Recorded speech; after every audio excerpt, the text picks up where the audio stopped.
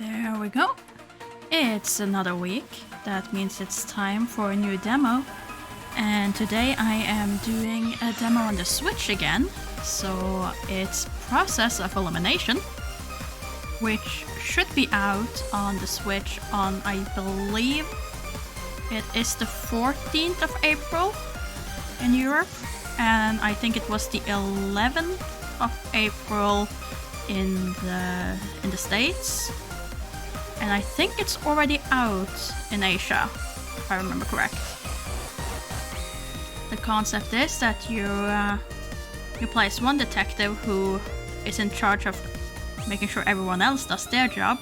Everyone has a big ego and no one really wants to do what they should be doing. And you have to manage them somehow. That is as much as I've gotten out of watching the trailer. I'm not quite sure what I'm getting myself into. We'll see. We'll see. Let's see. Start a new game. It's a rainy day in June, with clouds covering the entire nation. The live broadcast of a new gaming release is suddenly disrupted.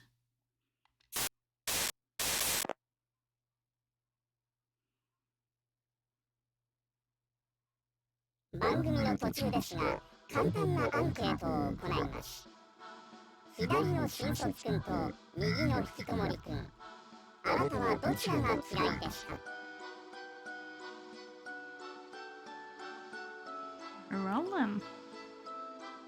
So that is automatically on Japanese voice acting, which I'm fine with.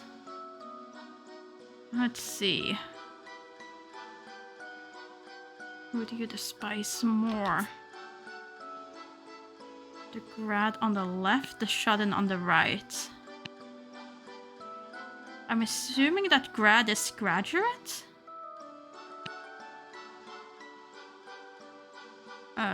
Shut-in, sure.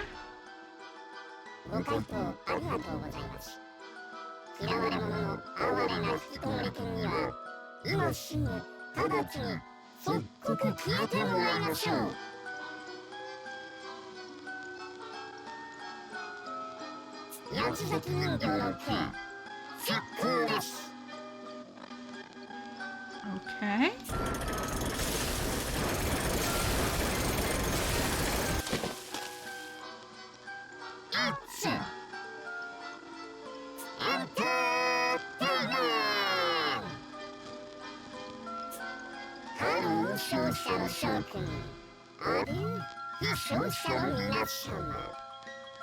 Okay then. That person was just killed, sure.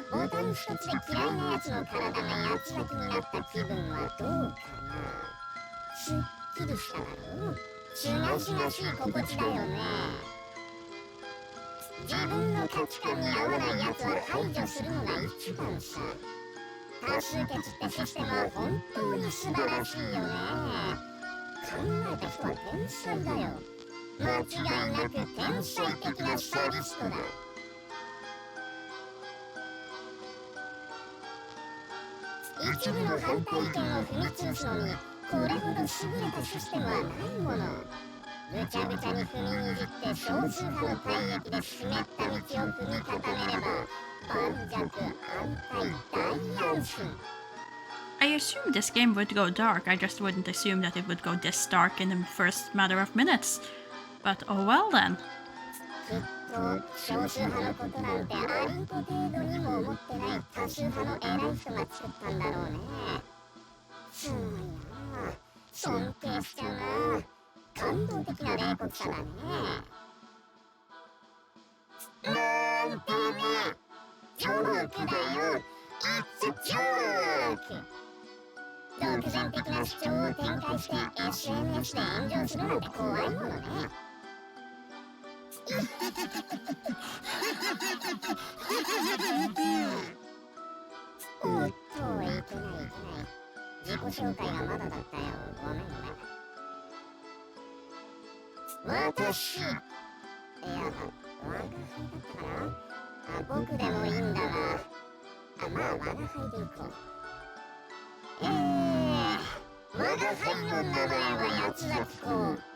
君たちの世界を面白くするエンターテイナーだ。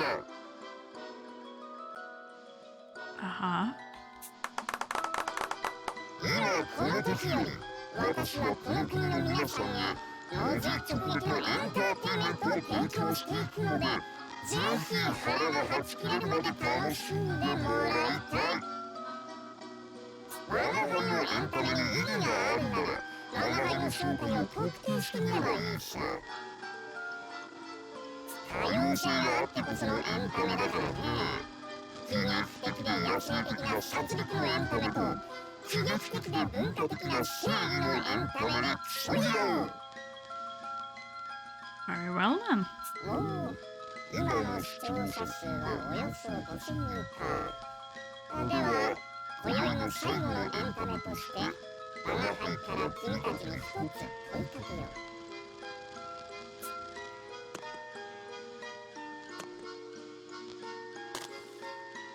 この着ぐるみの中の男は中学時代、クラスのリーダーに君臨し、いじめを率いてきた。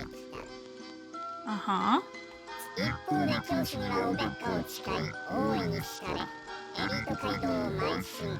過去の罪も償わぬまま、父のコネも利用して、大手の銀行への就職を成功させたんだ。君たちの第一印象が生存へと導いたのは、こういう人物なんだよ。Indeed he was. 今一度質問だ。君たちは彼が好きかい？過半数以上の視聴者が彼を好きだというのなら、解放しようじゃないか。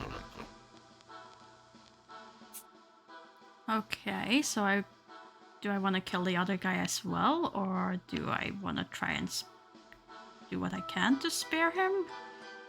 I mean, if I'm honest, he sounds like an absolute douche. That doesn't mean that he deserves to die. That's the problem. Sure. He's fine. 好きだと言ってくれた人は500人にも満たなかったね。悲しいよ。なんて残酷な悲劇だ。That was never a choice then. 本当に悲しくて胸が引き裂かれそうだ。しかしだか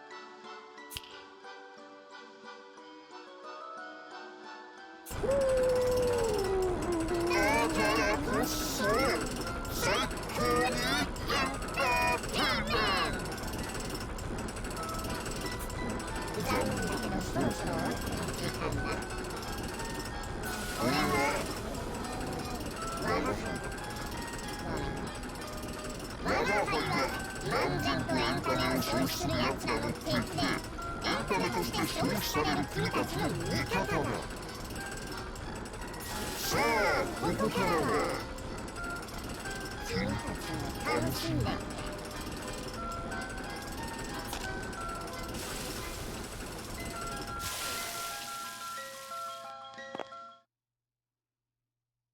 The video cuts off at 4 minutes and 52 seconds. As a hacked broadcast, those who ran the website were powerless to stop it. The video, just shy of 5 minutes, shared across the net, mostly among the youth. But things don't end with that. Not just the broadcasted victims, but others killed in the same manner are soon discovered. The common thread? At least 2 victims are always found at once, with the lock screen set to the symbol of the quartering duke. The police pour all of their resources into investigating the case, but turn up nothing.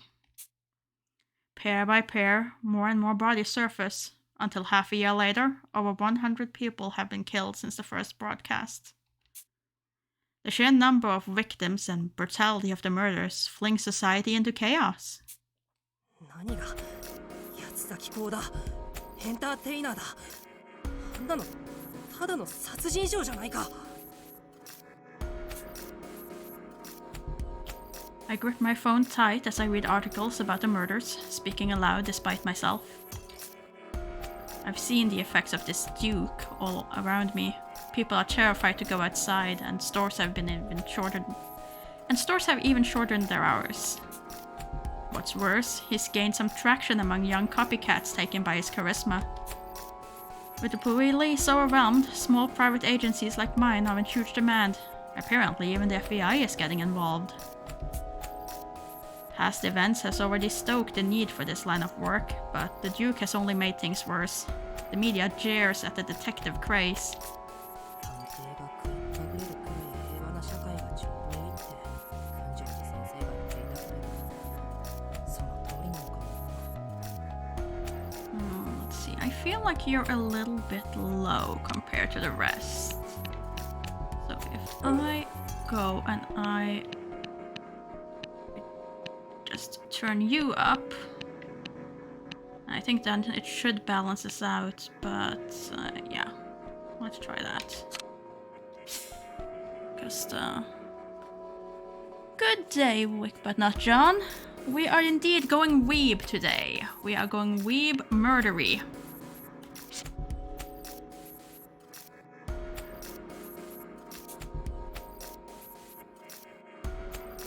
As I lay in wait for my mark, I recall my mentor's word and sigh to myself.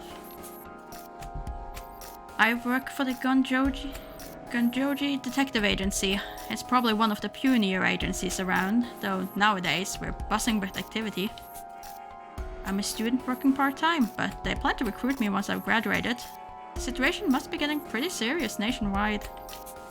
理想の社会に探偵は不要か。 The thought alone makes me a bit miserable. Is this the reality faced by all aspiring detectives? Okay, that's enough of that. My worries run wild when I'm on my own. It's a bad habit, but I got to focus on work. There he is. My mark is on the move. After a moment's pause, the man clad in a trench coat starts off down the road again. I make sure I'm out of earshot before calling in my report, just as my mentor had instructed. もしもし、こちらはと。対象が動き出しました。群青寺先生の推理通り、例の路地を進んでいきます。罠を警戒しながら追跡を続けます。Quieting my steps, I follow the man precautiously. He's a top suspect in the serial pet killer case, and according to Mr. Gunjoji, he may be armed. Whatever I do, I absolutely cannot allow my presence to be detected. 私に何か用かな? Kid, I believe you failed.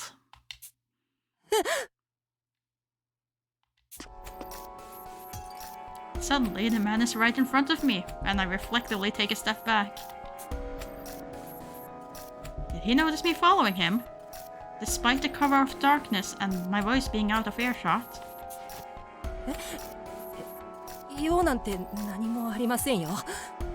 塾に遅刻しそうなので失礼しますね。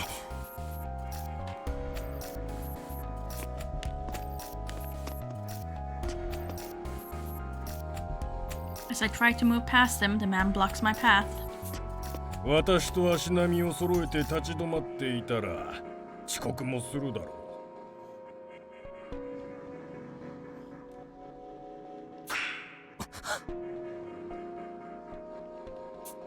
表情に出過ぎだな。減点1。別にそれほど驚くことじゃない。こんな何もない場所で立ち止まるのは誰かを追跡しているものか、後ろの足音の正体を探るためにわざと足を止めるものだけだろう。I mean, he has a fair point there. So the very act of pausing here was a trap. How could I make such a rookie mistake? Didn't even register with me. I have no one to blame but myself. 記憶にない顔だが何者だ。足音を消しきれない半端な追跡からしてまさか警察や探偵ではないだろうが。探偵ではないだろう。 Blood rushes to my face. I've poured everything into becoming a detective. This words sting worse than a slap to the face. There's no way I can just let it slide. バカにするな。僕は群青寺探偵事務所の助手、北条ワトだ。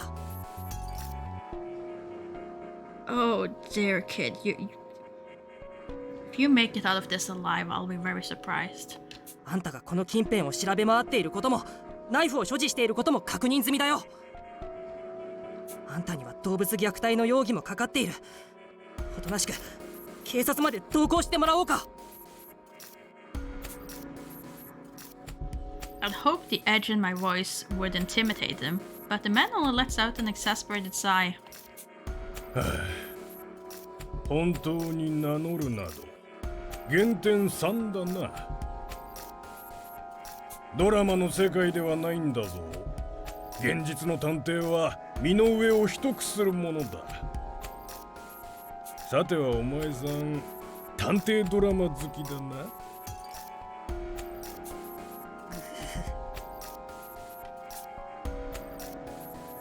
As much as I hate it, he's read me like a completely open book. The moment a detective reveals himself always seems so cool on television. But he's right. Sharing your identity in this line of work is far too dangerous. Something to keep in mind next time. それでその探偵助手君がたった一人でこの私を連行できるつもりか。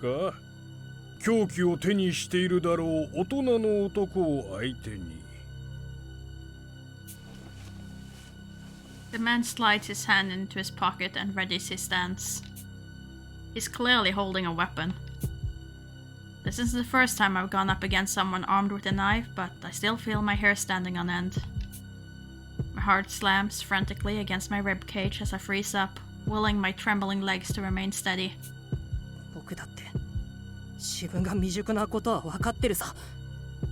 だからもう助けは呼んである。あとは先生が来るまで時間を稼ぐだけだ。稼げると思うのか。お前のような探偵気取りの小僧に。稼ぐさ。稼がなきゃダメなんだよ。あんたが傷つけたペットのうちの一人は僕のクラスメートの家族だった。彼女はあんたがうろつき回る影響で今も怯え続けてる。僕には探偵としてあんたを止める義務があるんだ。彼女の日常を守るために引くわけにはいかない。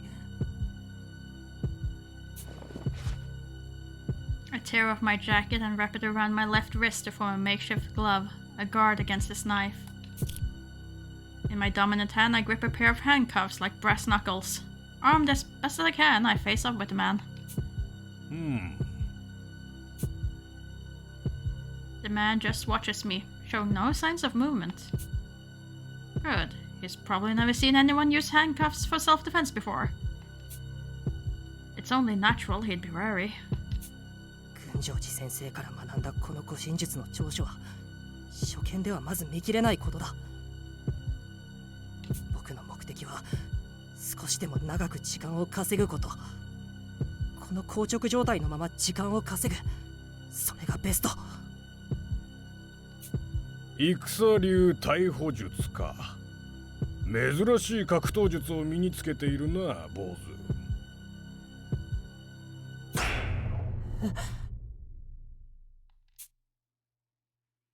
I'm struck speechless. What are the odds he'd know this tactic? I fumble for an answer, but my mind goes blank. 敵前で固まるな。減点5。いくら珍しい格闘術といえど、この世界に長らく身を置く者には通じないと思った方がいい。Hello there, Jake. Yeah, it's fairly on point so far. だがまあ、並の犯罪者相手なら通用したことは事実。自分の無力さを理解した上で最善の対策を講じたことは認めよう。Oh, we're getting so schooled. Like, the fact that this kid is still alive is a miracle if this is how he tried to operate on a daily basis. その探偵としての光る資質。10点をやるぞ、少年。リーダーがお前さんを押すのもうなずけるな。So, is that the 10 points after you deducted all the other points, or is it 10 points and then you deduct?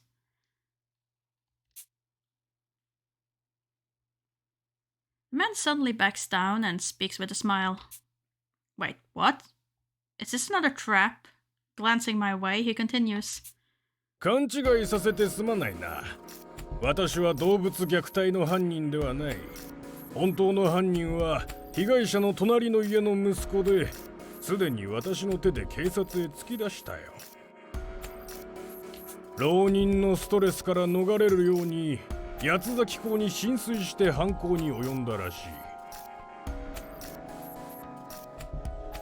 Not questioning, just trying to figure out if I got 10 points minus the 5, minus the 2, minus the 3, I think, which leaves a very few points, or if the 10 is after the deduction. Just asking for clarification for my grade. 人間を八つ咲きにする勇気がないからと動物に手をかけるとは呆れたものだ。あなたは一体。Upon hearing my question, the man pulls what looks to be a tablet out of his pocket. The screen shows a familiar symbol and the words Detective Alliance. 探偵同盟。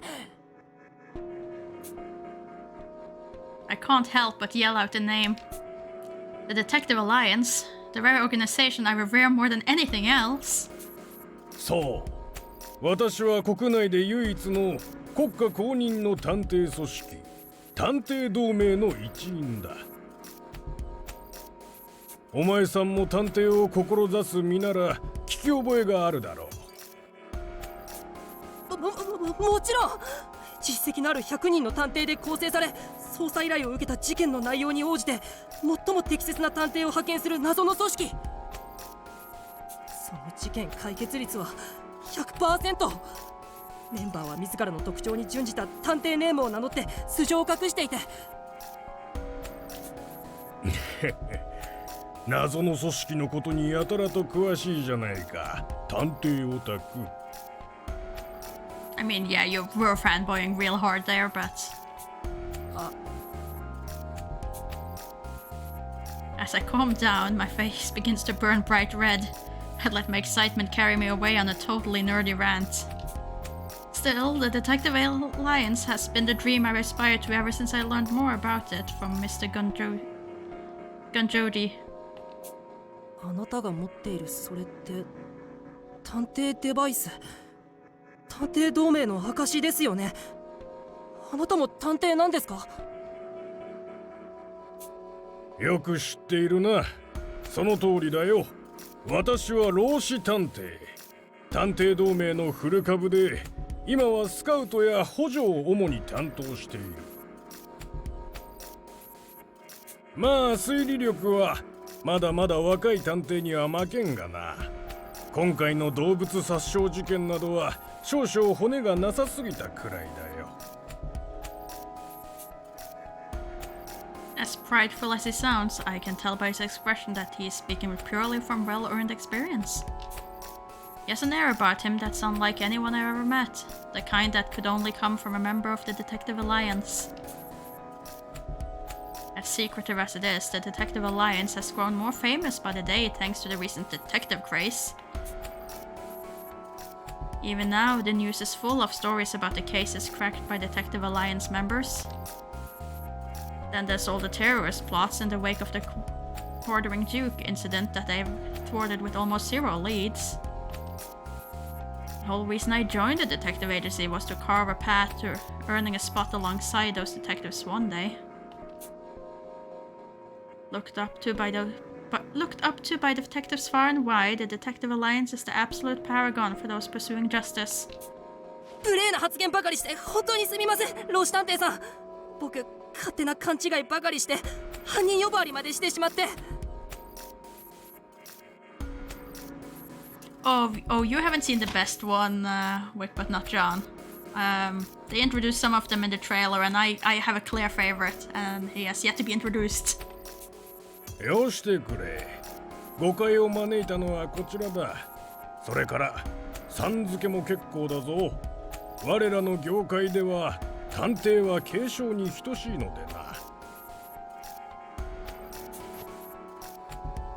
Though senior detective amicably shrugs off my apology, his unshakable calm only makes me wary of where this is going. Then, as if noticing how on edge I look, he continues to speak. 単刀直入に目的を言うと、私はお前をスカウトへ来たんだ。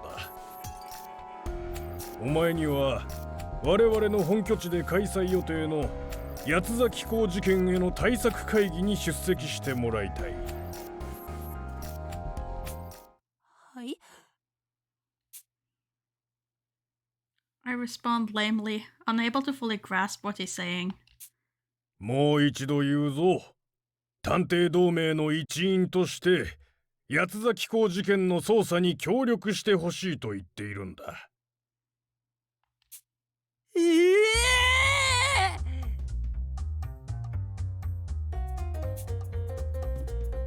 The sound I make is so shrill and alien, I scare in myself.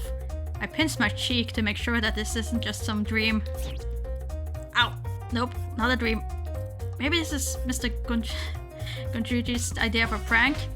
No sign of him anywhere, so probably not. Which means...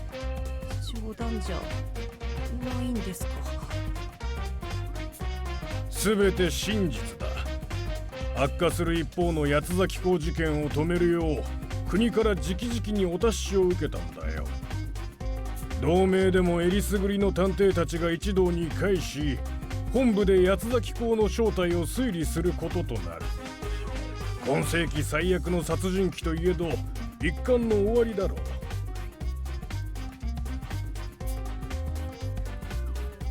My mind goes blank again, but if this is real, then my dream is coming true far sooner than I ever imagined. There was so much I could learn, so many accomplished detectives I could meet. Ideal detectives like the ones I aspire to be, the kind who could have prevented the tragedy that unfolded before my eyes 10 years ago. 聞きたいことは山積みだろうが、まずはお前さん自身の意思を聞きたい。お前さんは探偵として八つ崎港対策会議に出席するか？イエスかノーで答えてくれ。僕は。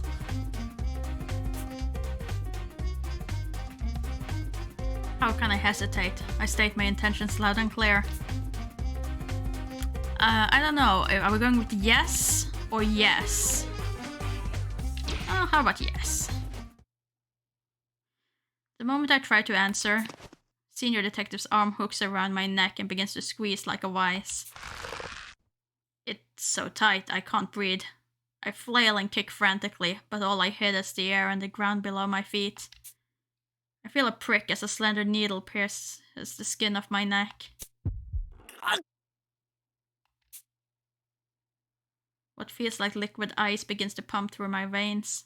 My skin turns pale, my limb goes numb, and my strength fades.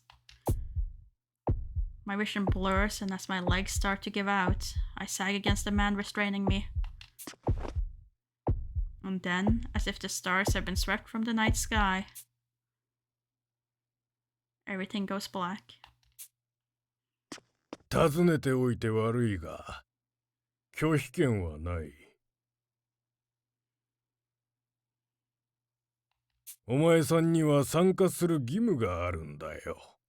この探偵撲滅プロジェクトにな。Detective Elimination Project. It sounds very much like the Nunnery games, doesn't it?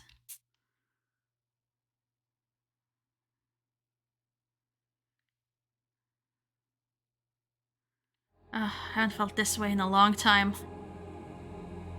My consciousness drags sluggish as if I'm trapped in thick mud, helplessly sinking deeper and deeper. As much as I try to shut it out, the traumatic nightmare pulls me in once again.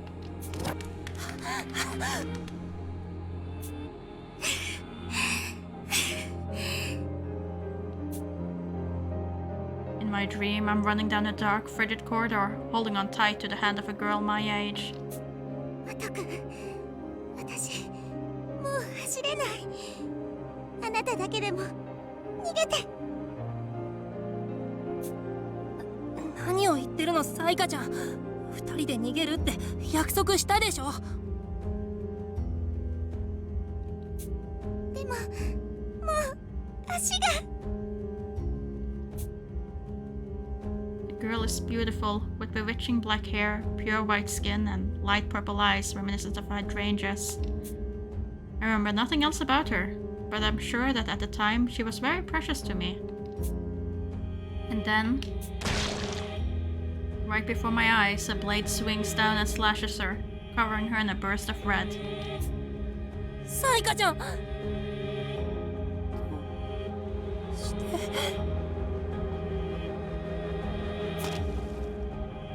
I clutch onto her before she can collapse and face the criminal that did this to her.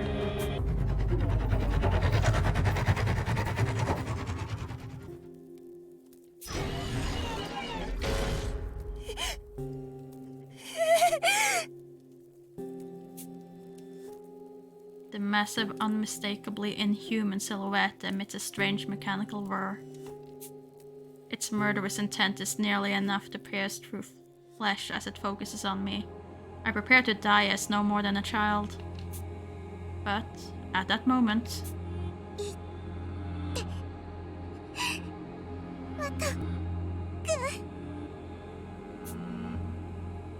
The girl in my arms strain to get the words out of her as her voice begins to fail.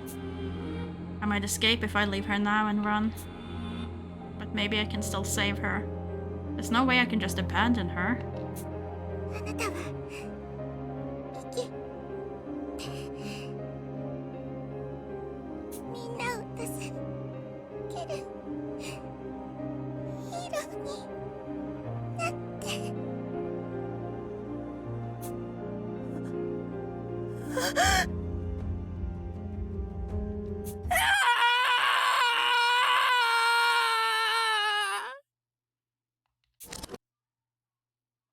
That's all I can remember. My memory cuts off completely as if the next page has been torn out. However, since I'm alive, it's obvious what came after. I traded Saika's life to save my own. This was the mass kidnapping and confinement incident I was in a decade ago, the reason I became a detective. A shadowy organization took 16 children and locked them in an underground prison for a month, never to be caught. Am I supposed to just live with the sacrifices that came out of that? Like Saika?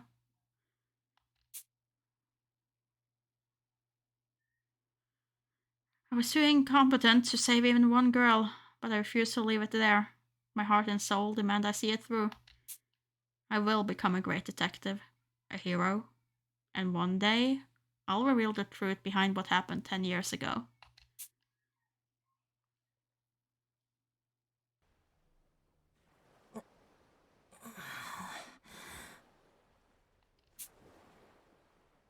I finally come to. My eyelids are so heavy, just opening them is an undertaking. I was one long dream. It was one I've had countless times before, of that fateful day I swore I'd become a detective. That incident remains unsolved to this day. What really happened all those years ago? As a survivor, the vague testimony I provided didn't help much. The case has gone cold for 10 years now.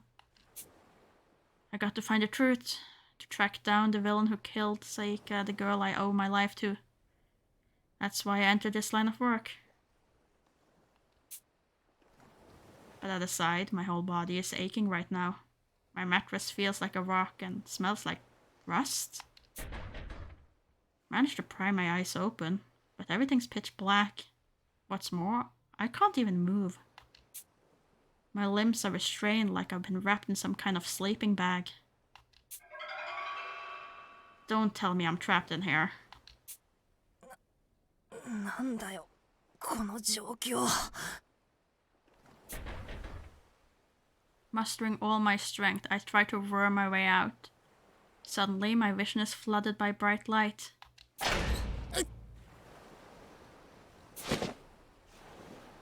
Whatever restrained me slackens as my own momentum forces me upright. The sight I'm met with is... 森？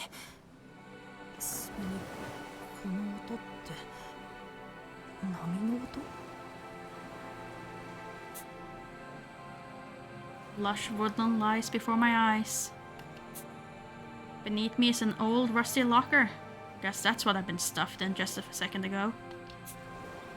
てって全身が痛い。どれだけ長く閉じ込められていたんだよ。 Who would do this to me, and why? When did I even get here? What the heck is going on? Hi there, Rumor.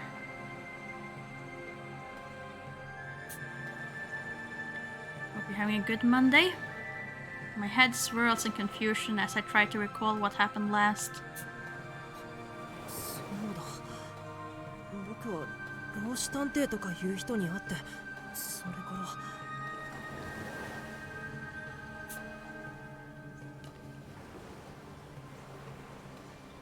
The haziness clears as I begin to remember. I was suddenly attacked by a senior detective and eventually lost consciousness. He claimed to be part of the Detective Alliance, but maybe that was just a bluff? 待てよ。あの人が嘘をついていたなら、例のペット殺しの犯人は野放しってことか。早く元の場所に戻らないと。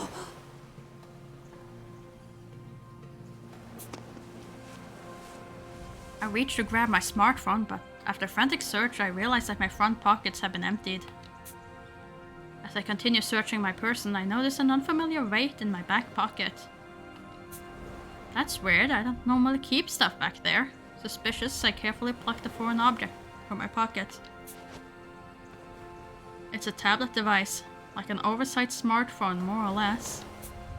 The moment I see it, though, a chill runs down my spine. これって、まさか。 I lift it up, touching the buttons out of habit. Then a notification appears. Authentication successful. おはよう、北条ワト君。探偵デバイスを起動させたようだな。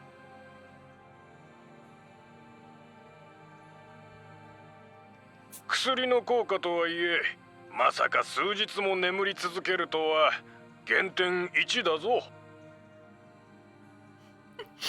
Really, old man? You're gonna give us -1 point for being out for 3 days? Maybe that was your fault for doing a bad doses compared to our age and body weight. As the tablet comes to life, a familiar voice emanates from its speakers. お前さんをこの場に連れてきた張本人、老子探偵だ。3日前にも会ったな。もっとも、お前さんは眠り続けていたから、つい先ほどの出来事に思うだろうがな。僕は3日も眠ってたのか。 So senior detective's the one reaching out to me? I knew I recognized his voice from before. Still, his tone is pretty nonchalant for a kidnapper. Can't help but feel irritated. きっと私に騙されたと思っているだろうが、お前さんが探偵同盟の一員となったことは真実だよ。嘘だと思うのなら、その探偵同盟の一員である証、探偵デバイスで登録情報を調べてみるといい。探偵同盟の正式なメンバーとして、お前さんの情報が登録されているはずだ。I open up the tablet and look through the roster he mentioned. There I find my profile, beginning with my full legal name. 探偵序列100位北条ワト。確かに僕の名前だ。それに群青寺先生しか知らないはずの僕の特技や経歴まで登録されている。 Ouch, my special skill is housework? I'm no great detective, sure, but that's a low blow. I wonder what else is on here. 他の探偵たちの序列と探偵ネームも載ってる。それに直近の凶悪事件の情報や捜査状況まで。 You see, there was this big sale on these tablets, and they got a better deal when they bought in bulk, clearly. That's why everyone has the same tablet.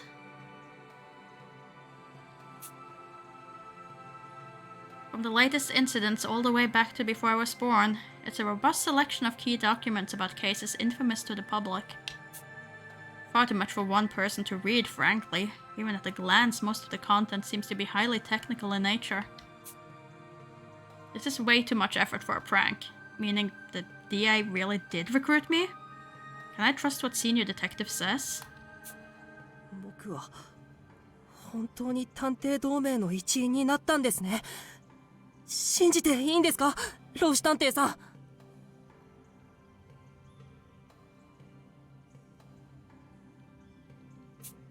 なお、今流れているのは録音音声だ。緊急事態が起こったので、お前さんを森の中へ隠し、私は離れることとする。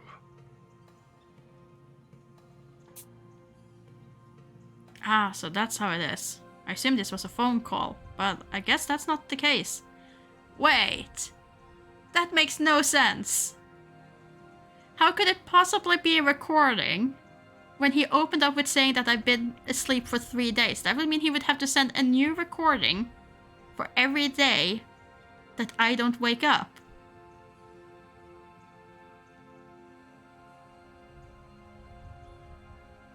This is faulty. This is faulty logic right from the start. The device setting must have been configured to play this voice message as soon as it's finished authenticating. 準備ができ次第、デバイスのマップ機能を使って森を抜け、山の頂上の洋館へと向かうんだ。洋館で待っていれば彼らと合流できるはず。私も必ず後で向かうから待っていてほしい。それから途中で見かける建物には絶対に入るな。入れば減点などでは済まない。自分の身を守るためだと思って私の指示に従ってくれ。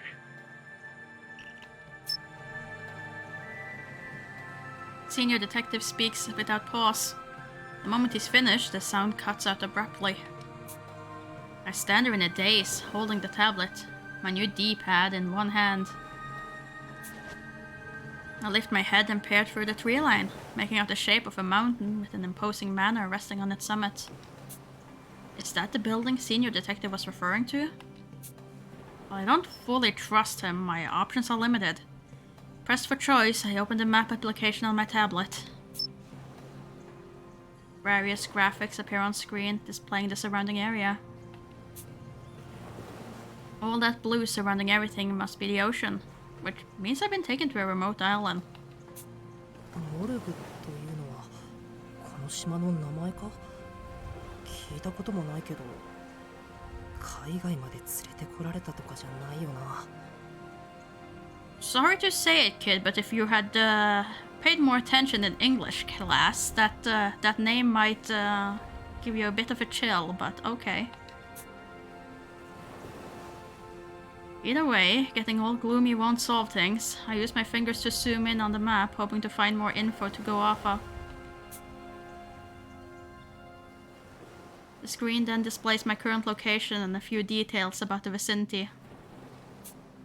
Just as Senior Detective said, there seems to be some sort of manor atop the peak, plus another structure near the tree line. Without any other clues to guide me, I decide to follow Senior Detective's instructions for now. 探偵ネームって自分でデバイスに登録するのか？どうしよう。僕には特技なんてないし、かといって適当に決めたら後悔必至だ。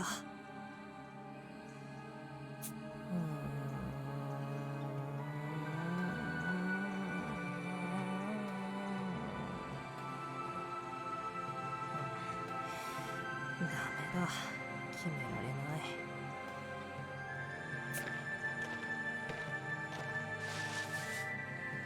The tablet hums quietly as I trek on. Before long, I see a parting in the trees. A massive heliport stretches before me. To its right sits a relatively small 3-story building. Though it blocks my line of sight, I assume the manor is just up ahead at the top of the hill. This structure here must be the one senior detective warned me against entering. It's not like I really trust the guy, so I'm admittedly a bit curious to sneak a peek inside. But as soon as the thought crosses my mind, a sudden sense of unease washes over me. On my tablet's map, I see numerous circular icons displayed within the building's walls. And not just a handful either. Dozens of icons crowd around like ants swarming over food. Judging by my own marker on the map, I think these icons are all people. But if that's the case, what does this mean?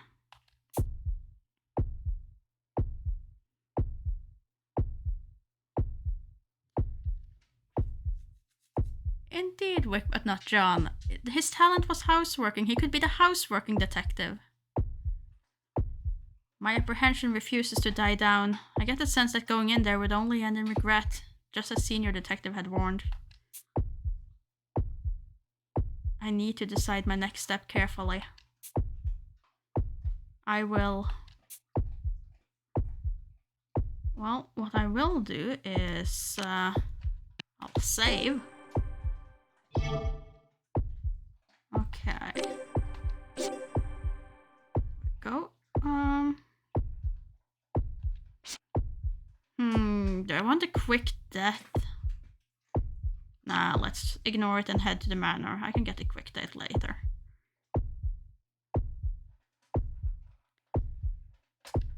I know, I don't like doing it. I don't like saving. I tend to avoid this as much as possible. I decide to do what senior detective suggested and make my way toward the manor at the peak of the mountain. My mentor always chided me for being so rash. Maybe I wouldn't have been adopted if I had just waited for him like I was supposed to. What's more, I get this deep feeling of dread whenever I look at the building to the right of the heliport. I should follow Senior Detective's advice, especially considering that he must have a way better grasp of the situation than me. 本当に何なんだよ、この島は。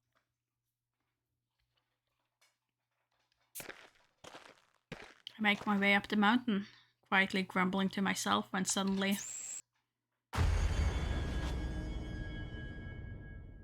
a chill runs down my spine. I quickly turn to look behind me. But the only thing in sight is that building. I get the strange feeling that going in there would have had irrevocable consequences for me. My uneasiness linger, but I turn my back and keep going in spite of it.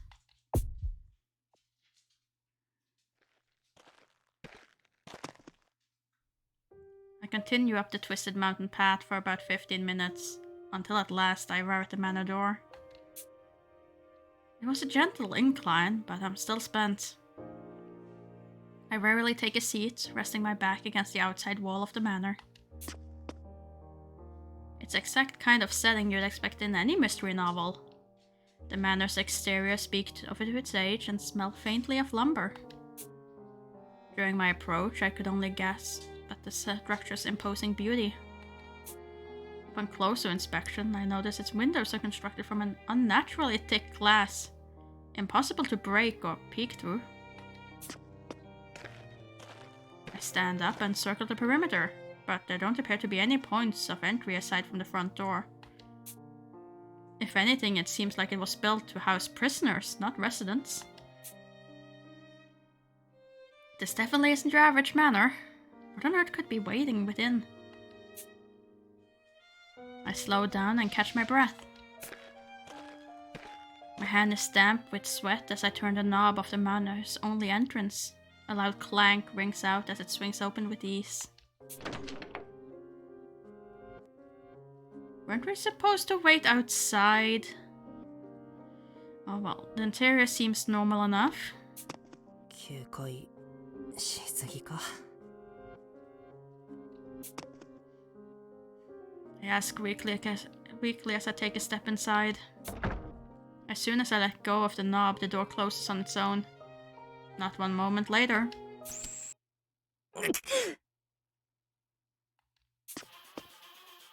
A sharp pain suddenly erupts in my head, causing me to stagger involuntarily. A shadow at my feet expands rapidly. My spine tingles as I feel something rush quickly forward toward me. Without even a moment of hesitation, I kick out and leap to the side. However, something slams hard against the back of my skull. The impact sends me flying. My vision swims, my mind already fading. I find myself unable to stand. Then, the world fades to white.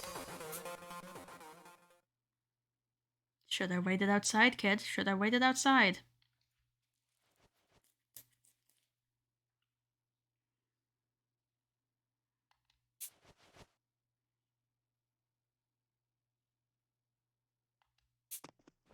おいおい、こいつ全然起きねえぞ。一発蹴りでもかますか？ヤマトさん、乱暴はやめようよ。I hear voices nearby. 飛逆パイセンに賛成。暴力とかマジないっしょ。水ぶっかけるくらいでよくね？渋谷さんも大概過激だな。ここは冷静にね。もしや心肺が止まっているのではないか。我が速やかに心臓マッサージを。その必要はありません。どうやら目を覚ましたようですよ。Indeed, and my Morse code is horrible. I cannot do Morse code. So I hope that's not something I need to worry about in this game. I open my eyes, but my vision is blurred. The dizzying pain in my head is unbearable. There's a constant ringing in my ears, and my body won't move an inch. A wave of nausea comes over me, but I manage to stop myself from groaning. 僕は痛い。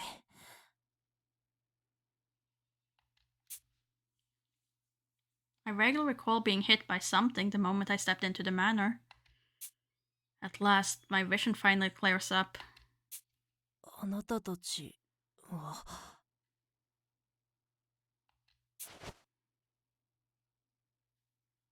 When my eyes refocus, I'm met with several unfamiliar faces, and a sturdy rope binding me. I'm tied up, surrounded by a group of strangers. What in the world is going on? おい、てめえ侵入者こら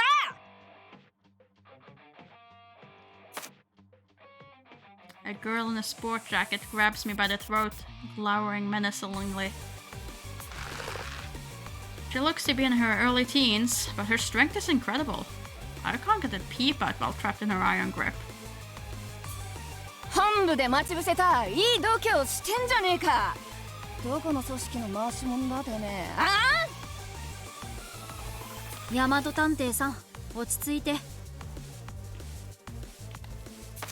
落ち着いてられるかよ。こいつは俺たちの仲間をぶち殺した犯人かもしれねえんだぞ。なのに黙りこくりやがってよ。許せねえぜ。だけど首を締め上げたままでは何も話せませんよ。Yeah, I'm not quite sure what that means, but oh well. え？おお、科学探偵の言う通りだな。悪かったよ、侵入者。本当にすまねえ。The girl in the sports jacket lets me go, then immediately falls to her knees, touching her head to the floor as she apologizes. 顔を上げてください。気にしてませんから。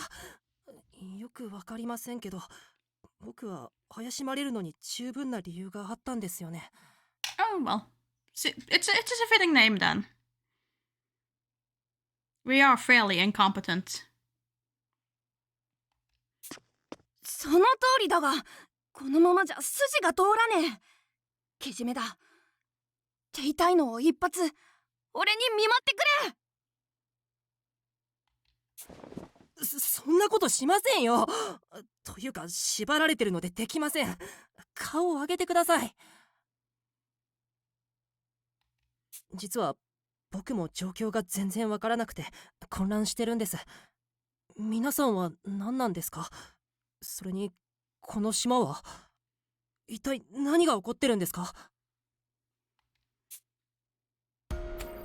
As I ask the so-called rowdy detective my question, the boy in the wheelchair approaches us.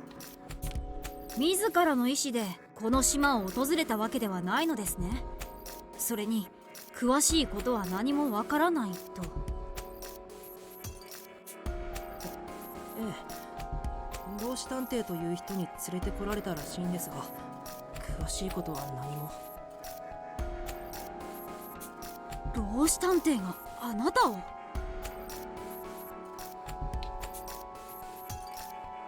The boy called Techie Detective cups his chin and thought.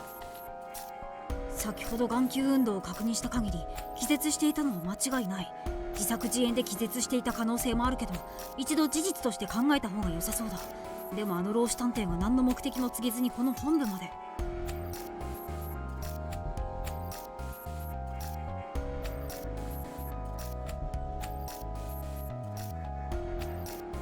連れてくるなんて何か違和感がある。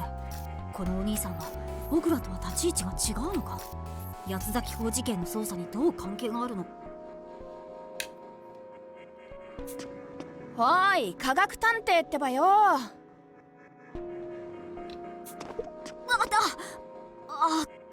ごめんなさい。ちょっと考え込んでしまって。Rowdy detective pokes Techie detective, snapping him out of his trance. He dips his head in apology. I'm as confused as ever right now, but I've heard of these two detectives before. この人たちの集まりはまさか。トリマ、その人の縄を解いてあげね。縛ったまま尋問するとかどんなプレイだよって感じでキモいじゃん。待って渋谷探偵さん。何？ごめんなさい。縄を解くのは待つべきだと思うんだ。The trendy girl responds with indignation, causing the frail boy to tear up. Nevertheless, he doesn't back down. 敵は20人以上を殺せる毒を有しているわけで、もし彼が敵であった場合、両手が自由になれば微量の毒をまくだけで僕らを全滅させられる。身体検査もなしに自由にするのは危険すぎるよ。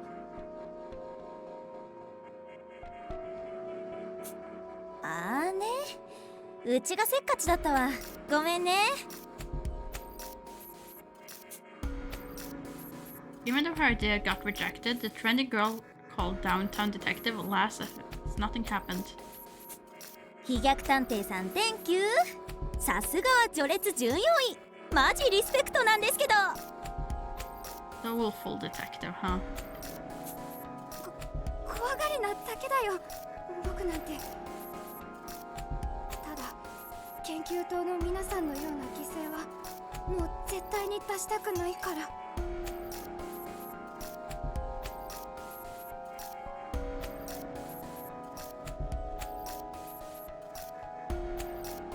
慎重すぎるくらいに行動しよう。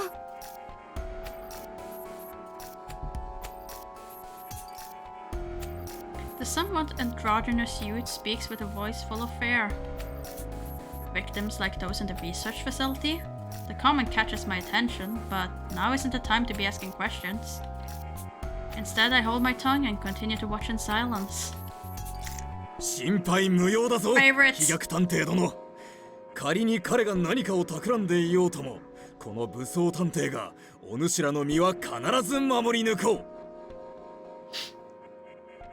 I mean, how can you not love someone that's just called Armor Detective? It's too good. The armored man rests one hand on the youth he called Doleful Detective and the other on Downtown Detective. ありがとうございます、武装さん。僕は運動がからきしなのですごく頼もしいです。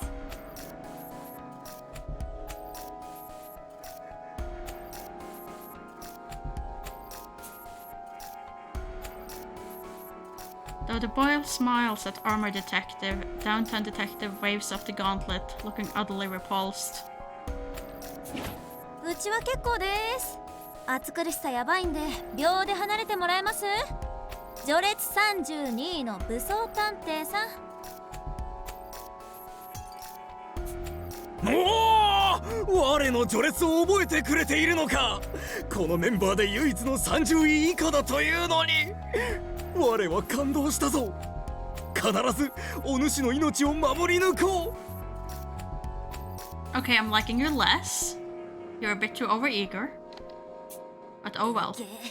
皮肉が通じないんですけど。うざ。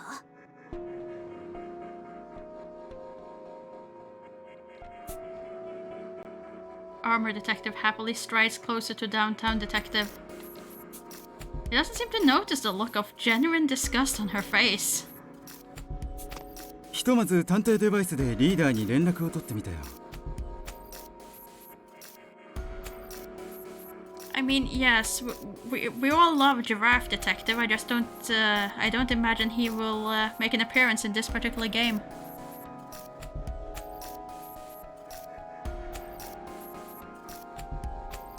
探偵デバイス同士の通信ならこの洋館からでも研究棟に通じるみたいで助かったね。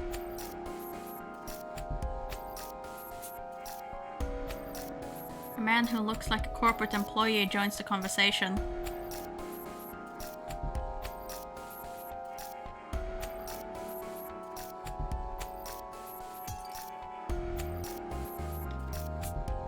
He holds a familiar tablet-like device in his hands.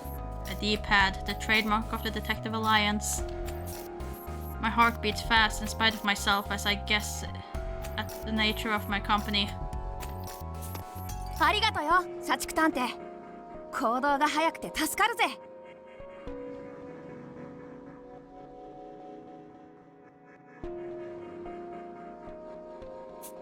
ほうれん草は社会人の基本なんてね。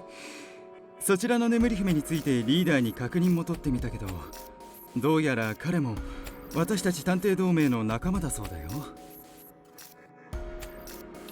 念のため君自身にも聞くけど、間違いないよね。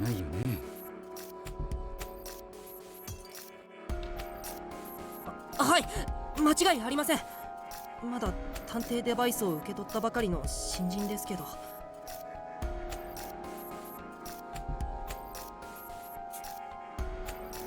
Everything clicks into place as I speak with the man referred to as the workaholic detective. I knew it. They really are part of the Alliance. And these aren't just any average members. They're so famous even nobody like me knows of them. Oh, don't even pretend. You were fanboying so hard earlier over the detective agencies. Of course you know.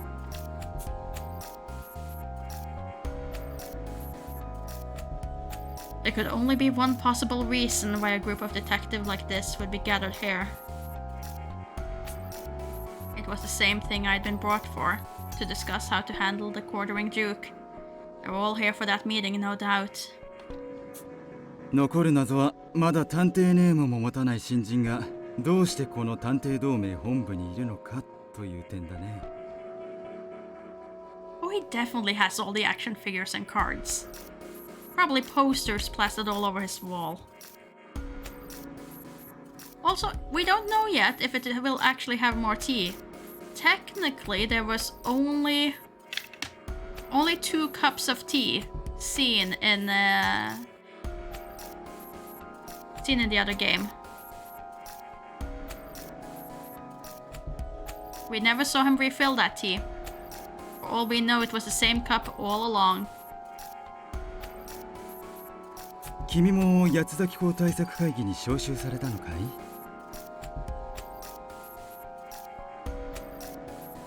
Surely there wouldn't be a butler detective with but not John. That would clearly step into our turf as, you know, the houseworking detective. はい、同志探偵から説明を受けて、自分の探偵デバイスもありますよ。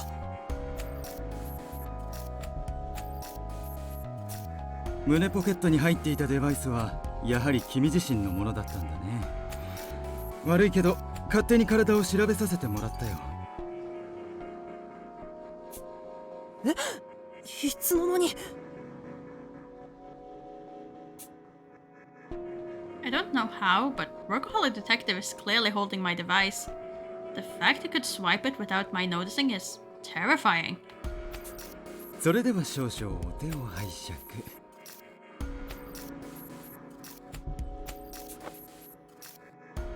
Workaholic Detective grabs my hand to bypass the D-pad's fingerprint authentication, navigating them to the message application with practice ease.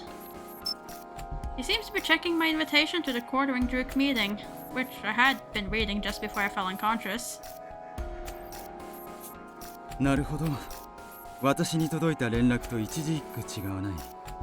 確かに君もこの対策会議のメンバーらしいね。Relief washes through me at Workaholic Detective's smile, but it doesn't last long. まあこの島に潜入できるほどのものならメールの偽造なんて簡単に行えるだろうけど。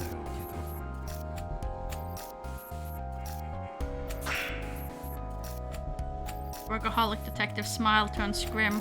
His piercing gaze cuts right through me, making my body flare up with goosebumps.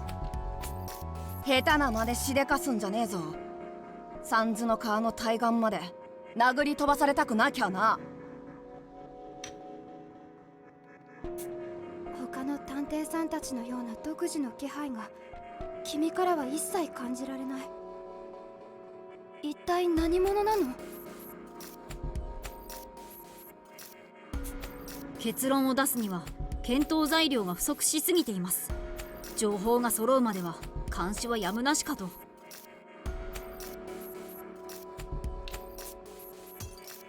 The other detectives watch me warily. Their eyes make it abundantly clear that they're on high alert. I completely understand why they suspect my exceptional circumstances, but that doesn't make their looks sting any less. Dwelling on doleful detectives' unsettling remarks earlier led me to wonder what happened to the Detective Alliance. まあさ、怪しんでばかりじゃ拉致が開かないし、鳥間うちらに同行させりゃいいんじゃね？老子のじっちゃんも見つけなきゃだしさ、言い争ってる暇とかないっしょ。気が合うな、渋谷探偵殿。我も同意見である。証拠が出るまでは彼も仲間の一員でよかろう。あんたと同意見なのは点下げなんだけど、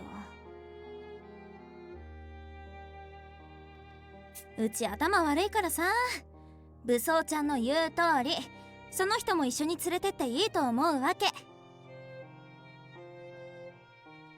ミステリもので仲間割れとか死亡フラグだしね。ミステリものって。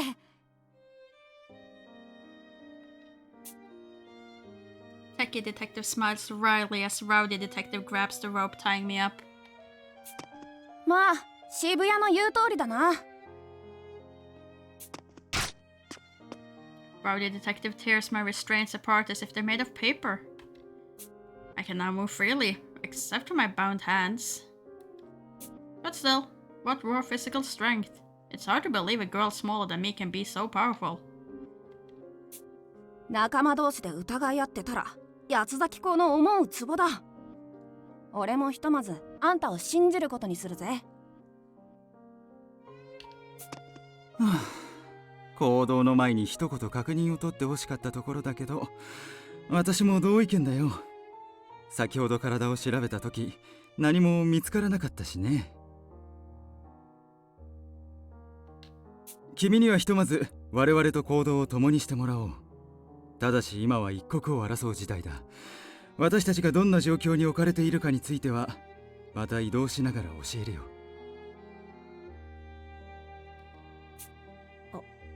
ありがとうございます。The detectives head out, one after another. Now that the mood has lightened up a bit, I can't help but let out a sigh of relief.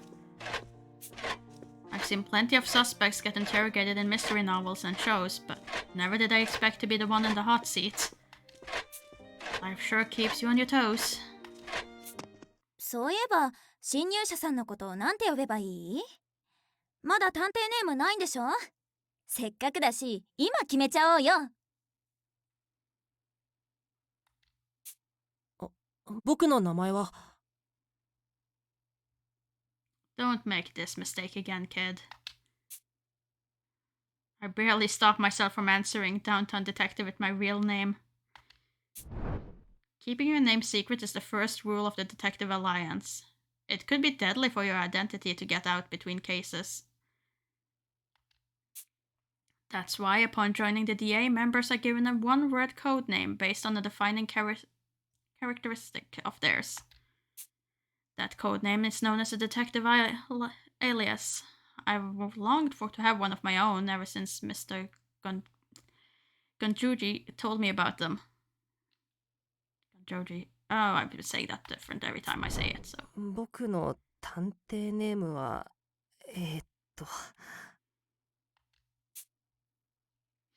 Despite my yearning for one, it's hard to think of anything on the spot. I have no expertise, no skills, or defining characteristics. To be perfectly honest, I couldn't even begin to guess why I was let into the Detective Alliance. いや悩みすぎっしょ。君さ、見た感じうちより年上っぽいのになんでそんなに余裕ないわけ？人生の先輩がそこまで情けないとぶっちゃけ反応に困るんですけど。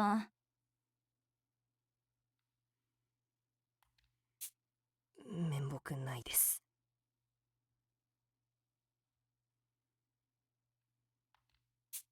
ほら一緒に考えようよ。特技は何？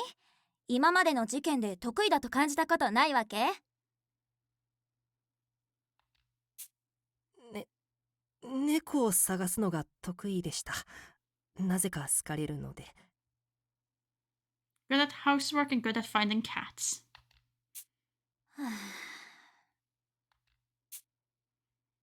Downtown Detective gives a deep sigh. My amateur status fills me with shame.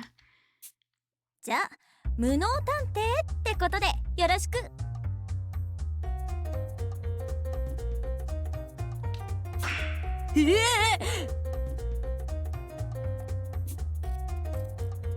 That's just cruel. You might still be saying I'm good for nothing. I mean, not that it isn't true, but still. I'd obviously prefer a different name, but before I can object... 他のみんなもいい名前が決まるまでは無能探偵って呼ぶ感じでおなしゃす。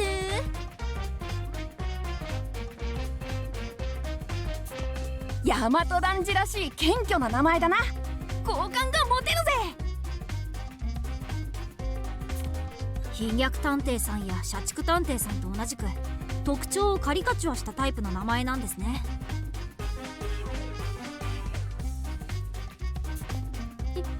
一緒に頑張ろうね、無能くん。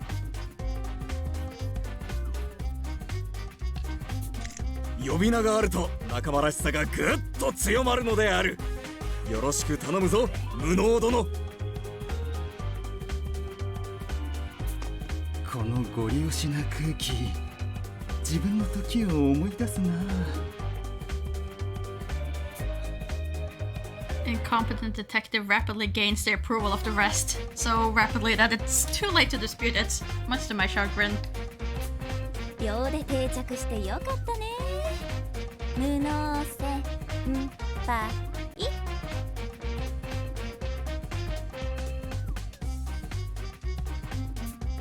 全然良くない。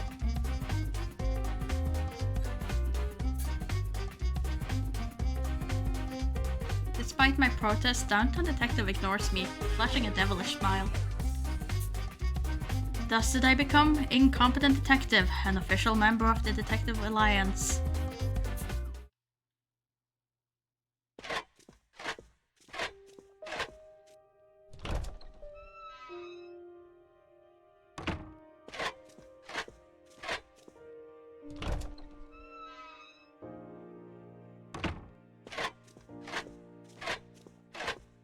A bright red carpet covers the floor, and landscape paintings adorn the walls of the corridor. The detectives explain the situation as we walk down the passageway, the scent of the roses on display around us drifting in the air. 君が連れてこられたこの場所は地図にすら載っていない孤島だ。この絶海の孤島を本拠地として探偵同盟は活動を続けてきたそうだよ。本部の2つの建物、捜査の補助や機器の開発を行うための研究施設スナークスと、宿泊用の洋館ゴーメンガーストとに分かれている。本来私たちが到着した後はこの洋館にジオラマで再現された八崎港事件の主要な現場を見ながら全員で推理する手はずだったんだ。I mean, it definitely has certain features that reminds me of Danganronpa, but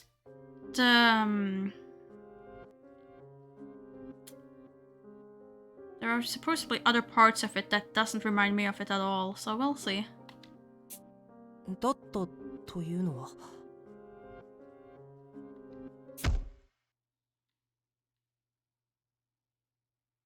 Rowdy detective suddenly punches the wall beside her, causing the other nearby walls to tremble from the impact.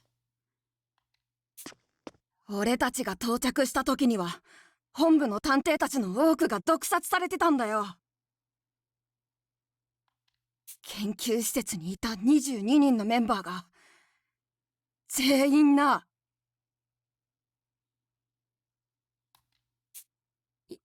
22人が全員。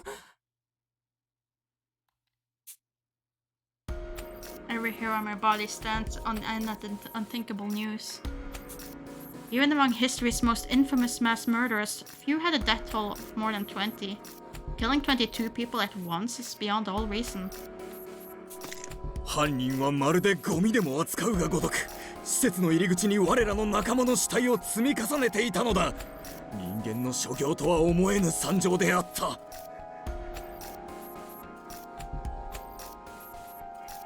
You get to the game parts in a bit, hopefully.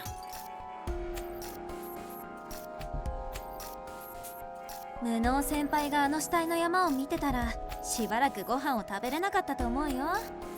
それに毒ガスが充満してて下手したら死んでたしね。Seems to be very much like two games. Rather two sides of the games. You have this, which is more like the visual novel for the story progression, and then you have the actual game, which is the detective bits. 行かなくてラッキーだったかもね。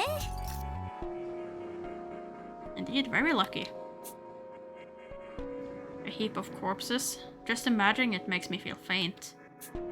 And that's not even taking the deadly gas into account. 老子探偵はその惨状を知っていて僕をこの館に向かわせたのかもしれないな。But again, he said that was a pre-recorded message for 3 days ago.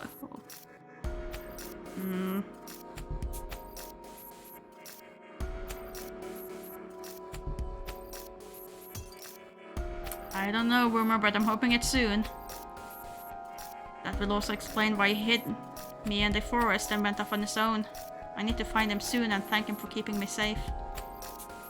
やっぱり八崎港の犯行なんですか？それはまだ何とも。あれだけ大量の殺人にもかかわらず手がかりとなる品が少なすぎるんです。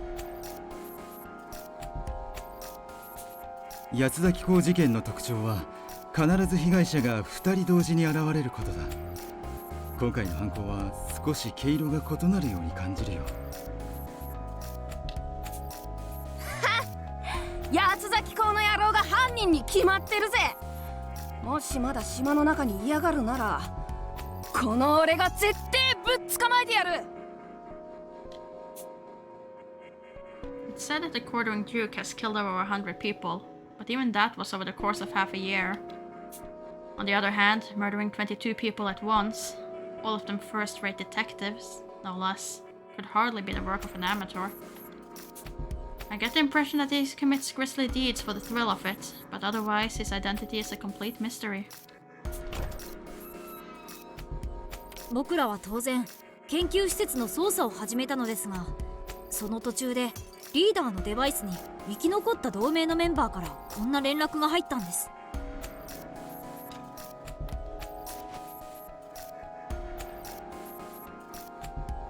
sneaky detective draws out his own D-pad and plays an audio file. こちらロースタン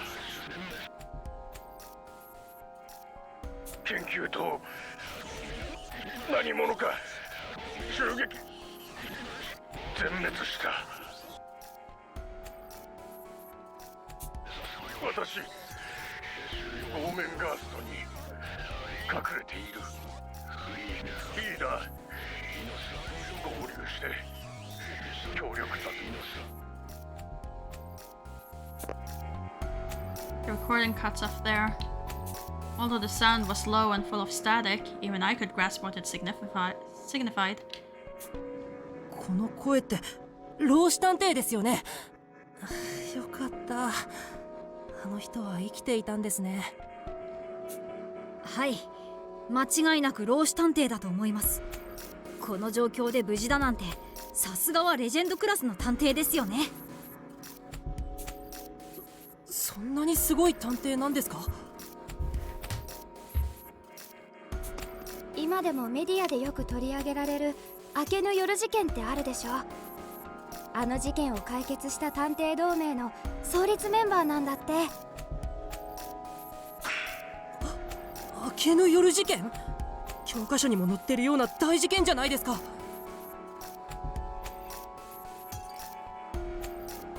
I was a kid then, so I don't remember much, but it was the worst terror attack in national history, sparked by a new religious movement. From that event onward, criminal atrocities swept the nation, which is part of why the Detective Alliance was formed. Solving a case of that magnitude would absolutely qualify him as a legend. もともとは老子さんと合流するために他の探偵たちと別れて、僕らはこの洋館に来たんだ。老子殿が身を隠さなければならぬほど今回の犯人は凶悪なのだ。一刻も早く助け出さねば。じゃあここにいる皆さん以外にも探偵がいるんですか？そう、研究棟に残って捜査を続けているのが6人かな。まるで探偵のバーゲンセールだなって感じで草生えるよね。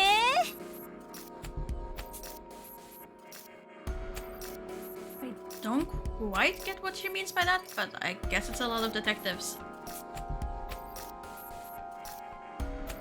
I'm still reeling from the heinous murders we have yet to unravel, but at least now there's a glimmer of hope. これで全ての部屋を探し終えたはずだけど、老子さんは見つからないね。もしかしたら僕らより先に洋館へたどり着いた犯人に気づいてどこかへ逃げたのではないでしょうか。もし先ほどの通話を盗聴されていたら犯人が先回りした可能性は十分に考えられます。あーね、うちらがここに到着するまでに10分はかかってるもんね。考えられなくはないのかも。It took you 10 minutes to get here. That's quite quick. いや、研究所からこの洋館までは一本道で、周囲は断崖絶壁。僕らに見つからずに逃げ出すのは無理だよ。The detective processed the situation with impressive speed. I'm barely keeping up as I struggle to understand what it all means. Downtown's casual chit-chat is about the only thing that makes any sense to me. つか、この部屋も無線 LAN ないじゃん。スマホ使えないとかマジでナイポヨちゃんなんですけど。いえ、仮に無線 LAN のルーターがあったとしても使えないと思いますよ。なんで？この島は県外ってこと？いえ、実は研究棟で固定回線でのネットワーク接続を試してみたのですが全く繋がらなかったんです。先ほど洋館内の回線で試してみても結果は同じでした。おそらく島の通信用のアンテナが壊されているんだと思います。 That doesn't sound good. でも探偵デバイス同士はやり取りできてんじゃん。スマホとは違うの？ええ、探偵デバイスは独自の通信システムを採用しているんです。僕も開発に携わりましたが、本当に素晴らしい技術が使われているんですよ。詳しく説明するとですね。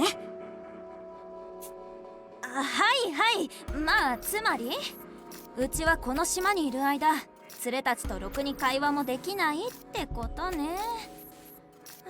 下がるわ。いい機会だ。この機会に探偵同士、我らみんなの交友を深めようではないか。ガチで下がるわ。おいおい、まさかこの匂いは。Rowdy detective starts crawling on all fours like a dog right at the entrance of the room. She presses her face to the carpet with a sharp expression on her face. ヤマトさん、どうしたんですか？血の匂いだ。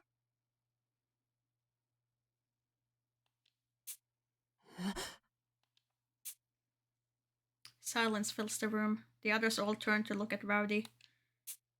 バラの匂いと絨毯の色で全然気づかなかったが、この絨毯、血痕がついてやがるぜ。入り口からまっすぐにあの花瓶に向かってな。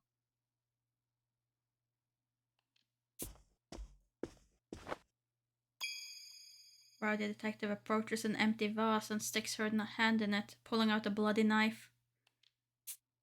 ビンゴだな。誰の血だかは知らねえが、どうやら悪意ある誰かさんが館に侵入したことは間違いないようだぜ。どうして血の匂いなんて分かったんですか？見るからに乾ききってるのに。俺はガキの頃から漁師の親父を手伝ってたからな。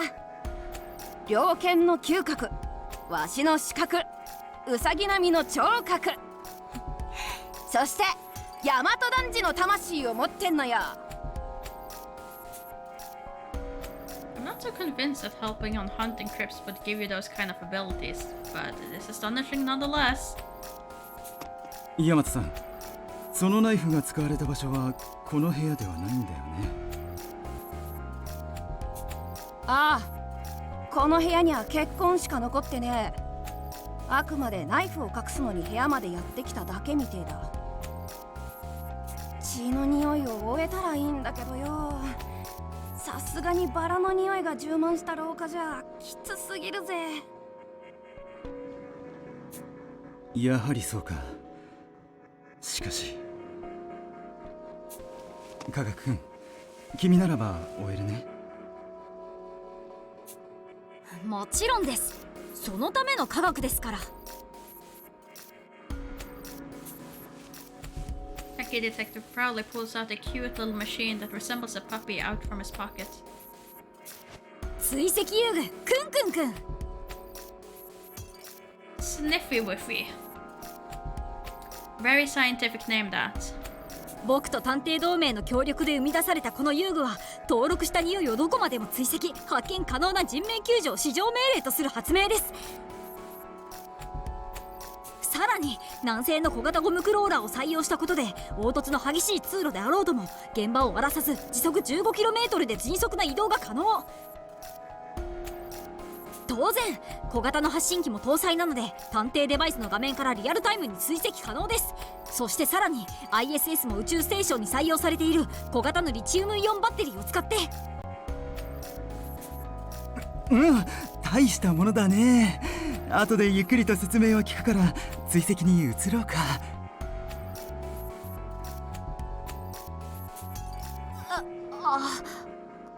ごめんなさい。僕発明の話になると夢中になっちゃって。Techie detective returns to reality, hanging his head in shame. じゃあ早速その道具で。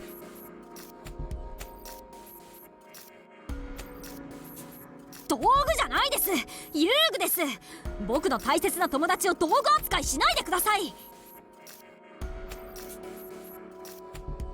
Workaholic detective bows several times in apology for misspeaking. True to his name, he's the very picture of a harried office worker. Techie detective may seem calm and collected, but careless remark about his inventions are a clear sore spot of his. I'd better watch my words. 皆さん、取り乱して申し訳ありません。それでは血液の匂いの追跡を始めます。Techie detective calms down, setting his dog-like tracking machine, Sniffy Whiffy, loose near the bloodstain. Sniffy Whiffy scoots across the floor, just like a real dog. He circles around a couple of times, then thumps into the room's door. 追跡が始まりました。扉を開いて先に進んでもらいましょう。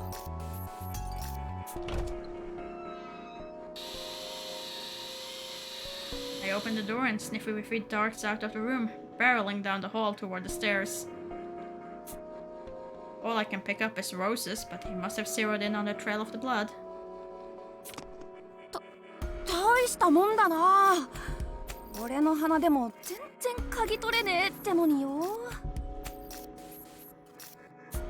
正確には匂いではなく、空気中に残留する物質を追跡しているんです。だから他の匂いが漂う場所であっても惑わされずに追跡が可能なんですよ。猟犬の鼻も型なしだね。うるせえ。最初に気づいたのは俺の鼻だろうが。Sniffy Whiffy stops at a painting just before the stairs to the entrance hall. クンクン殿が止まった。ここで何者かが刺されたということか。バーカ、見るからに血痕なんてないじゃん。つまりナイフが使われた場所はこの絵画の奥ってことだっつーの。絵画の奥？どういうことなのだ。まさか絵画の中に世界が。童話の中の話かとバカに思っていたが、実在するとは。落ち着いて武装君。論理的に考えていけば真実は明らかになる。Workaholic touches the painting as he inspects the frame. He then gently taps the artwork before pressing his ear against it. 間違いない。この絵画の奥には空洞が広がっている。 Look, ならおそらく favorite detective doesn't mean he's smart or competent. It just means he's entertaining. But no, I'm not sure.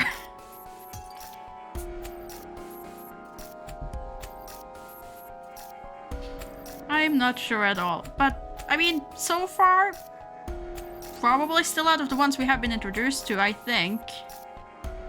Still touching the painting, Workaholic detective moves his hand. The entire wall around it slips back like a sliding door, revealing a hidden passage. Sniffy Whiffy, who has been waiting in place, begins moving again, right down the newly discovered path. 今ので分かったんですか？一体どうやって？ I mean, it was fairly obvious incompetent detective, but oh well. それは企業秘密ってことで、私はこの仕事を続けて長いからね。知識量だけはそれなりにあるんだ。おじさんやるじゃん。ぶっちゃけ見直したっつーか、むしろリスペクっちゃうみたいな。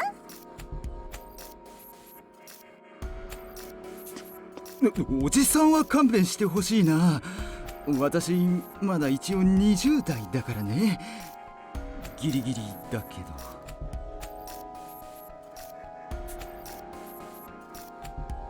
Workaholic detective turns red in the face as downtown detective slaps him on the behind. この先でナイフが使われたのだな。何が起こるかわからぬ。我が先陣を切ろう。おい待てって。この広さなら2人並べるだろ。俺も先頭に立って周りを注意するぜ。rowdy detective tries to push forward, but is stopped by doleful detective. ヤマトさんは科学くん、渋谷さんと通路の入り口を見張っておいてくれないかな。今の状況なら僕の能力が役に立つと思うから。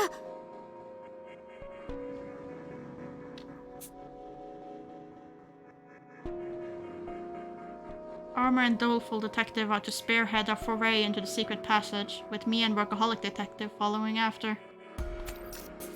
Rowdy, downtown, and techie detective would remain at the entryway, acting as lookouts in case the tunnel is a trap.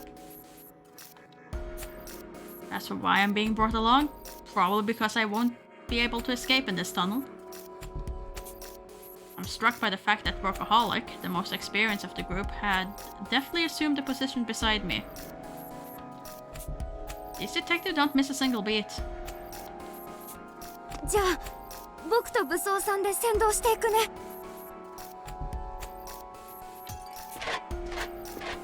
As he speaks, Doleful and Armor Detective enter the tunnel together. Workaholic and I continue right behind them. The four of us descend down a spiral staircase that winds its way underground.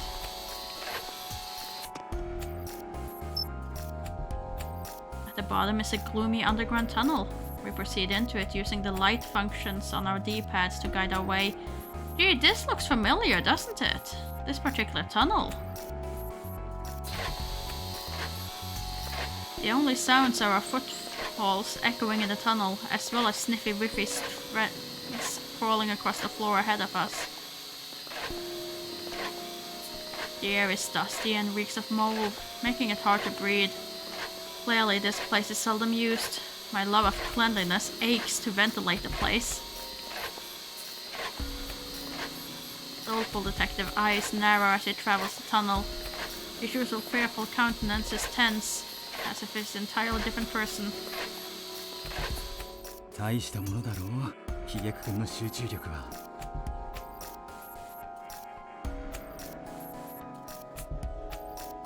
Workaholic detective whispers to me as if he's reading my mind.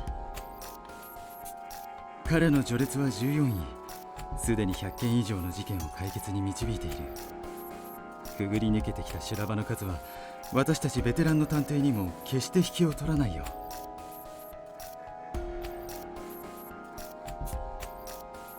Over 100 cases solved? The idea alone leaves me speechless. We can't be that far apart in age, and yet his track record is on a whole other level. What sort of heroic life has this seemingly gentle boy led up to now? さっき飛脚さんが言っていた能力というのは？じきに君も身をもって知るさ。同盟内では彼の能力を名探偵体質と呼んでいる。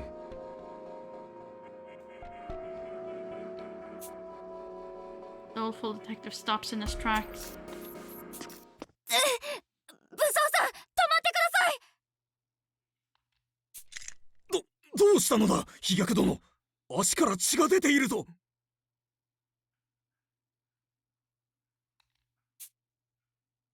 Armor shines his D-pad's light on Doleful Detective's legs, revealing a trail of blood beneath his knee. Something reflects in the light just ahead of them. 足元に何かが。おそらく侵入者撃退用の罠だよ。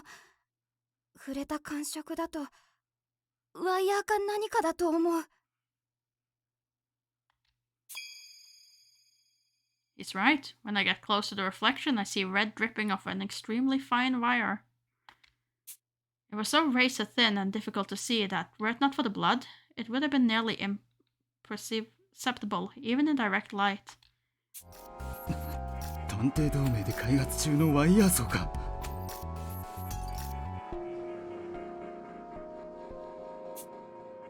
どうして透明でそんなものを？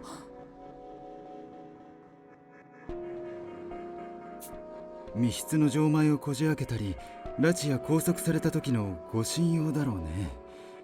本来は特殊なグローブをつけて使うものだって聞いているよ。素手では触らない方がいい。用途が用途なだけに、人体くらいなら強く押し付けるだけで切断可能な切れ味だ。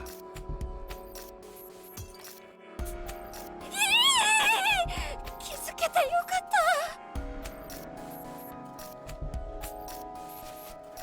た。 Workaholic detective produces his medication and bandages from his pocket and begins applying first aid to doleful detective's leg. ひどい怪我だけど、この程度で済んで良好かもね。君以外が引っかかっていたら足が切断されていてもおかしくなかったよ。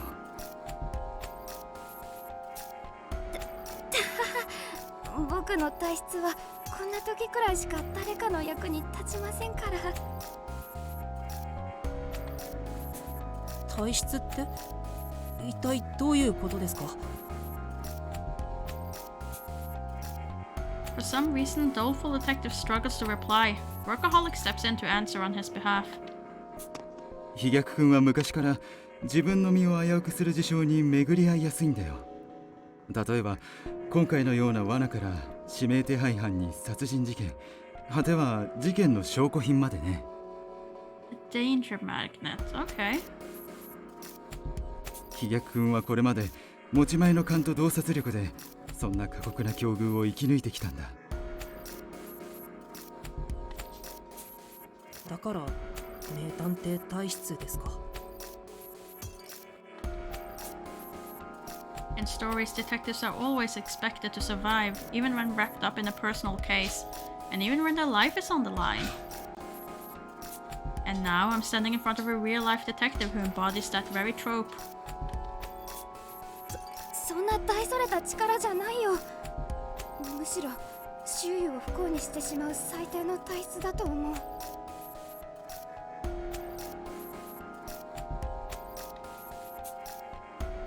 Doleful detective expression flickers as he touches a bandage on his wrist. The countless traces of medical attention covering his body show just how much suffering he's constantly endured. だけどその分危険には人一倍敏感なんだ。僕の身に降りかかる脅威の気配なら必ず感じ取ることができる。僕がみんなの盾になってみせるよ。I see the resolve within Doleful Detective's eye as he speaks. Yeah, and I may look similar. I might even be the older one, but nothing in me competes with that look. We couldn't be further apart.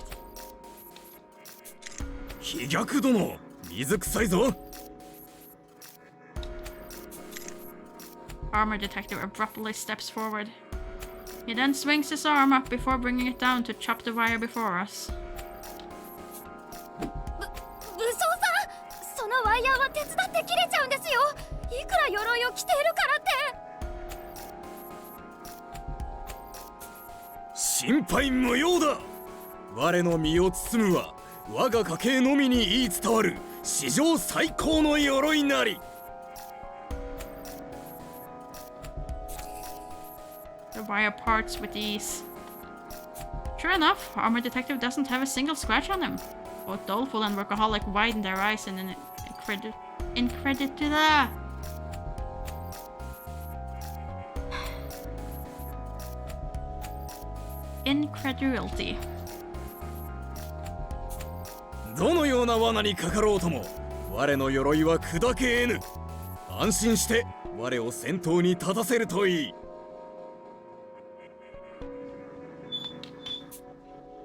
だけど僕が前に出ていた方がチーム全体のリスクは抑えられるし。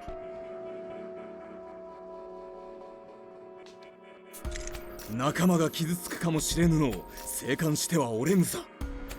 お主らの盾となるために我は分不相応を承知でこの場に馳せ参じたのだからな。Armor Detective speak with a calmness that eases Doleful Detective's taunt expression. Despite the latest brave front, he might have been nearing his limit. ありがとう武装さん。お言葉に甘えて僕はあなたの後ろから周囲を警戒することにするよ。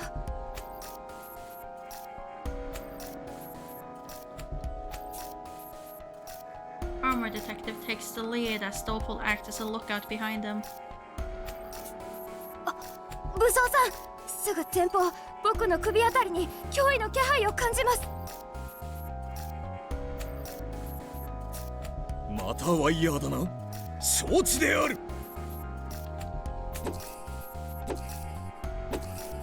Without a second thought, armor detective swings his hand toward the area Doleful detective indicated. Chop, chop, chop. Sometimes Doleful's warning comes too late and armor runs into a wire, but even then it never leaves a mark. We continue safely through the darkness. Until... 発信機の反応を見るに追跡装置は5メートル前方で停止している。ナイフが使われた現場に到着したみたいだね。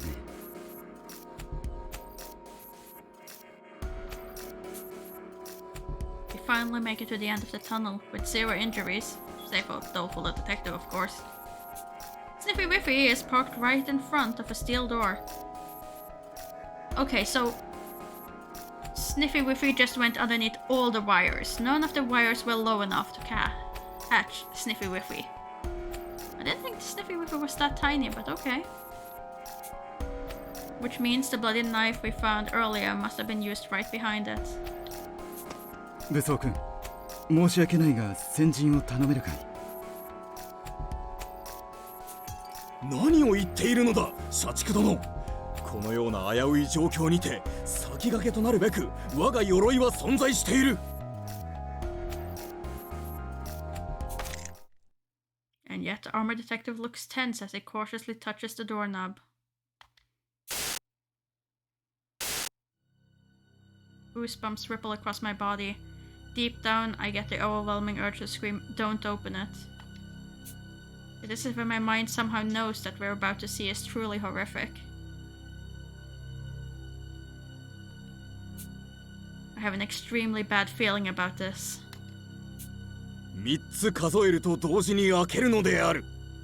1つ、2つ。The doorknob makes a click as it turns. My heart rate leaps, but I can't bring myself to look away. 3つ。A blinding light flashes as the door opens, forcing me to avert my eyes. On top of that, a metallic stench involves me. The way it sticks to my throat makes me cough. However, none of the other detectives show even a hint of fear as they proceed beyond the door. I hurry to follow them, but at that moment...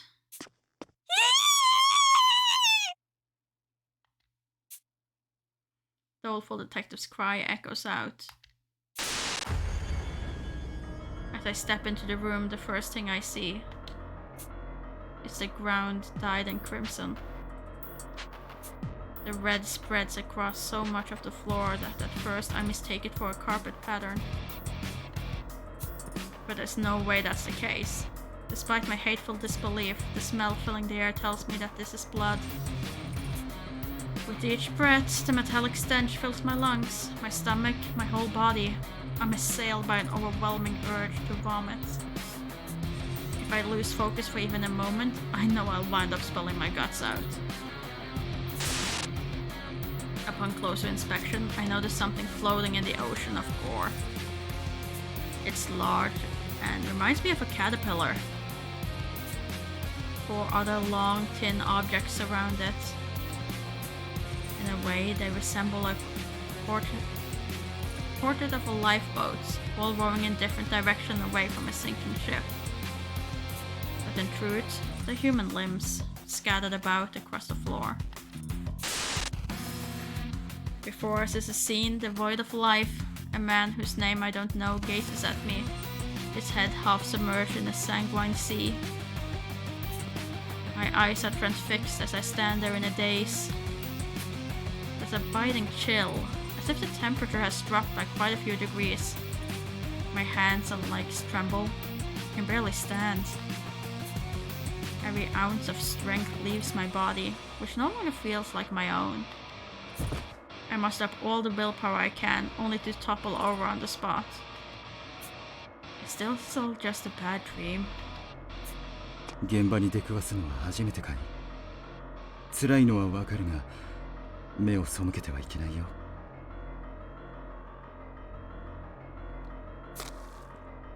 Without any concern to spare for me, Workaholic walks toward a pool of blood.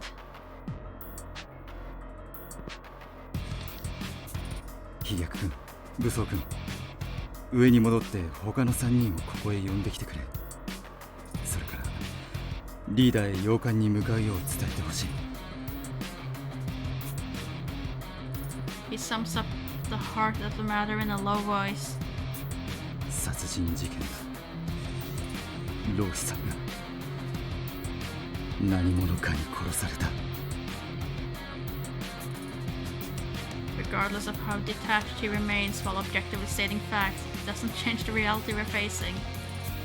A middle-aged man's corpse lies dismembered, his limbs thrown across the room we stand in. For the first time in my life, I'm confronted with a murder scene.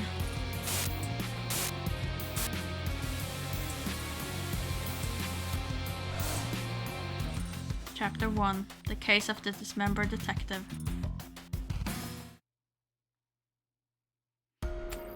I stand in a corner, my mind completely blank. This is my first time witnessing a murder scene in person. Psycho's death is seared in my mind, but this is different. Someone I know lies torn to pieces in a vivid sea of blood, dead.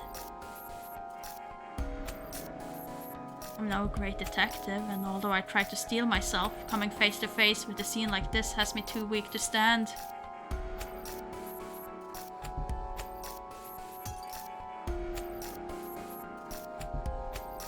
Hello there, Gabrielle too. Well, it seems to be pretty much two different game mechanics, and we're still on the visual novel of the bits. But I'm looking forward to now coming to the part where we're actually gonna be investigating and get to try that out. No great detective, and although I try to steel myself, coming face to face with a scene like this has me too weak to stand. Even once I regain my footing, my legs still struggle to remain upright. The metallic stench of fresh blood is one I'll never be able to get used to. I breathe through my mouth as much as possible. If I had a choice, I'd sprint out of this room this very second. Workaholic detective ignores me as he investigates the corpse with meticulous efficiency. He and the victim must have been well acquainted.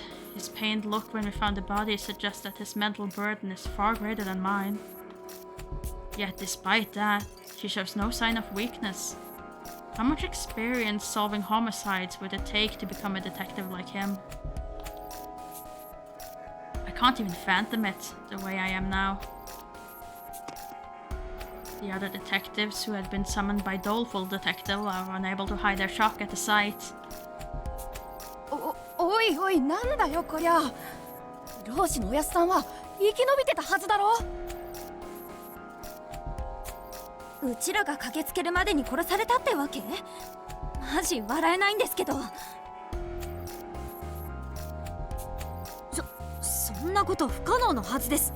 同志探偵さんの連絡から僕たちが館にたどり着くまで20分程度。Really? Didn't you say 10 minutes? そんな短時間で人体をここまでバラバラにして凶器を隠して逃げ切るなんて非科学的ですよ。これほどの出血だから死斑がないのは当然として、死後硬直すらまだ始まっていない。直前に電話ももらっているから当然だが、血液の凝固具合から察するに殺されてから半日も経っていないようだね。Okay, so he was killed less than half a day ago.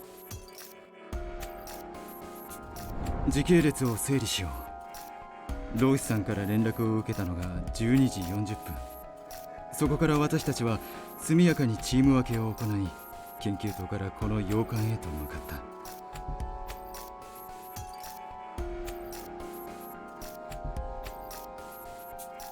洋館への到着時刻は13時ジャスト。私たちが研究棟から洋館へと移動していたこの20分間に犯行は行われたと見ていいはずだ。 I mean, can you though? Can you really assume that it occurred in the 20 minutes it took to travel? I mean, I'm assuming that this area is also fairly soundproof, so technically it could have happened while they were still in the house. And the whole thing where they wrapped up us in rope and interrogated us definitely took some time off, so not necessarily.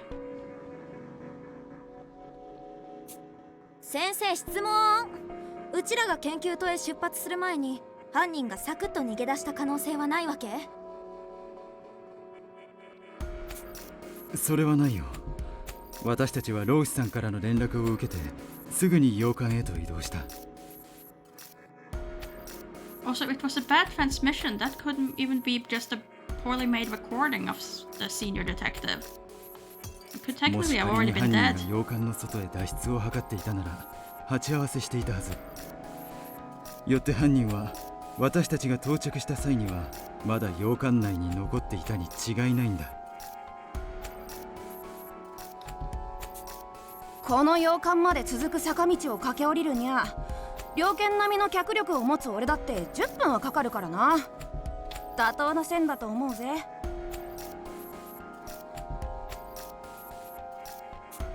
ここで重要となるのは犯人が現在も中に残っているかどうかだ。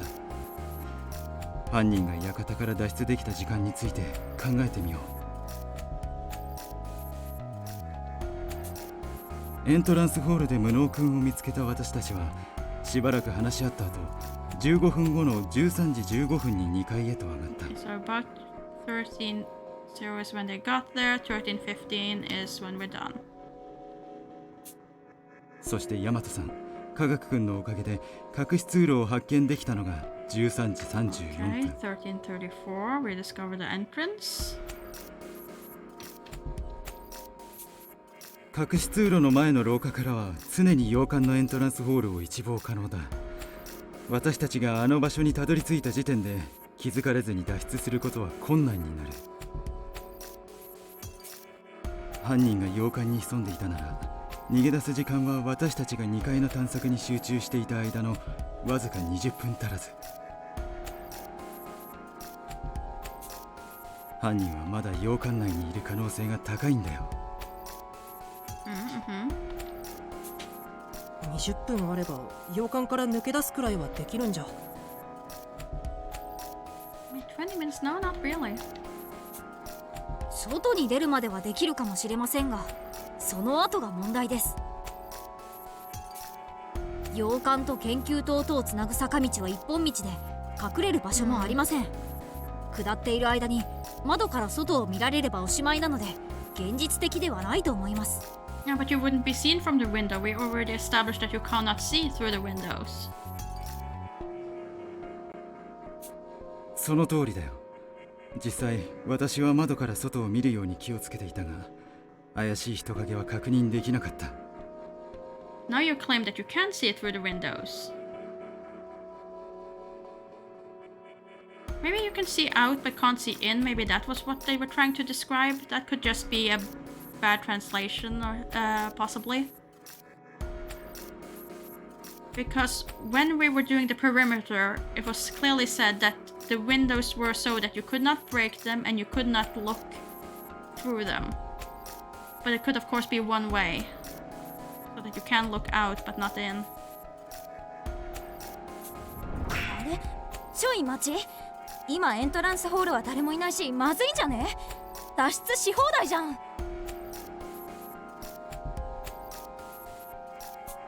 なあ、それなら大丈夫。すでにリーダーたちがこの洋館へ向かっているからね。もし今脱出を図っているとしたら、それこそ山道を降り切る前に見つかるのがオチさ。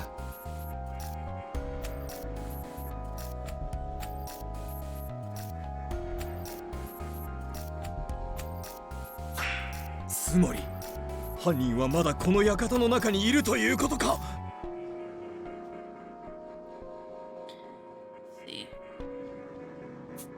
よっしゃー、だからさっさと上に上がっぞ。建物の中を徹底的にネズミ狩りだこら。待ってくれ。洋館内に隠れるよりもずっと手軽で安全なごまかし方があるんだ。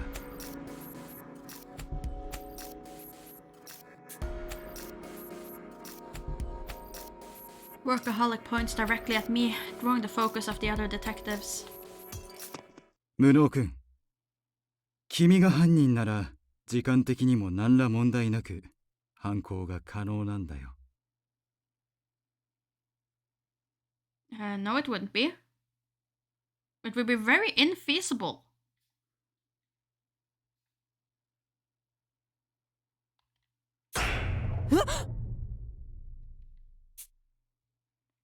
My voice cracks as I'm caught completely off guard. Me? The killer? How does that make any sense? 単純な話だよ。老師さんをバラバラに切断し、エントランスホールで倒れたふりをするだけなら、我々が到着するまでの20分間で間に合う。Oh, right.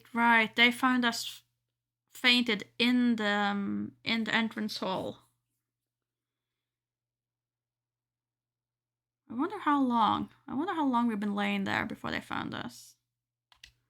犯人がこの館から逃走できないなら、君が犯人だと考えるほかないんだよ。Oh, they weren't already in the house. They arrived afterwards and see us fainted in the hallway. Okay, yeah, no, that tracks. I was thinking about it wrongly. I was thinking about it that they were already in the house when we arrived.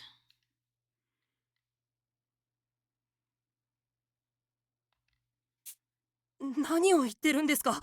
たった20分足らずで人間をバラバラにするなんてできませんよ。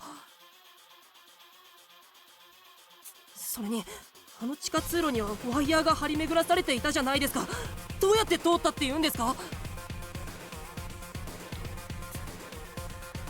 I raised my voice in protest without thinking.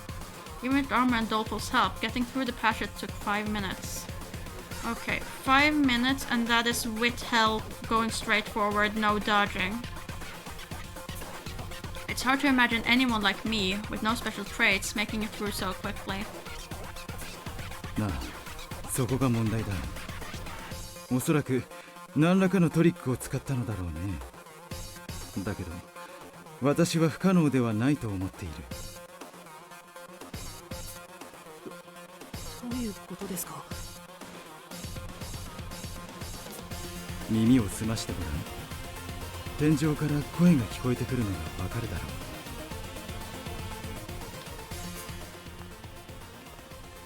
He's right. If I strain my ears, I can pick up sounds coming down from the ceiling. Where are they coming from, though? We should be the only people inside the manor right now. 構造上、この地下室の真上はエントランスホールだ。おそらくリーダーたちが館に到着した音だろうね。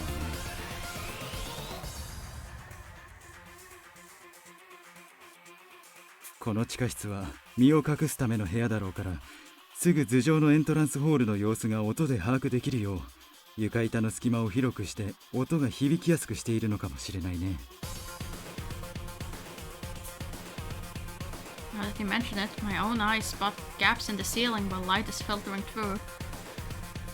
As Workaholic Detective said, it must be coming from the entrance hall above us. ともかく、この地下室とエントランスホールは実質隣り合っている。何らかのトリックを使えば移動時間は大幅に短縮できるんだ。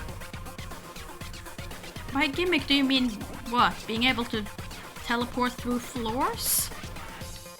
例えば、この地下室の天井とエントランスホールの床板の一部に細工がしてあって、人一人が通れる隙間を作るとかね。Seems highly unlikely, but sure.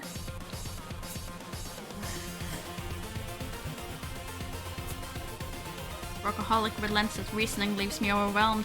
Even if there is a gap, there's no way someone my size could fit through it. Still, he's right about one thing. The entrance hall and the basement are awfully close together.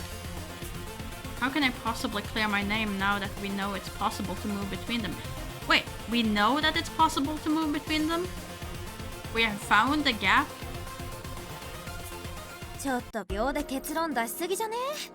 天井と床を通り抜けできないことの証明とか無理ゲーじゃん。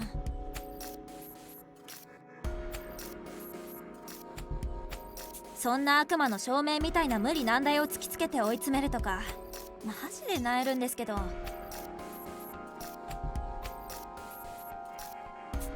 渋谷殿の言う通りだ。エントランスホールへと移動したトリックとやらが分からぬ以上、疑うなど論外なのである。まあ我の必殺技プラズマナックルを使えば風穴を開けることはできるが、いや、風穴開けちゃったら元に戻らないでしょ。そもそも20分で大人の男性の体をここまで切断することなど可能なのでしょうか。 I mean, not only dismember, you also have to kill. Are they taking it the time it would take someone to successfully manage to kill Senior Detective?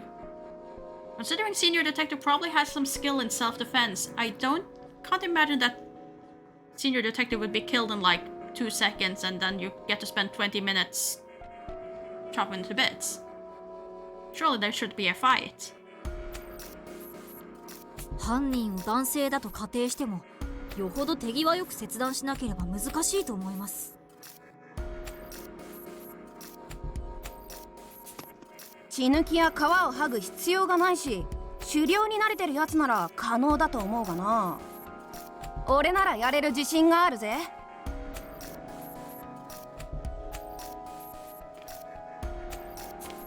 じゃあヤマトさんが犯人ってことでいいですね。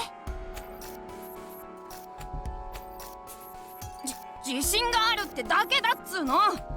戒律の処理やらで時間が足りねえのは間違いないしな。いや、時間は十分だったんだ。社畜さんはおそらく僕と同じことを考えてる。君も気づいたようだね。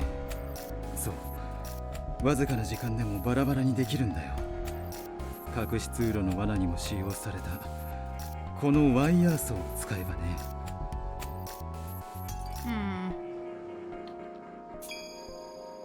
As she speaks, Workaholic holds up a blood-drenched wire. Unpleasant as it is, I'm reminding of how easily Doleful Detective Leg was cut earlier. まさかそのワイヤーで老子探偵を。なあ、もしかしたら犯人はローシさんから私たちに連絡があった時点であらかじめワイヤーを彼に巻きつけていたのかもしれない。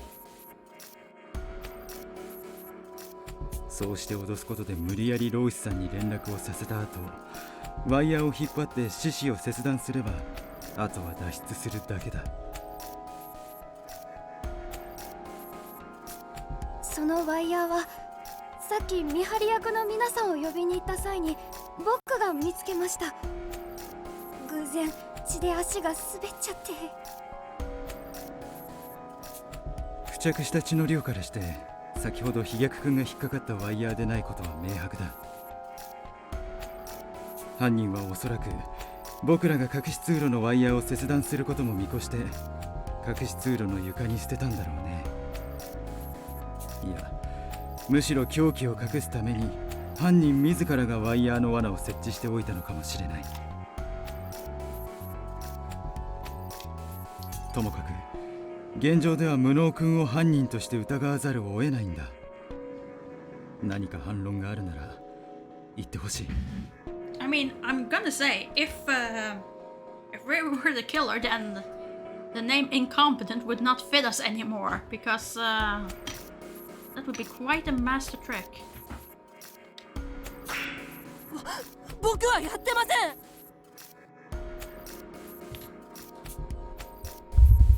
I shout on impulse. Regret fills me almost immediately. I'd say the same thing if I was guilty, as with anybody in my shoes. 無能君がやったなんて僕も信じられないよ。だけど信じられないからこそ真実を解き明かさないといけないって思うんだ。ああ、私も同意見だ。同盟の仲間が犯人だなんて信じたくないが、探偵として真実を追求しなければならない。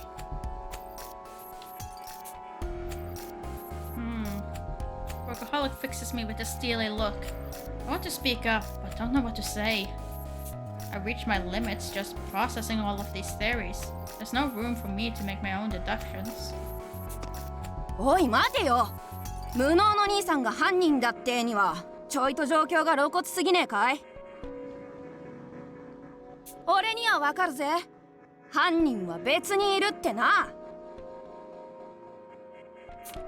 根拠は何ですか？無能さんを疑わない理由を知りたいです。Preferably something more than just the fact that I am incompetent. 俺の勘がギンギンにささやくからだよ。こういう時の俺の勘はよく当たるんだ。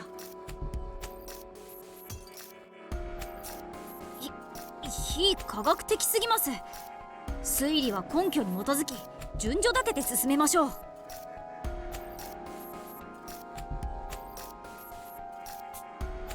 だとこら、喧嘩売ってんのかてめえはよ。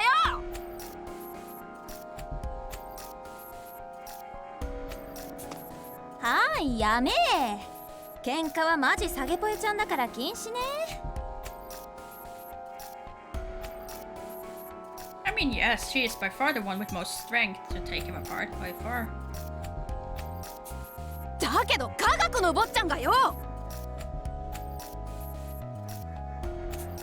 別に無能先輩を疑ってるとか言ってないじゃん。だよね、科学ちゃん。ええ、結論を出すのはまだ早いと思うだけです。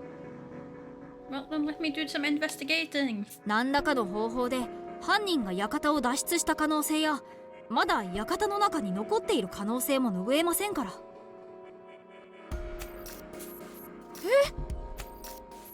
すまねえ。俺はまた先走った真似をしちまったようだ。Workaholic detective claps his hands, interrupting the discussion. それぞれに思うところがあるのはよく分かった。今からエントランスホールにリーダーを迎えに行くから、その後は各自で自由に捜査を進めることにしよう。 No, let's work together. 待つのだ、社畜殿。せっかく探偵たちが集結しているのだぞ。我々は互いの手を取り合い、協力して事件に臨むべきなのではないか？だけど、このわずかな間でも口論が発生している。今私たちはそれぞれ異なる結論に向かって捜査を進めようとしているよね。協力は難しいんじゃないかな。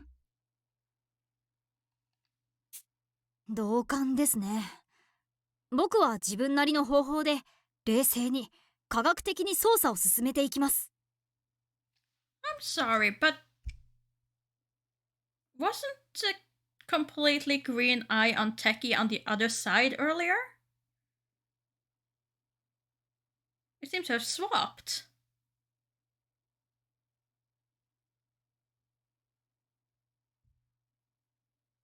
Like the entirely green eye was definitely on the left side, and now it's on the right. It's someone just pretending to be Techie, surely. なんだよその冷めた目は。俺のさっきの発言を非難してんのか？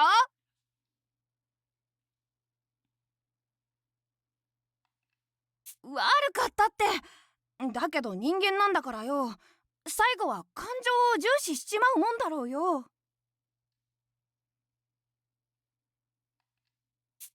それでは探偵失格だと思います。だとこら、探偵が忍者を忘れたら終わりだろうが。ああ、もう落ち着きなって。すぐに頭に血を上らせんなっつうの。Downtown detective does her best to intervene as the rowdy shouts as Techie. Doleful stands beside the three of them, flustered and directionless, as Arma and Workaholic continue their heated debate. It doesn't seem like the investigation is going to start anytime soon. Well, it's up to us then. Just like Workaholic Detective said, everyone's playing this by their own rules, so no one's taking the lead. 皆さん、 I want to suggest we all work together, but the words die in my throat. There's no way I could be so bold when I'm the prime suspect. I know that, and yet I feel like I need to say something. My fist clenches. Unlike me, each of the detectives here has their own talents and strength. It's my incompetence that really drives home how amazing they are. But that's exactly why I need to speak up now. 口論なんてしてる場合じゃないでしょ。 I chime in, but my voice comes out so softly that no one hears me. Together, these detectives could solve any case, and yet here they are arguing. That angers me far more than being accused than being a suspect. 僕はまた救えなかったんだ。老子探偵の近くにいたのに。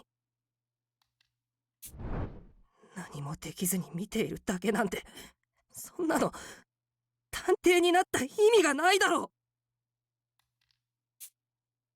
My self-loathing mounts as I listen to them bicker amongst each other. My position in this situation doesn't matter. What happens to me isn't as important as getting these detectives to work as a team. 皆さん、聞いてください。 The other detectives turn to face me. Naturally, they all look rather dubious. I falter for a moment, but desperately push on. 僕を疑っている人は少なくないと思います。それでもいいです。疑われても仕方がない立場だと思いますから。だから一度、皆さんで協力して事件を捜査してみませんか？協力か。それは難しいね。我々はどうにも捜査の方針が違いすぎる。うちも協力には賛成だけどさ、現状じゃ無理くね？そもそもの方針からして無能先輩を容疑者とするかしないかで方針が真逆なわけだしさ。だから方針を統一してほしいんです。方針を統一？そうです。 Although I'm too tense to make a proper response, I force my voice out, trying to be as bold as I give the detectives my suggestion. 皆さん全員で僕を犯人とする線で捜査してみてください。僕が犯人だという前提のもとなら、今みたいな口論も起きにくいでしょう。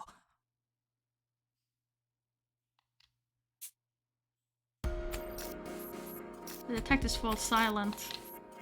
Maybe telling them to suspect me was too brazen a move after all.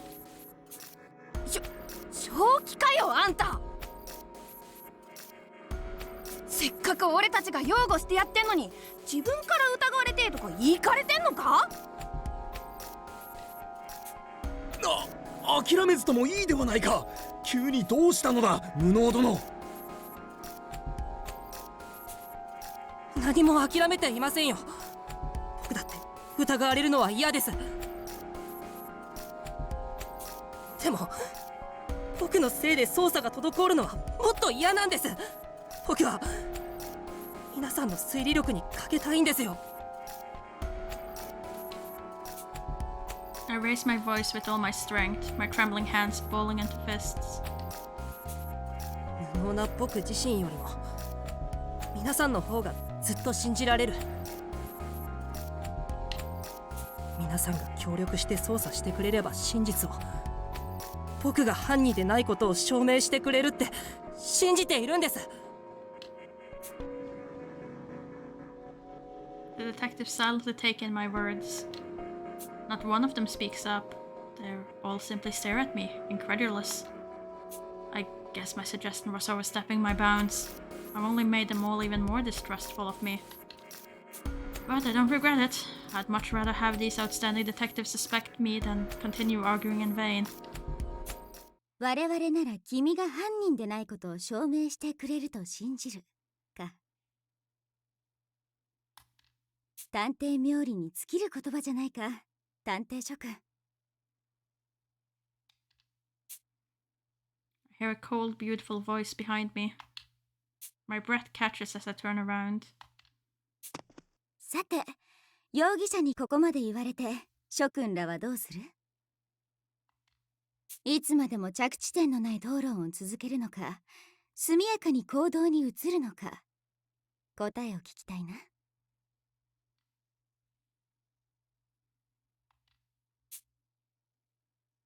Her hair is white as snow, her gleaming eyes purple like hydrangeas, her skin smooth with features like a porcelain doll. At her back stands a far from ordinary girl. The others are visibly thrown off by her arrival. It's clearly that she stands out even among these prominent detectives. リーダー、なぜこの場所に？到着したらエントランスへ迎えに行くと伝えていましたよね。盟友である老子君が殺されたというのに、入り口でのほほんと待機などできようか。いいなだ。他の探偵たちを置いて、一人で先に来てしまったよ。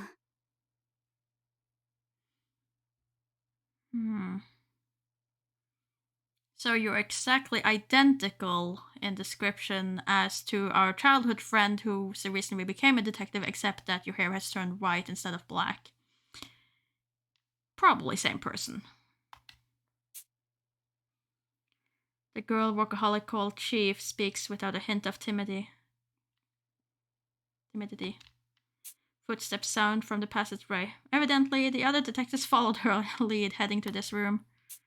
地下室のこと報告していましたっけ？通路の罠で怪我してはいけないから伝えていなかったと思うのですが。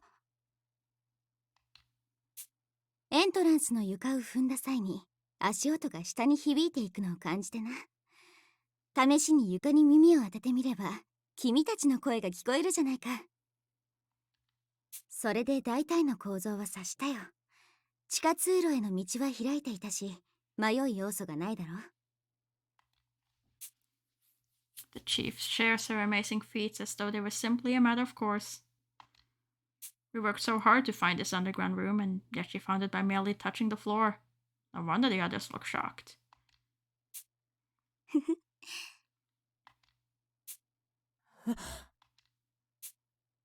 I startle as the girl gives me a smile. Compared to how she treats the others, her gaze on me feels more personal. No, I'm probably mistaken. I must be. 君が噂の新入りくんだな。私は理想探偵、八崎港対策チームのリーダーを務めているものだ。先ほどはいい単価だったよ。君には期待しているから、その調子で物おじせず、どんどん意見を出すといい。先ほどは取り乱してすみませんでした。他の探偵の皆さんも到着したら、事件の全容と私の推理を報告します。ありがとう、社畜くん。助かるよ。ただ、勘違いをしていそうだから、最初にはっきりと言っておこう。この事件の容疑者は、私たち八崎港対策チームのメンバー全員だ。君にも、私にも、犯行が可能なトリックがあるんだよ。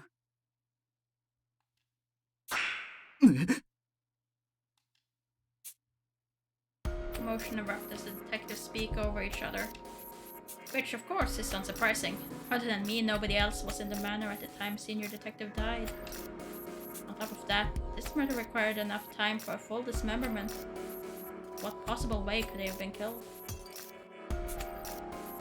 Ideal detective has only just arrived here, but her hydrangea-like eyes glimmer like gems, as if they picked up on something. 事件の輪郭は見えた。あとは君たちと協力し、実像を捉えるだけだ。さあ、探偵諸君、反撃開始といこうじゃ。Okay, we're finally getting to the game bit, I'm assuming. After 2.5 hours. Okay, soon enough, the other detectives join us at the scene. ガッテムローシオ、あなたまで先に行ってしまうとは。神はどこまで我々に試練を与えるというのか。この魔界探偵が必ずや犯人を地獄へ落とそう。煉獄の炎はさぞ熱かろうぞ、八つ咲き公よ。いや、あなた別に老子探偵と仲良くなかったでしょうと少女は冷ややかに事実を述べた。我らの絆を愚弄するな、文学探偵。私たち探偵同盟のメンバーは魂で結びついたソウルメイト。交流の有無は関係ないのだ。そんな気色悪い関係はごめん被りますが、八つ咲き子を許せないのは同意ですと少女は旧敵への怒りで静かに拳を震わせた。A middle-aged man in an anachronistic Western garment and a black-haired girl clutching a hardcover book approach the body, chatting. The man has the mien of a seasoned veteran. The girl, on the other hand, looks around 10, yet doesn't flinch at the sight of a corpse. Both of them must be experienced detectives. 探偵序列5位である私、家族探偵にはすでに真実がお見通しでしたよ。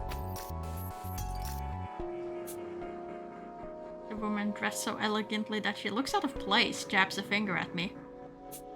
洋館で倒れてたというそこの庶民臭い男、無能探偵が犯人で決定ですわ。2階で見つかったナイフは館から出られず凶器の処分に困った証拠ですもの。また私の有能さをアピールしてしまいましたわね。リーダー交代の日は近いですわ。あらあら、その推理は誤っているって理想ちゃんが言ってたわよ。な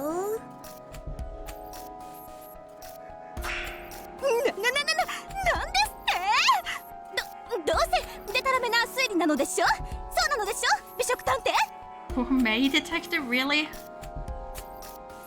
The woman called Posh Detective speaks to someone in a motorcycle suit, who smiles as if she's enjoying herself. どうかしらね。そんなことよりも下道ちゃんの匂いがしないのだけど、どうしたのかしら。おやつタイム？ああ、下道探偵なら洋館へ着く前に今回の事件は興味が湧かないからサボると言っていたよ。きっと1階のリビングで寝ているのだろう。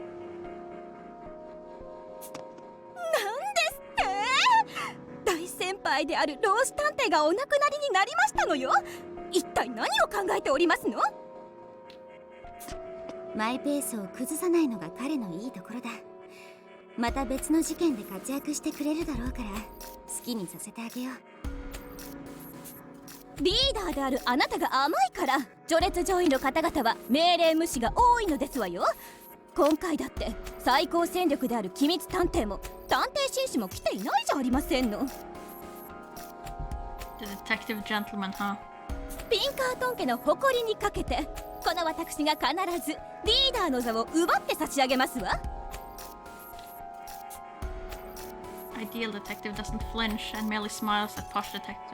Belligerence. ありがとう家族くん。君のような目的意識の強い部下がいてくれるおかげで私は安心して危険な事件にも身を投じられるんだ。もし私が敵にはめられて前線を退いた際は探偵同盟をよろしく頼むよ。不吉なことを言うんじゃありませんわ。この私を実績で上回るあなたほどの探偵が下手を打つわけないじゃありませんの。リーダーの座を奪うときは実力で奪い取りますから、そのつもりでいなさい。我が宿命のライバル。 Workaholic detective explains the situation to those who arrived from the facility. Once he's finished, Ideal Detective addresses us. 君たちも目の当たりにした通り探偵同盟本部最後の生き残りと思われていた老子探偵が何者かに殺害された。そして殺した犯人はおそらく探偵同盟の中にいる。Tension rises across the room. Some detectives look at each other, while others turn their gaze at me. Doesn't seem like they're going to stop suspecting me anytime soon. どうせそこの庶民が犯人なのでしょ。私の高貴な頭脳がそうささやくのですわ。私も同意見です。状況を冷静に考えていけば、無能君以外に犯行は不可能でしょう。そもそも彼には不審な点が多すぎます。庶民のくせにいいことをおっしゃるじゃありませんの。社畜探偵さん、もっと私を褒めたたえなさい。褒めてはないかな。はじめに最大の誤解を解いておこうか。そこの無能探偵などと呼ばれる彼は侵入者じゃない。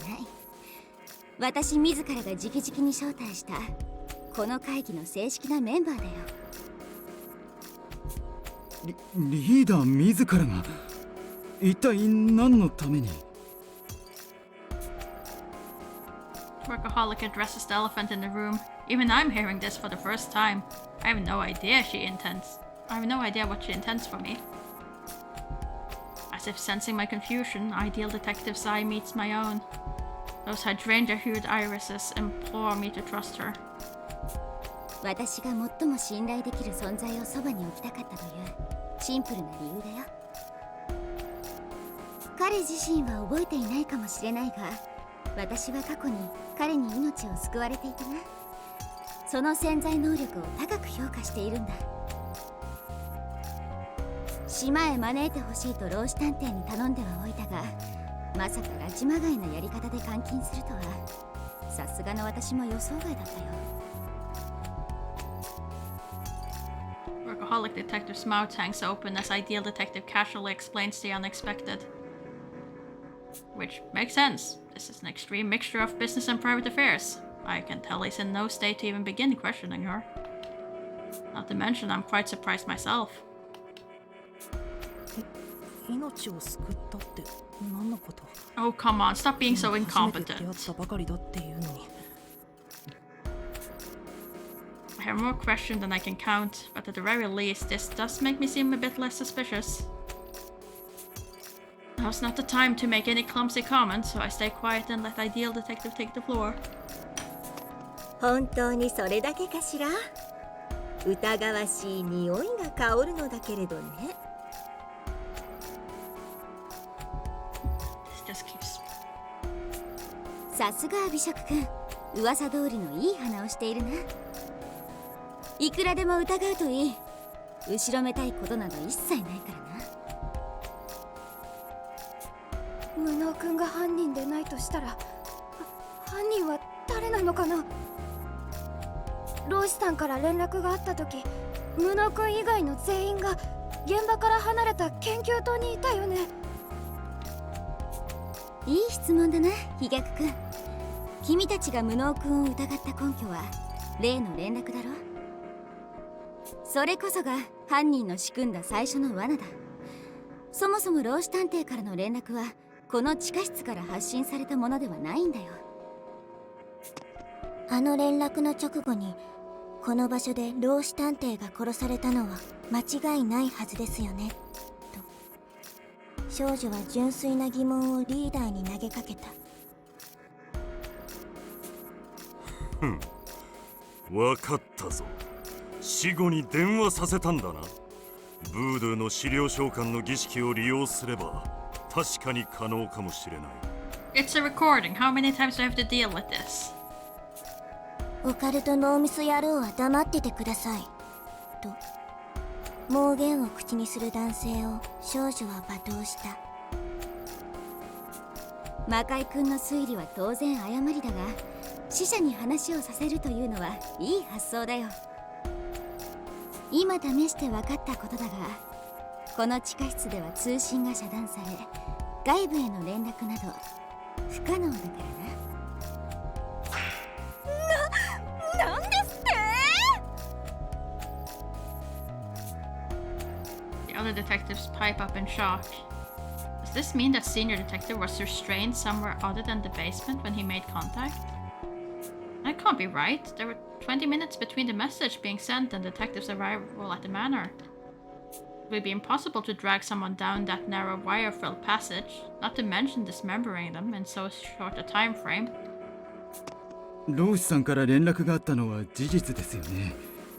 地下室では不可能ならどのように連絡を？気づいてしまえば単純なトリックだよ。犯人はローシ君の声を真似ていただけなんだ。今私が行っているよう Also a possibility if you don't want to go into tech way and just create a false vocal track. Ideal Detective sounds just like Senior Detective as she speaks. If my eyes were closed, I may well have mistaken her for the man himself. She's that skilled at impersonating him. 生体模写ですか。確かに犯人が私の推理通りの人物像なら可能ですね。Vocal mimicry. I've heard about this historical skill from my mentor. It originated from Edo period theater.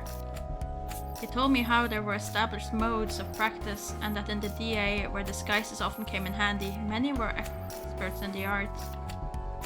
Though I doubt I could ever master it, no matter how hard I tried. 探偵同盟に犯人がいると言ったのはこれが理由なんですね。さっきの研究員たちの虐殺もローシさんからの連絡の偽装も探偵たちの中に裏切り者が潜んでいたなら十分に可能だ。探偵なら可能な犯行であるがゆえに逆説的に犯人は探偵の可能性が高くなる。ああ、そもそも研究棟の探偵たち22名を全滅させるなんて外部の侵入者だけでは不可能だ。組織内部の何者かによる手引きがあったのは間違いないだろう。研究棟の遺体を発見した私たちはそのあまりの事態に混乱を隠せなかった。様子を伺っていた組織の裏切り者。この事件の犯人が電話で私たちの動きを操るのはたやすかったはずだ。天井をすり抜けてエントランスホールに行くよりもずっとね。ちょい待ちちょい待ち、いくら探偵だからってうちには生体模写とか絶対に無理なんですけど。その通りである。筋肉を鍛え上げてきた我であるが生体は並。生体模写などとてもとても。ああ、普通ならばできやしない。だが今回私たちが対峙する相手は平気で数十人を殺害する機体の殺人鬼。私たちが推理のプロフェッショナルだとしたら相手は殺人のスペシャリストだ。普通ならばできないことの一つや二つ何食わぬ顔で成し遂げるだろう。発想を自分の価値観に押しとどめるな。目的のためならば自分の肉体を改造し不可能を可能とする。それが殺人鬼というものだよ。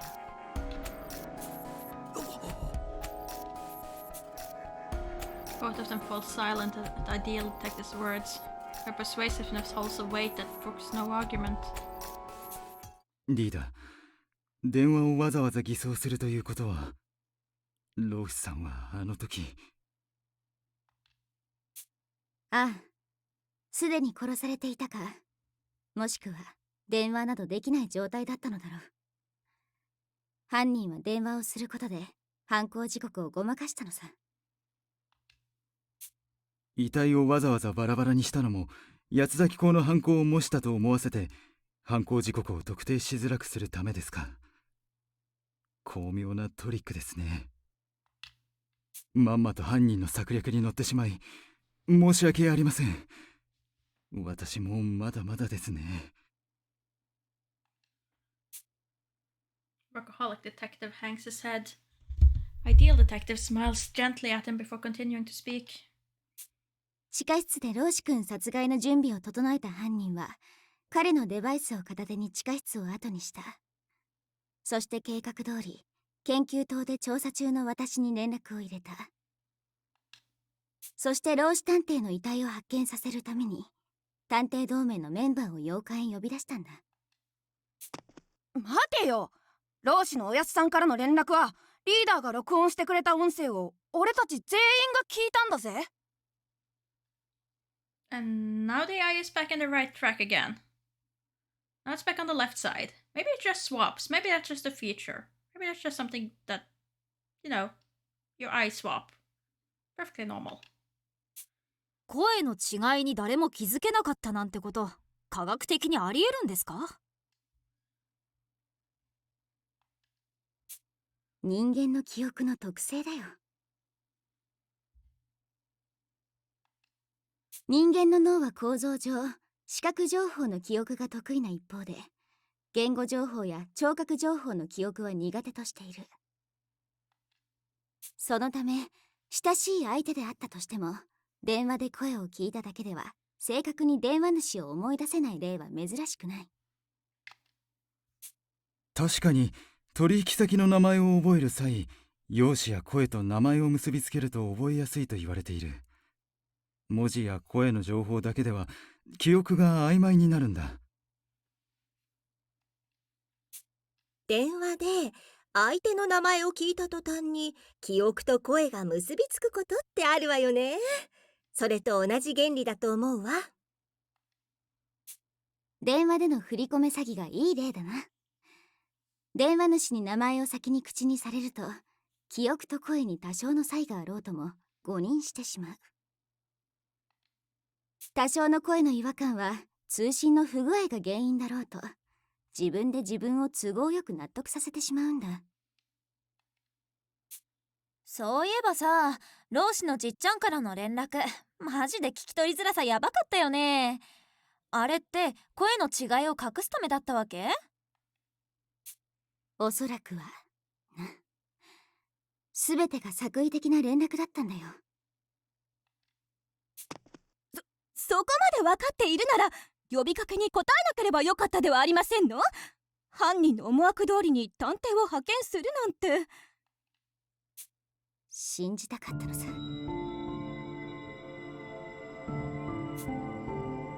For the first time, ideal detective's expression was dark and serious.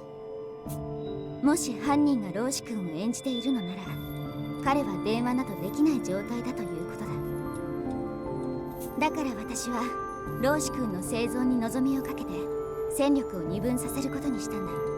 洋館で罠が待ち受けていようとも無事なように、護身術に長ける武装君と大和君を同行させてな。ただ推理の結果はご覧の通り的中だ。自分の推理力を今日ほど恨んだことはないよ。Her mirthless, sorrowful laughter startles me. I realize now that those skilled at deductive reasoning can also foresee the grim future. Ideal detective predicts the death of her friend. The pain she's feeling must be greater than I can even imagine. だが探偵の仕事は悲劇を嘆くことではない。悲劇の真相を解明し、陰惨たる結末を覆すことだ。殺害された同志23名の無念は必ず晴らしてみせる。探偵諸君、私に協力してくれ。この島に集まった13人の力が合わされば、必ず八つ咲港の計画を阻止できるはずだ。I realize that everyone else is silent, each of them listening intently to what Ideal Detective is saying. It's incredible to think that they were all arguing just moments ago. In such a short amount of time, the strength of her abilities and resolve have gained the trust of her fellow detectives. 早速だが、みんなに調べてもらいたいことがある。詳細な指示はデバイスで送るから、今から伝える場所に各自赴いてくれ。私の頭に浮かぶおぼろげなる真実は、君たちの捜査が終わった頃には輪郭を得て、間もなく実相を私たちの前に表すだろう。さあ、探偵同盟の諸君、悲劇を覆すとしよう。After receiving directions from Ideal Detective, the others take their leave from the basement to begin their investigations. We had been divided into teams of 3, leaving Ideal Detective, Armor Detective, and myself with the crime scene. Ideal Detective appears to be deep in thought, so I decide to join Armor Detective in examining the body. True to the Quartering Duke's name, the victim's head, arms, and legs have all been severed away from the torso. The more I look, the more horrific the manner of death appears. It's so savage. I can't believe the culprit is even human. But the cruel truth is inescapable. What lies before us is the depraved work not a monster, but a person. 無能殿、この遺体、いくらワイヤーを使用したにしても、断面が綺麗すぎる気がせぬか？断面？ Grudgingly, I take a closer look at the severed parts. They've been cut so perfectly straight, it seems unnatural. Surely a human body couldn't be that easy to slice clean through. Evidence acquired, overly clean cuts. Okay. いくらこのワイヤーの切れ味が優れているとしても、人の力で切断しようとすれば、途中で切断面にズレが生じると思うのだ。ハサミで紙を両断する際、何度もハサミを開閉すれば、それだけ切り口が歪むであろう？そうですね。切り直そうとするほど微妙に歪んでしまいます。あれ？つまり犯人は人の力ではない別の方法でワイヤーを巻き取ったってことじゃ。ではその方法とはつまり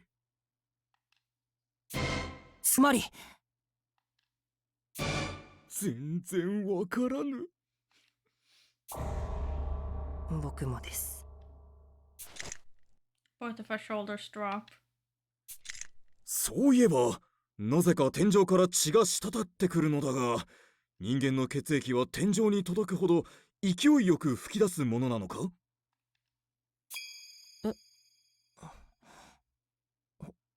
本当ですね。天井にもべったりと血がついてる。どうしてだろBloodstained ceiling. お、わかったぞ。何が分かったんですか、武装さん。我では力不足だということがよくわかった。やはり我には推理は不向きなのである。素直な人だな。True to his appearance, armor really does fall on the bronze end of the spectrum. Takes all kinds to be a detective, I guess. However, being that I'm the top suspect in this case, his candor and utter lack of suspicion are a total relief. Though he does strike me as kind of an enigma somehow. 幾分かリラックスした様子じゃないか、無能君。Ideal detective approaches, visibly enjoying herself. 先ほどまでの怯え切った顔と比べると段違いだよ。まああの顔はあの顔で愛くるしかったがな。理想さん、考え事は終わったんですか？ああ、推理の展望はおおよそ見えた。あとは証拠を得るために各自に指示を出すだけだよ。We've only just started and already she's pierced together the truth of the situation. With intellect like hers, it's no wonder she's the de facto head and second highest ranking member of the DA. 理想殿は何故我をこの場に残したのだ？お主は我のサポートなど不要だと思うのだが。ああ、はっきり言って推理力の面において私は武装君にさほど期待はしていない。Ideal gives a quick, straightforward reply to the point where it's almost impressive. だが君ほど愚直に他者をかばう者はいない。武装君の性格は君自身が思う以上にチームで動く際にいい影響を与えてくれる。今無能君が落ち着いて推理に臨めているのだって武装君に対して心を開いているからだろ。 I nod. She hit the nail on the head. I'm much more at ease now than when everyone was clustered around me earlier. probably due to how much I already trust armor, as well how confident I am that he would protect me from danger. 正直に言うとね、もうこの現場には調べるべき箇所など何もないんだよ。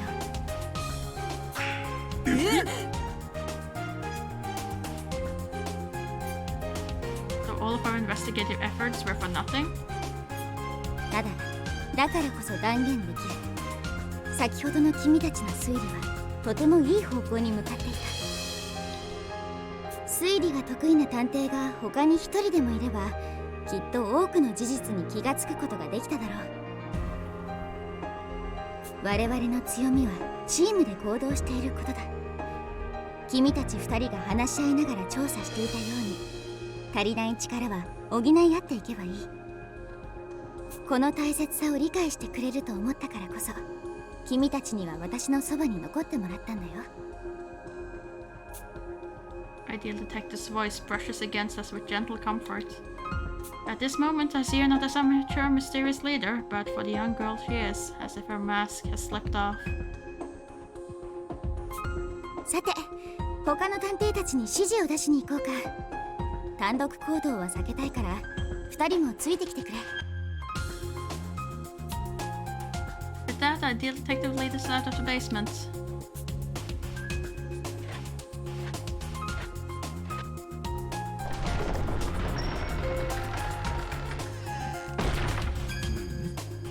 隠し通路前には誰もおらぬか。他の探偵たちはどこで調査をしているのだ。探偵デバイスのマップ機能を使用するというの。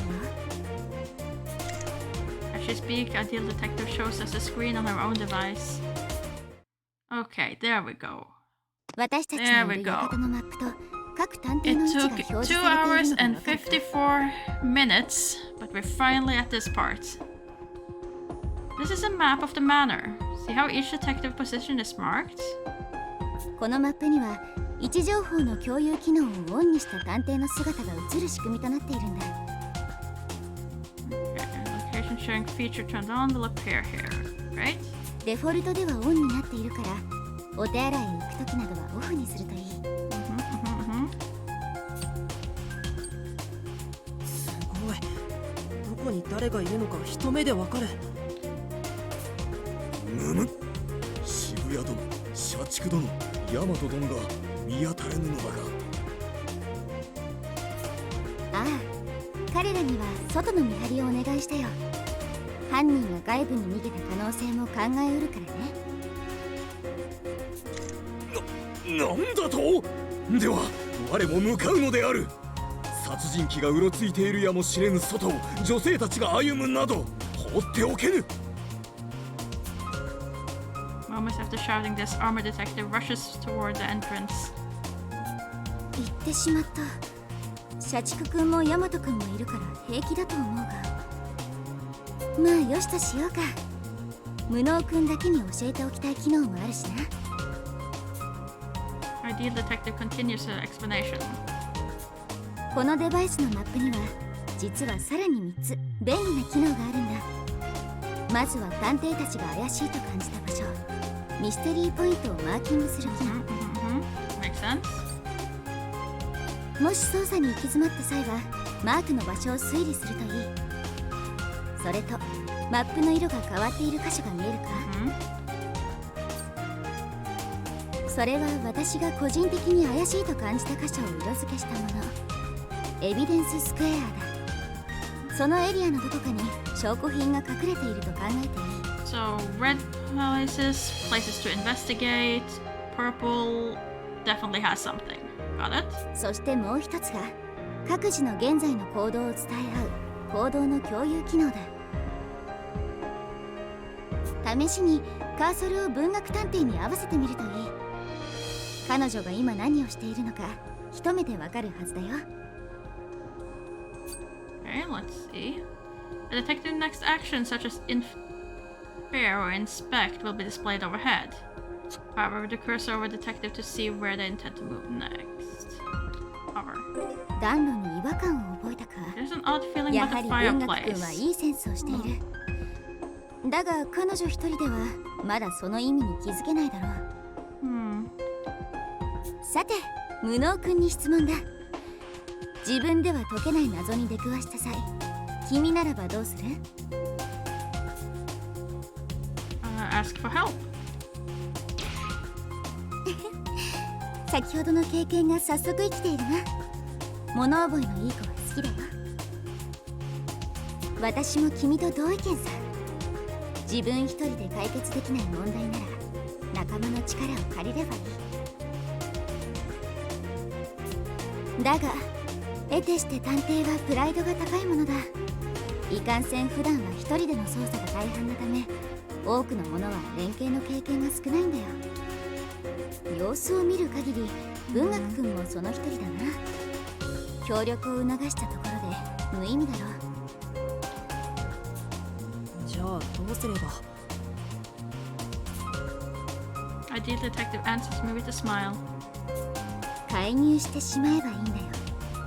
彼らの推理にね。Okay, intervene on their investigation, sure. 介入？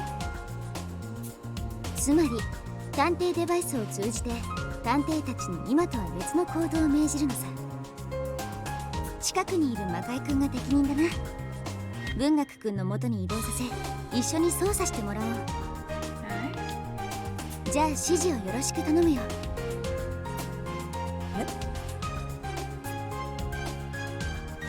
Freeze up as she casually orders me to do something completely unexpected.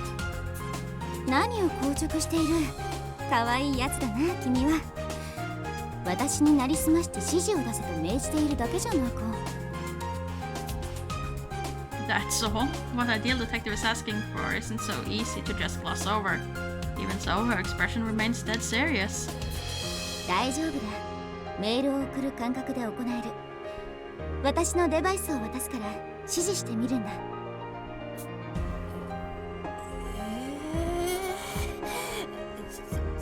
どうして僕が？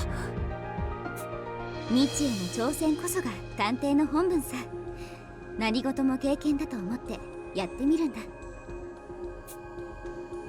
Doesn't seem like I can back out of this one. I'll just have to try giving some instructions. Okay, intervene with detectives to reassign their independent plan of actions. Detectives left to their own devices will make errors, investigate alone, and generally act inefficiently. Intervene with these individuals and make them work together in order to facilitate a more efficient investigation process. To have Mystic cooperate with Bookworm, simply move him to a spot beside her. 9 hours remaining. Okay. So, if I then confirm, I want you to move, and I want you to move here.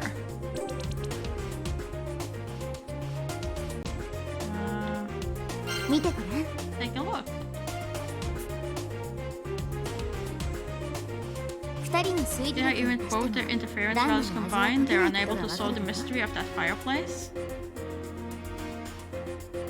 そういう時には連携が得意な探偵に指示を出すんだ。Okay. Detectives are able to assist each other from adjacent positions. Any character who's making interference already or plans to do so can be assisted. Assisting lets you add a helper's assist value to an individual's interference. Utilize this command properly to keep your investigation on track. Okay, so let's see. You got a 8 in assist. You got a 4, so it makes more sense to have you assist.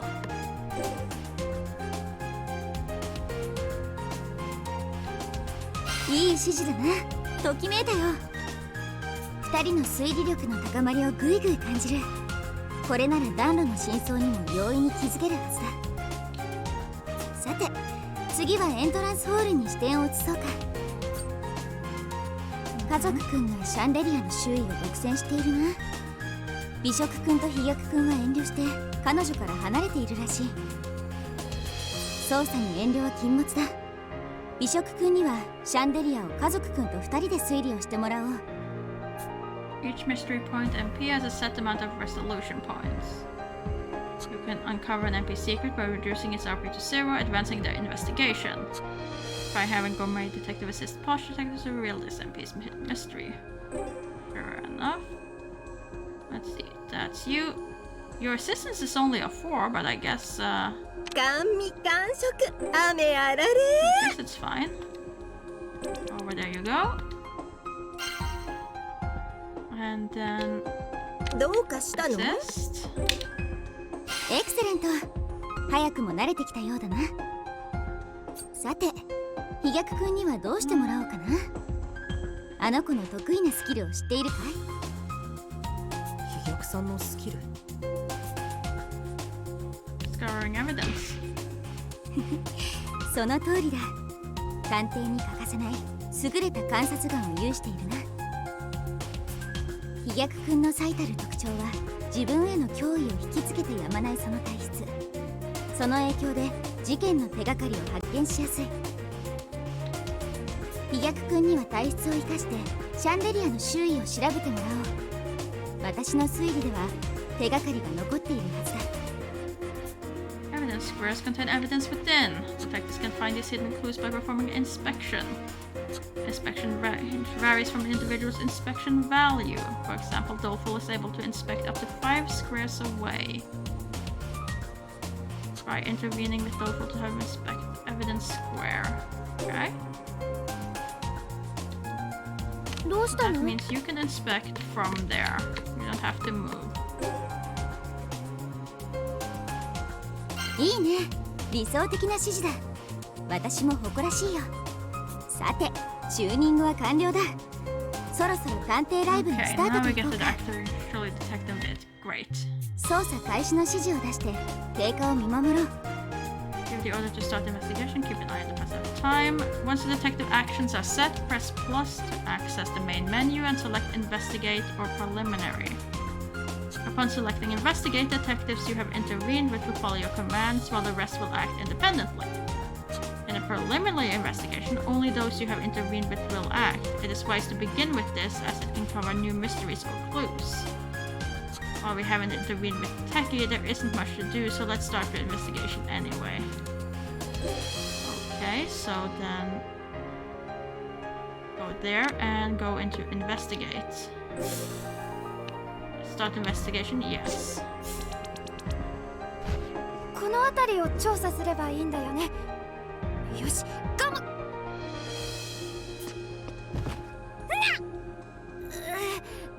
また転んじゃった。あれ？絨毯が切れてる。どうしてだろう。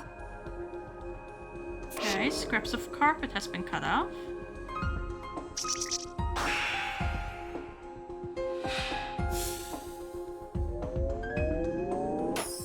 なぜ私が協力しなければなりませんの？一人で十分ですわ。まあまあ、上等なお肉だってスパイスが効いてこそ美味しく食べれるものじゃない？家族ちゃんはこの私を自分の推理に美味しく生かしてくれればいいのよ。確かにその通りですわね。さあ美食さん、私を引き立てなさい。このシャンデリアの傷、家族ちゃんちょっと見てもらっていいかしら。何ですのこの傷。まさか犯人が老子探偵を殺した方法って。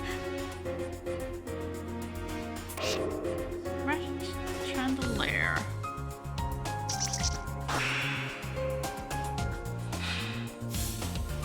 You dealt with the fireplace, that's excellent. なぜあなたと一緒に推理などしなければならないのでしょうか。まあそう言うな。父の胸を借りるつもりで推理してみろ。暖炉というものはやはり趣があるな。薪を都度入れなければならないのは手間だ。薪？そっか。そういうことですか。少女は自分の抱く違和感の正体に気づいた。Fireplace. 君の指示によって捜査が大きく進展したな。君は私が現れた際、探偵たちに協力を促していたが、あれは探偵と警察の最大の違いは本来、組織だって行動せず自分一人で解決することだ。あえて悪い言い方をするならば、自分こそが事件の主役だと思っているわけだよ。これでは探偵同盟最大の強みである有能な探偵たちが組織行動を取れる点が全く活かせない。 Makes sense. Everyone wants to be the one that solves the case. あの八つ咲き子を相手取るのならば、そんな無謀な姿勢ではダメだ。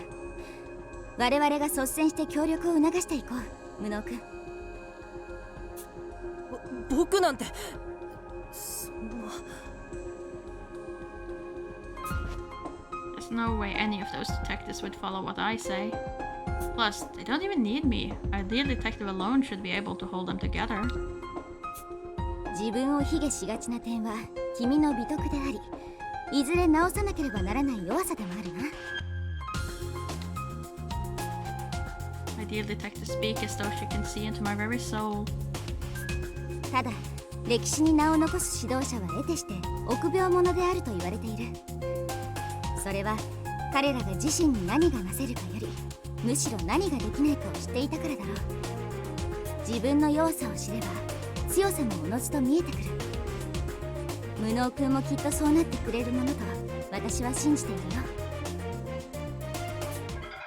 どうしてあなたはそこまで僕のことを。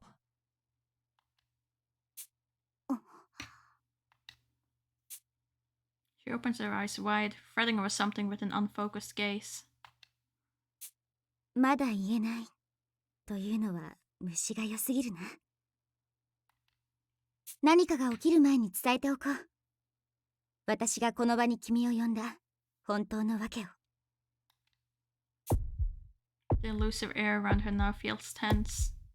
I'm frozen in place as her hydrangea-hued eyes stare at me. My heart is hammering, and my body feels hot all over. 無能君、私の名前は。避けろ、無能君。 At that moment, a powerful force crushes me, and my vision goes black. Someone suddenly leaps on my back, taking me to the floor. My head spins, sparks explode behind my eyes, and my consciousness grows hazy. Through it all, I can feel a strong pressure on my throat.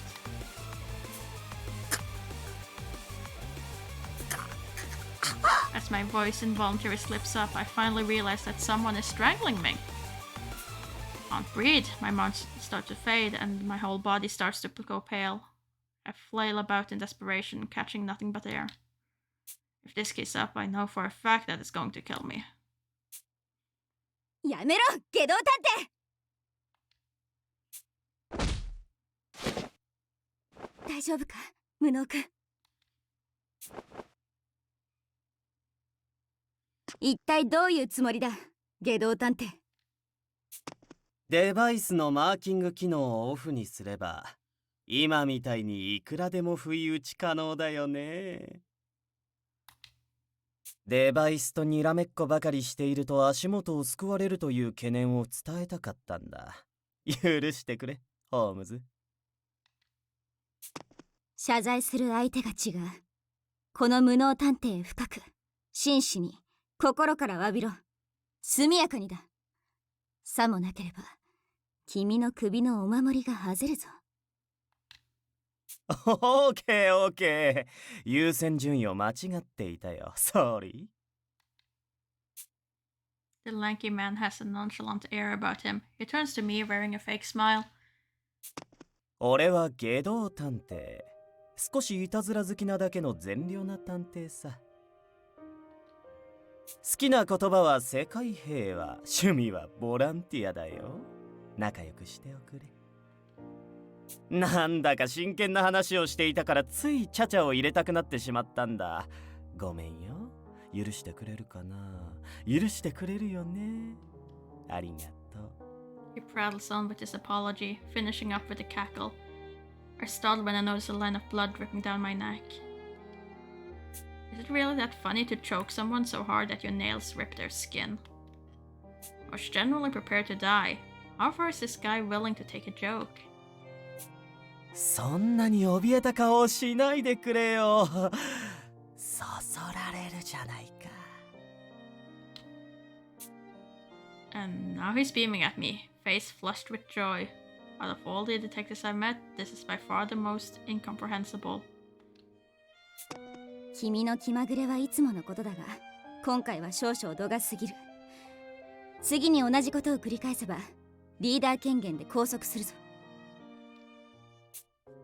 Ideal detective voice grows harsher as she steps up to Renegade Detective. Renegade jokingly leaps back in an overdramatic fashion. わかったよ、マイホームズ。不自由はごめんだ。君の言葉に従うよ。言ったな。では今回の事件について君なりの推理を口にしてみろ。どうせ君にも真実が見えているのだろう。Renegade's eyes grow wide, he sighs. やられたね。珍しくやけに怒ると思ったよ。初めから俺に自分から協力を約束させることが狙いかい？当然だろ。感情に振り回される探偵は二流。一流とは感情を武器として振るうものを言うんだ。Ideal detective smiles in triumph, so a harsh tone just now was a lie. I was completely fooled. まあいいか。ホームズのレアな怒り顔を見られた対価だ。俺の推理を述べよう。この事件は純度が高すぎる。だから退屈で退屈でヘドが出るんだ。犯人はさぞ満足だろうね。ああ、美しくない。美しくないな。もっと殺しは醜くてさ、救いようがなくて感情がもつれてよどんで濁ってドロドロであるべきなんだよ。それでこそ心惹かれるというものさ。何を言ってるんですか？ His words are utter nonsense. What's more, he says it all so casually, as if he's telling a joke. Just listening to him makes my skin crawl. I'm not equipped to understand the person standing before me. Even the scene of the murder was less chilling than him. 推理するまでもなく中身が丸見えってことさ。絨毯の破片を調べてみるといい。俺の推理通りなら証拠が残っているだろう。俺を楽しませてくれよ。未来の名探偵くん。And with that, Renegade Detective taps my shoulder and departs. 変わった探偵だったろ。はい、まるで。I stopped myself just in time. It was like talking to a villain, but I obviously can't say that. まるで悪人と話している気分だったろ。Ideal detective speaks my thoughts for me without reservation. その感覚は正しい。事実、彼は幼い頃に両親をその手で殺してしまっているんだ。本物の殺人犯？それも両親をだなんて。そんな人がどうして探偵同盟にいるんですか？ It doesn't matter if he did this as a kid. Letting him have this much freedom is unimaginable. Why he was let into the alliance, I just can't fathom. Makes me suspect that he might even be the quartering duke. 理由は簡単さ。彼ほど殺人鬼の気持ちがわかる探偵はいないからだよ。その唯一無二の才能を生かし、私たち探偵同盟への協力を条件として一定の自由が許されているんだ。性格上他の探偵と連携できないために序列こそ4位だが、推理力は私と同格と言っていい。まさしくその名の通り、世界で最も下道な探偵と言っていいだろうね。Again, I find myself astounded by the diversity within the DS personnel. Despite his past, he must be an outstanding detective now. He did give us advice after all, and even if he's terrifying, he surely has a talent for detective work. 仲間として信頼しないと。I whisper this to myself as his doing so will clear the dark thoughts clouding my mind. さて、想定外の時間が取られてしまった。速やか Indeed, に it 推 has 理 taken の up 大 more 詰め time へと than 取り掛かろ expected. う。下道くんは絨毯の切れ端を調べろと言っていたな。Okay. こうしたエビデンスは的確な検証を行うことで事件を進展させてくれるんだ。新たに近くにいる探偵だと家族くんや科学くんが検証の専門家だな。家族くんに指示を出してみよう。Okay. Very well. Down to 8 hours. That's fine. You ピンカートン家の誇りにかけて analyze. I can't. おっと、家族くんね。美食くんと連携させたことにへそを曲げて、私からの連絡を遮断したな。これでは介入できないじゃないか。家族くんは本当に面白い子だよ。それじゃどうするんですか？探偵たちはプログラムでなく人間だからな。このように介入ができない探偵も当然いるさ。だからこそ指示する側の人間には臨機応変な指示が求められる。例えば今回なら科学くんへ指示を出すようにするとかな。科学くんならこの証拠品も的確な検証を行えるはず。さあ、絨毯の切れ端の検証を命じるんだ。Whenever I come to the paper's read, you'll be able to intervene. That's fine. Individuals will decide action on their own, so prepare for trouble and respond accordingly. Evidence you collected can be analyzed. Each piece is an assigned difficulty level. Higher levels require your analyzing values. Note that items acquired from an MP does not require additional analysis. Evidence from an ES, however, must be analyzed by a detective of sufficient ability. Fair enough. Your analyze is 5, so hopefully that will be enough. You are searching for the scrap of carpet, which has a difficulty of 4. From a preliminary investigation to analyze this evidence. So that is there, and preliminary.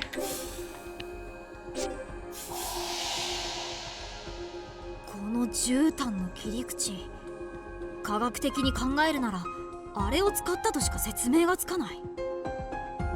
早くエントランスホールの床を調べないと。エクセレント、やったじゃないか。新たに推理すべき箇所が見つかったぞ。猶予は残り少ない。家族探偵に指示ができない中であの箇所を推理するならどうすべきかわかるか？ Investigation. Recommended to preliminary first. That's fine. That's good. Let's see. You. どうかしたの？ I want you over here.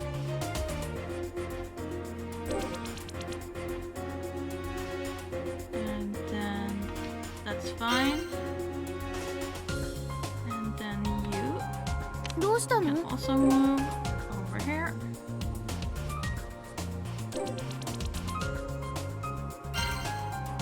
And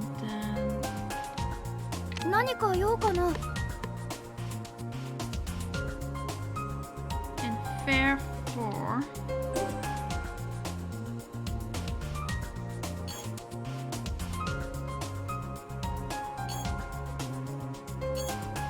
Why won't you work?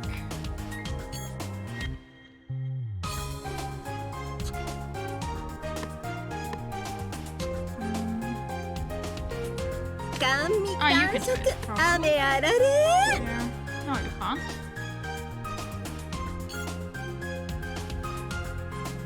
歯 Okay, 応 there we え go. がなさそうな謎ね And then, can I choose you as well? どうしたの？ Fair. Okay, so that's it. I can't. I have to do both of them before I can do グ it. ッドときめかせてくれるな捜査の結果が楽しみだよああそうだ移動していない探偵がいて向かってほしい場所がある場合は指示を出しておくといい今回の場合検証しか行っていない科学君などがいい例だな謎はエントランスホールに集中しているんだ移動してもらっておこう Fair enough. Then you, 僕が解決しましょう as far as you can. いいじゃないか今の通りだよこれで次にエントランスホールで何かしてほしい行動がある場合行動が送でももう推理すべき謎もなくなりますよねさてそれはどうかな推理の結果を楽しみにしておくといいそれともし手持ち無沙汰な探偵がいたらひとまず周囲を調査してもらうのがおすすめだ事件とは無関係ではあるが面白いものが見つかるかもしれないから Fair な enough. さあ準備ができたなら探偵たちに捜査開始の指示を出そう Upon starting investigation, those you haven't intervened with will perform determined actions. Idle detective is a good idea to check what actions they can perform. Do not act and be located to any spaces. You are prevented the devil will be unable to act after a map-wide movement. That's fine. What are your things? Your things is mostly interfere. Not very high. 少女はこくりとうなずいてみせた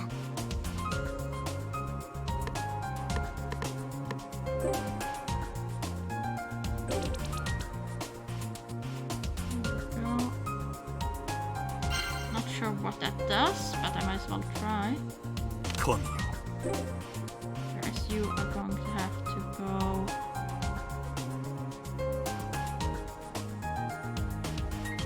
This way?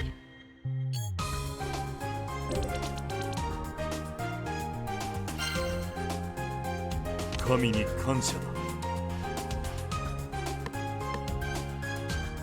Can you do anything 何 there? か用ですか少女は視線を上げた Just inspect it, I guess? めんどくさいと言いつつ神に感少謝女は調べ出す It's not far enough, but oh well. オカルトの仕業だな神 It's something. It's something. Okay, then we investigate. 良好だな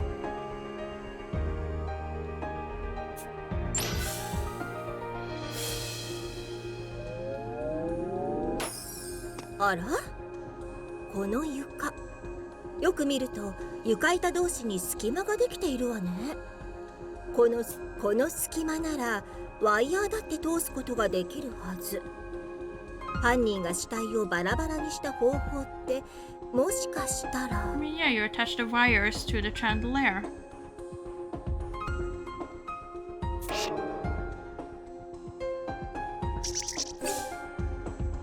やはりな床の隙間と絨毯の切れ端の関係性を紐解いたことで入り口の扉付近にミステリーポイントとエビデンススクエアが出現した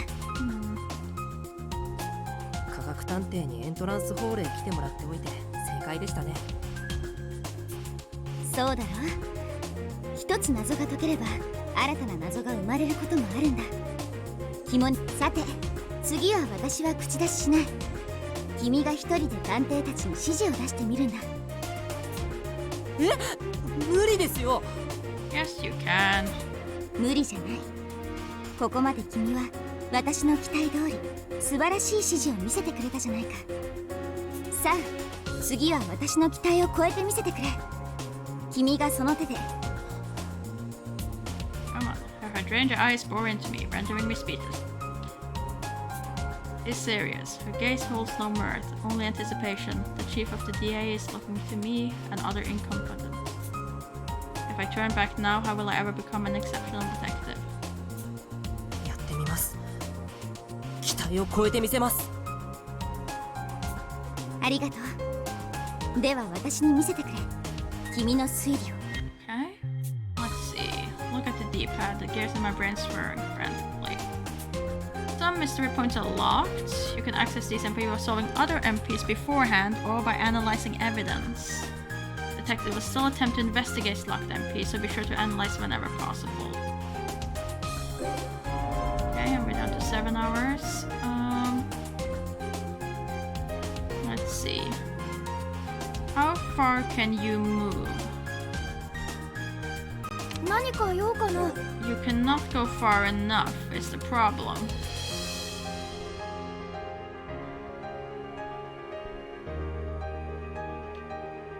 Let's see. Can you go far enough? どうされましたか？ I mean, you're not very good at looking at these things, but sure. Go there. Confirm. And then 僕が解決しましょう。 inspect. You only have a 1 in inspection. I can't imagine that this is gonna work, but 肉体労働は苦手なんて言ってられませんね。 yeah, I'm not hopeful either, Techie. But let's see. Let's see if you can do anything useful.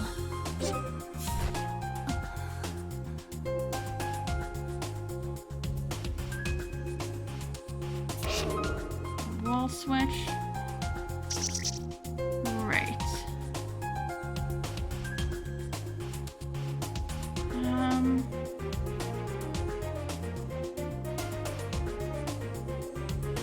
Let's see. Which one of you guys have the higher analyze skill? Or okay, so that's you. 右目がうずくぞ。 I also kind of wanted to move you here.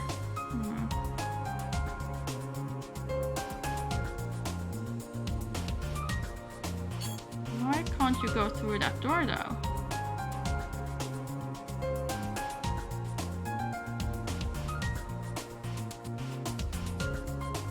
But if I did map-wide movement, he couldn't do anything. So let's see. Is there anything you can analyze?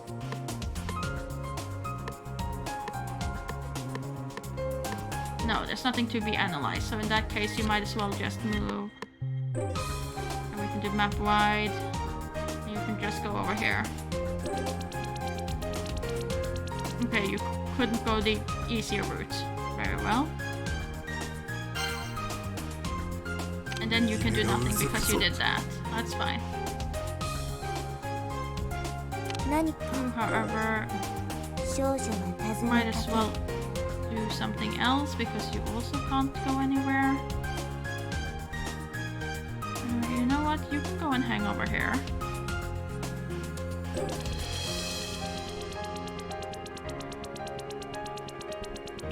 That way you are ready for next turn as well.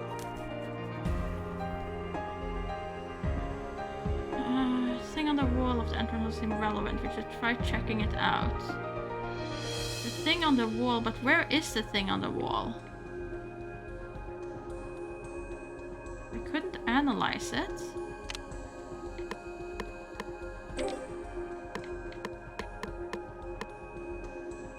Oh, I could. Analyze was difficulty 3. Oh, I messed up. Okay,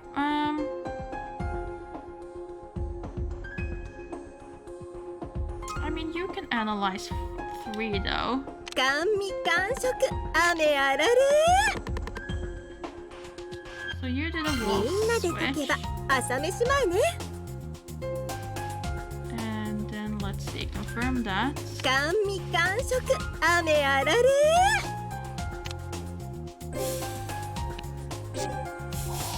What will you find?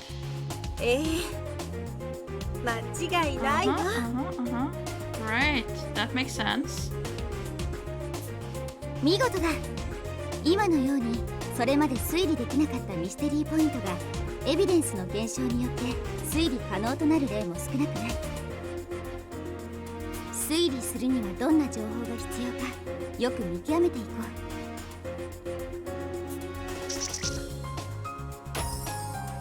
Okay, that is a 13. I don't have nearly enough, but what I can do is just move. And since I'm not going to be doing anything else, I might as well move all the way over there.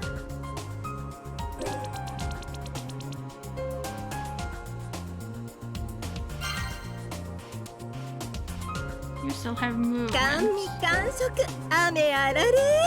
You can't do that because you already did it, so you just go as far as you can.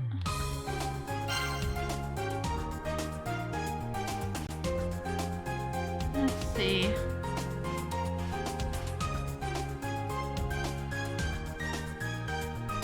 I think that means everyone has done things. So, investigate.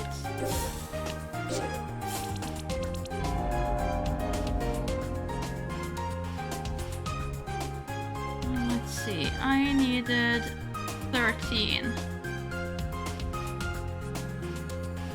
So, どうしたの？ you just stay there. Which one of you have the better assists? You have 4. You also have 4. Okay. I'm gonna need a lot of you guys to just go in here and help out. But can you even make it though? You can't. どうされましたか？ Oh, that's a problem. Oh, that's a problem.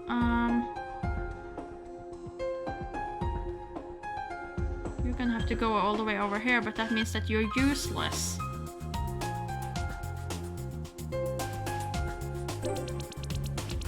Because you can no longer do anything.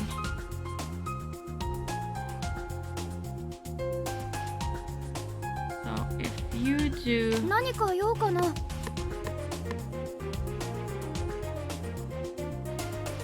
You do inspect. Oh, the inspect is that far. Oh yeah, of course you could have done that from further away, couldn't you? Oh shoot. Oh well. 感じるよ。脅威の気配。 It's learning. どうかしたの？ Whereas you just assist, I think. Inspection 4, assist 4. It doesn't really matter, but just assist.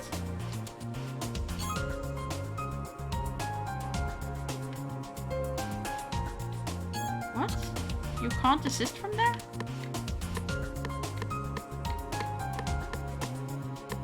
Oh, assist is only to the sides like that. They have to be right next to you. Okay, well, in that case, I made an even bigger mistake. Oh dear. お姉さんの花見。お姉さんに何かご用？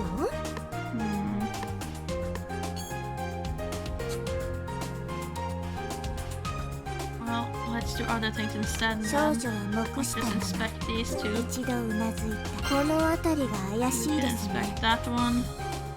少女はかがみ込む。右目がう You ず can くぞ。 inspect this. オカルトの仕業だな。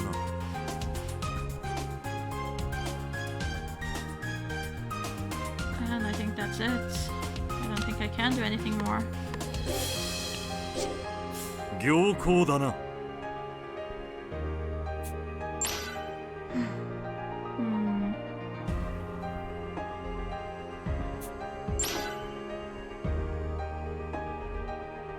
何か用ですか？と少 Alright, 女 you は can 視 still 線を move. 上げた。何か？ Just move 少 to the 女が door. 尋ねかける。 No. Nope, nope, nope. Definitely move towards the door. There we go. That's fine. You can can start moving toward 神よ the main hall anyway. 6 hours. I should still be fine. Should still be fine with catching it, but ugh, annoying. Okay, you're all gathered.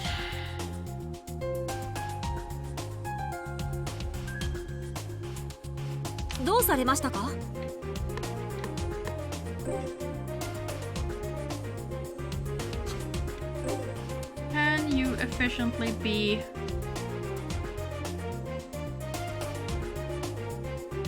Wait, I need 何か用かな I need you here, don't I? Which means, well, actually I need 甘味 I 完 need you 食 to move one to 雨 the あら side. れ And then I need you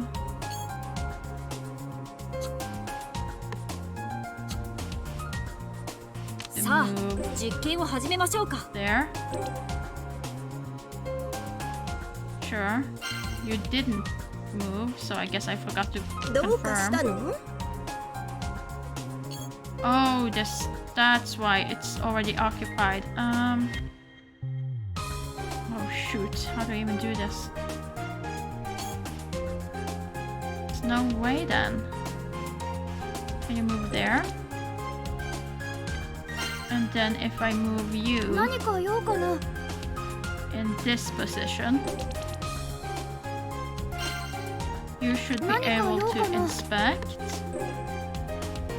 感じるよ脅威の気配 And you 僕に should be ご用 able です to か assist.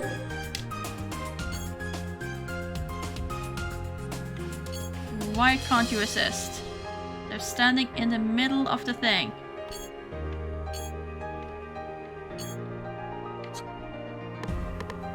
What is it that I'm not getting here? I assume that the person you were assisting had to be in the green box, and they're in the green box. Hmm. お姉さんに何 Can かご you 用 assist? You can also not assist. What? 僕にご用ですか Well, can you just ネジ一つだって見逃 inspect しません things? 甘味完食雨あられおやつはどこかしら Seems weird. Seems very weird. I feel like I've misunderstood something there. 少女は尋ねかける Well, you know what? You can't do anything anyway. Let's just move you all the way over.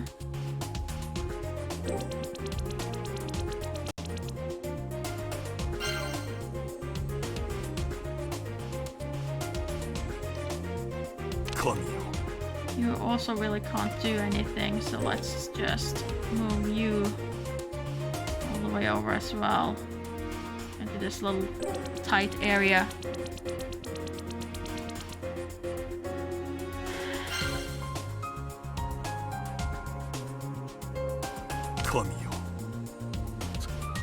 Okay, I guess that's it.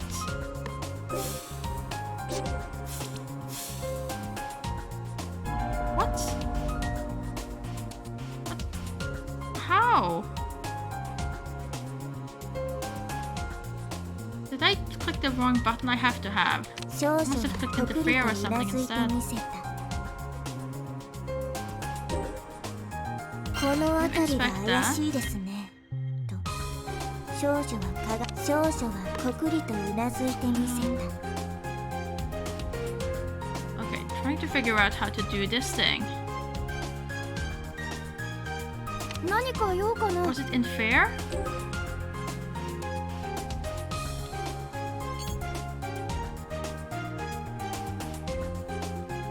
It's unfair. Okay.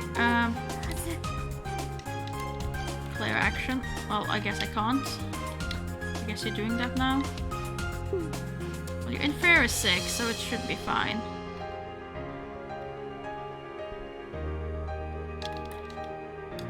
Why can't I confirm it? click anyone else.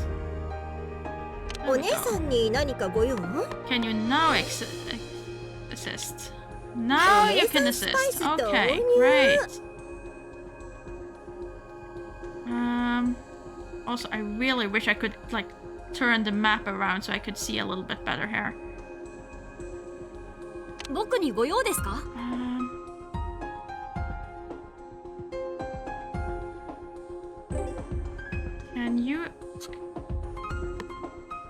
Can you assist from there? 神よ。 No, you cannot. You have an assistance of 8, so you are more useful. Which means technically you can move away a bit. You can move over here. Do whatever you want. 神に感謝。 Whereas you can move over here. And from there you should be able to assist. There we go. 私を呼ぶ声が聞こえる。 Okay, so now I'm starting to understand a little bit better. And you can just inspect the area, that's fine. ネジ一つだって見逃しません。 Do you have anything else to do? Hi there, Lizard. It's a very long demo. It's been a very long こ demo. れを調べればいいんだよね。 I really should have stopped ages ago. But I kind of wanted to get to the point that I'm at now where it's actually the detective bit. But it took a long time to get there.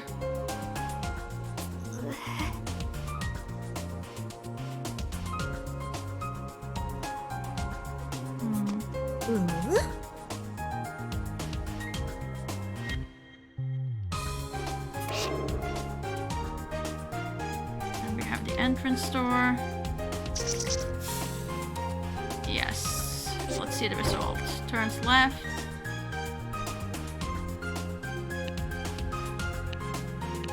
Wait, I have a keyword on the left gate? Sure, save. I should have done the other one first. Darn it, that would have gotten the thing. Would have given me everything. お疲れ様。最高にときめく指示だったぞ。君がそばにいてくれて本当に良かった。I mean, yes. I get what they're doing here because... I mean, you gotta... The way they're doing the demo is that the demo is basically the beginning of the game. So, from what I understood, you can take your save file from the demo and import it directly into the game, so you don't have to do this over again if you buy the game. And that means that the demo has to go through what the full game would go through with the introduction of everything. So that means that a lot of the demo from the start is going to be the introduction, the setting up, introductions of the characters. So it will be a lot of VN in the beginning. I'm hoping that in the full game it will balance out and there will be more detective bits and not quite like 3 hours before you get to that between the sessions of detectiveness. 皆に暖炉のあるリビングへ集まるよう指示を出したから私たちも向かうとしよう。私たち全員でこの複雑怪奇な事件の真相を解明しようじゃないか。理想さん。I call out to stop Ideal Detective as we make our way back. 教えてください。僕をこの島に呼んだ本当の理由って何なんですか？ I mean, I thoroughly enjoy the way they're doing the detective bits. I very much enjoy that. I mean, sure, there's a bit of misclicking and right now as I'm learning the controls of it, but I can understand what it's trying to do, and I do enjoy the concept. Can't help but ask, I need to know the rest of what you was going to say earlier. After all, why would someone as bumbling as myself be invited to stand amongst a talented crowd of detectives like this? And for the chief of the DA to place such trust in me, it's nothing short of bizarre. 自分の実力は自分が一番分かっています。あなたの寵愛を受けるほど僕は優秀じゃありません。それにあなたは明らかに僕を見知った様子だ。一体僕に何をさせたいんですか？僕みたいな素人がこの島で何をしろって言うんですか？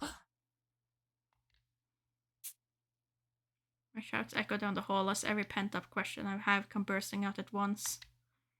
Just can't understand why this world-famous detective would act so cryptic toward me. すまない。意地悪が過ぎたな。Ideal gives a wry smirk, then scratches her cheek. 君の困り顔が見たいと、私の中のいたずら坊やが悪さをしてしまってな。君が自分から気づいてくれるまで黙っておこうかと思 Oh, ってい we たんだ。 know this from the start. Just incompetent. This is just incompetent and noticing. まあ10年ぶりの再会なんだ。サプライズをしたいという私の心情も汲んでくれると嬉しいな。ワト君。 Oh, come on, it was obvious. 10年ぶりの再会。それにワト君って。 Could it really be? My heart catches in my throat. Only one person, someone I met 10 years ago, called me by that name. But there's just no way. ずっと再会する日を夢見てきたんだ。探偵同盟への加入が決まった君をこの会議に呼んでしまうのも無理からぬというものだろう。私の本名はサイカ・シェリンフォード・ホームズ。10年前に君に救われたものだよ。嘘だ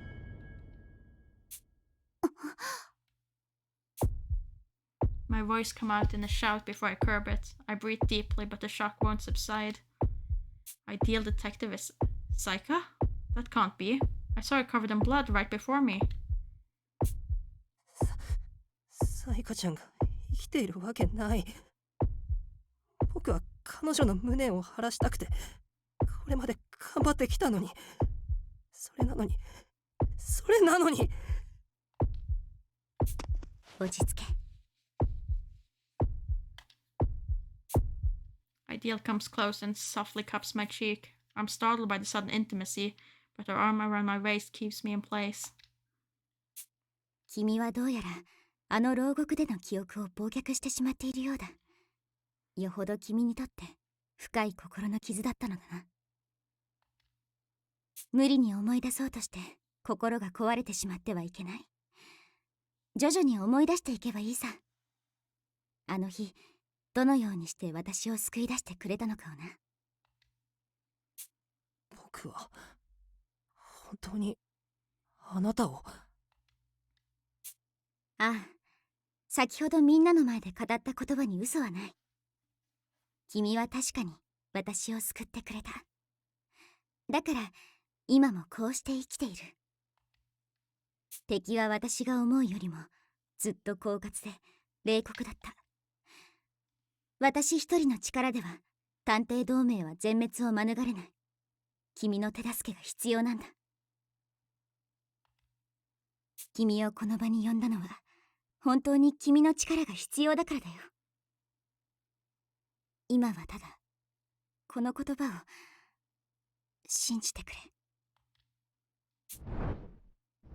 Ideal gazes at me with a sadness that reminds me of the psyche I once knew. That vulnerable girlish expression taking the place of her usual sagacity was nearly identical. What? But I can't help but wonder if this is truly the same person. 本当にサイカちゃんなの？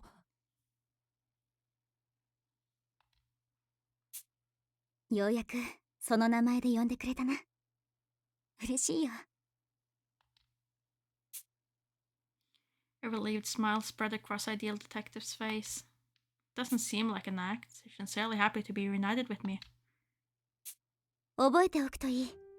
私たち探偵が本名を伝えるのは心から相手を信頼した時だけだ。誰が疑おうとも、君が君自身を信じられずとも、たとえ君に疑念を向けられようとも、私は君を信じ続けよう。だから私の活躍を隣で見守っていてくれ。そうしていればきっと真実も思い出せるはずだろうからな。Ideal steps back from me, her expression already reverting to its usual dignified air. Between her countenance as chief of the DA and as a vulnerable girl, I'm not sure which is real. So much cause for suspicion. And yet... まだ僕には何が正しいのか分かりません。だけど今のあなたの言葉は真実だと信じます。いや、信じたいんです。だって今まで何度も過去に戻ってサイカちゃんを救いたいって考えてきましたから。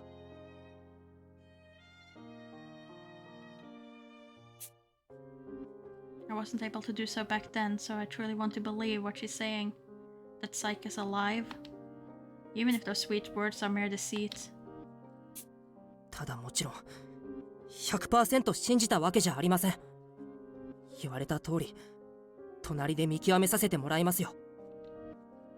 理想さんの言葉が真実かどうか。ああ、望むところだよ、ワト君。私の一挙一動をつぶさに観察するといい。一つだけお願いするとしたら、理想さん呼びは勘弁してもらいたいな。他人行儀すぎてこそばゆいよ。二人きりの時くらい昔のようにサイカちゃんと呼んでくれないか。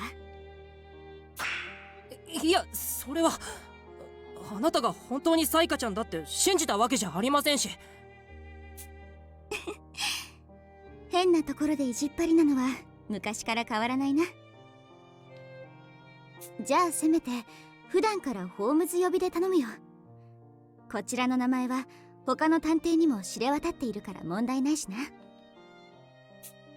わかりました。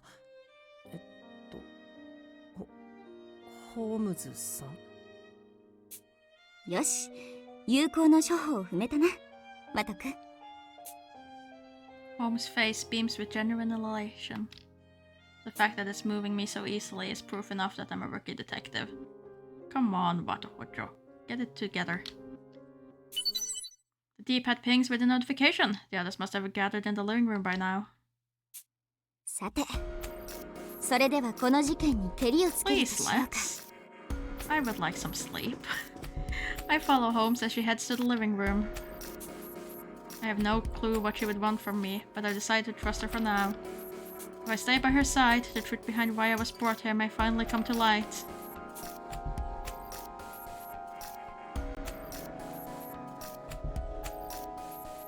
All 13 detectives, included Holmes and myself, gather around the room. Holmes adds a few logs to the crackling fire before turning to address us. やあ、探偵諸君。それぞれの役割をこなしてくれてありがとう。みんなのおかげで老子探偵を八つ咲きにしたトリックの正体をつかめたよ。あとはその全容を明らかにしていくだけだ。教えてください、ホームズさん。一体犯人は誰なんですか？実に庶民らしい落ち着きのない男ですわね。犯人の前にまず明らかにしないといけないものがあるでしょ。明らかにしないといけないものって？それは老子探偵をどのように殺害したかですわ。家族くんの言う通りだよ。まずは誰がしたかよりも誰にできたかから考え、事件の外堀を埋めていこう。家族くんの考えではどのように老子探偵は殺害されたのだと思う？ズバリシャンデリアのトラップと連動したトリックですわ。シャンデリアのトラップと連動？それって僕が扉を開けた時に作動したThe chandelier had crashed down the moment I stepped through the entrance of the manor. After that, I was out cold until the DA arrived. The culprit utilized the trap, but for what purpose? 無能くん、粘土で遊んだことはあるかい？粘土をできるだけきれいに両断しようと思ったなら、君はどうする？刃物などを使ってもなかなかうまくいかないだ But ろ when you cut with your wire, you get a smooth cut.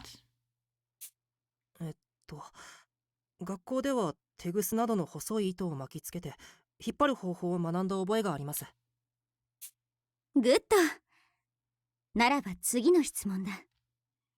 もし粘土を切り刻む原理で鋭利なワイヤーを人間に巻きつけ思い切り引っ張ればどうなるかな？それって。Senior detective's mutilated body flashes across my mind and my skin prickles. That wire was definitely sharp enough. If you were to wrap it around someone and yank it, they would be sliced apart almost effortlessly, just like clay. 察しがついたみたいだね。そう。ワイヤーで何かを切ろうと思うなら、巻きつけた後に引っ張るだけでいい。でもさ、粘土じゃなくて人間の体じゃん？人力で引っ張って簡単に切れるもんなの？ただでさえ引っ張りにくそうなワイヤーなのにさ。いい質問だな、渋谷くん。そう。このトリックの肝は、どのようにワイヤーを引っ張ったかだ。地下で老子探偵に絡まった状態のワイヤーを引っ張るにはどのような方法があるだろうか。家族くんなら犯人も少しは知恵を使ったようですけれど、私の高貴な脳細胞にはお見通しでしたわよ。ズバリ犯人はシャンデリアの落下を利用してワイヤーを引っ張り上げたのですわ。シャンデリアの落下を利用するってどうやって？シャンデリアのある場所はOh, 1 come 階のエ on, ントランスホールです。 incompetent. It's この obvious. 地下室でしょ。やれやれ、庶民にもわかるようエレガントに説明して差し上げましょう。シャンデリアにワイヤーを結びつけて動きが連動するようにしたんだよ。シャンデリアが落下すると自動でワイヤーが巻き上げられる仕組みにね。ちょっと私に説明させなさい。Posh detective cut Holmes off with a huff, then continues where she left off. 犯人は老子探偵を薬か何かで眠らせた後、床へと落下させた状態のシャンデリアにワイヤーをくくりつけたのですわ。その後、床の隙間を通してワイヤーをエントランスホールから地下室へと垂らせば準備完了。ワイヤーによって2つの空間がつながったのですわ。床にワイヤーを通せるものなんですか？エントランスホールの床は地下に音が届くよう床板に若干の隙間が空いていましたでしょ。細いワイヤーを通して地下に垂らすことは造作もありませんわ。地下に届いたワイヤーを老子探偵の体に結びつけた後、シャンデリアを天井へと引き上げれば準備完了。シャンデリアが天井から落下すると、その動きに連動してワイヤーも引っ張られるという八つ咲き装置の完成ですわ。以上のようにして犯人は自らの手を汚さず犯行時刻の隠蔽も果たした上で老子探偵を殺害してみせたのでしょう。見事な推理だ。しかし確証が欲しいな。ワト君はこのトリックの痕跡を覚えているかい？ The trace it left behind, now that she mentioned, something suspicious did catch my attention during the investigation. Armored detective? No. I mean... the scratches on the chandelier. シャンデリアに残っていた傷跡はワイヤーがシャンデリアに引っ張られた痕跡だったんですね。エクセレント。その通りだよ、ワト君。あのシャンデリアの構造はかなり頑強だ。よほど鋭利なものでも使わない限り傷つかない。それこそ鋼鉄すら切断可能なワイヤーでも使わない限りはな。ならホームズの言う通り、ワイヤーとシャンデリアの罠が犯行に利用されたことは間違いないだろうね。無能くん、気分はどうだい？気分？どういうこと？鈍いなあ。シャンデリアの罠によって老子探偵が殺されたということはだよ。君が洋館の扉を開かなければ老子探偵は八つ咲きにならずに済んだってことじゃないか。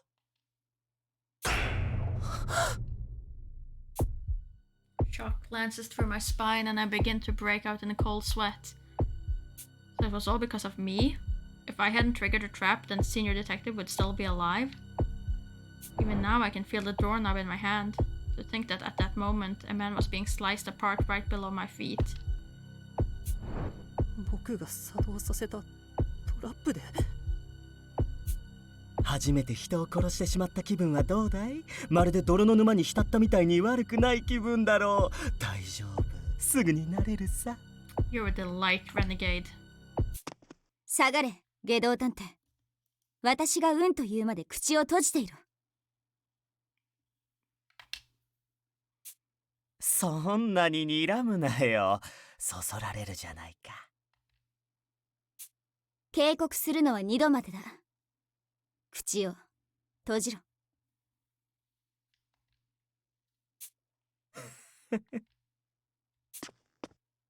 Cowed by Holmes, Renegade Detective seems to cut his losses, backing down. Holmes then turns to me, all signs of anger wiped clean from her face. 無能君、動揺するのはわかるが、落ち込むのは後にしよう。みんなも無能君を糾弾したり疑ったりするのは後にしてくれよ。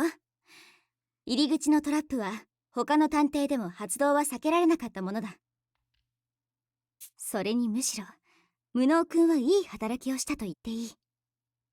無能君の行動のおかげで犯人の計画は致命的な狂いが生じてしまったんだ。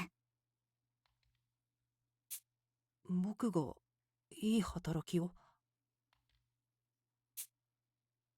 What could she mean by that?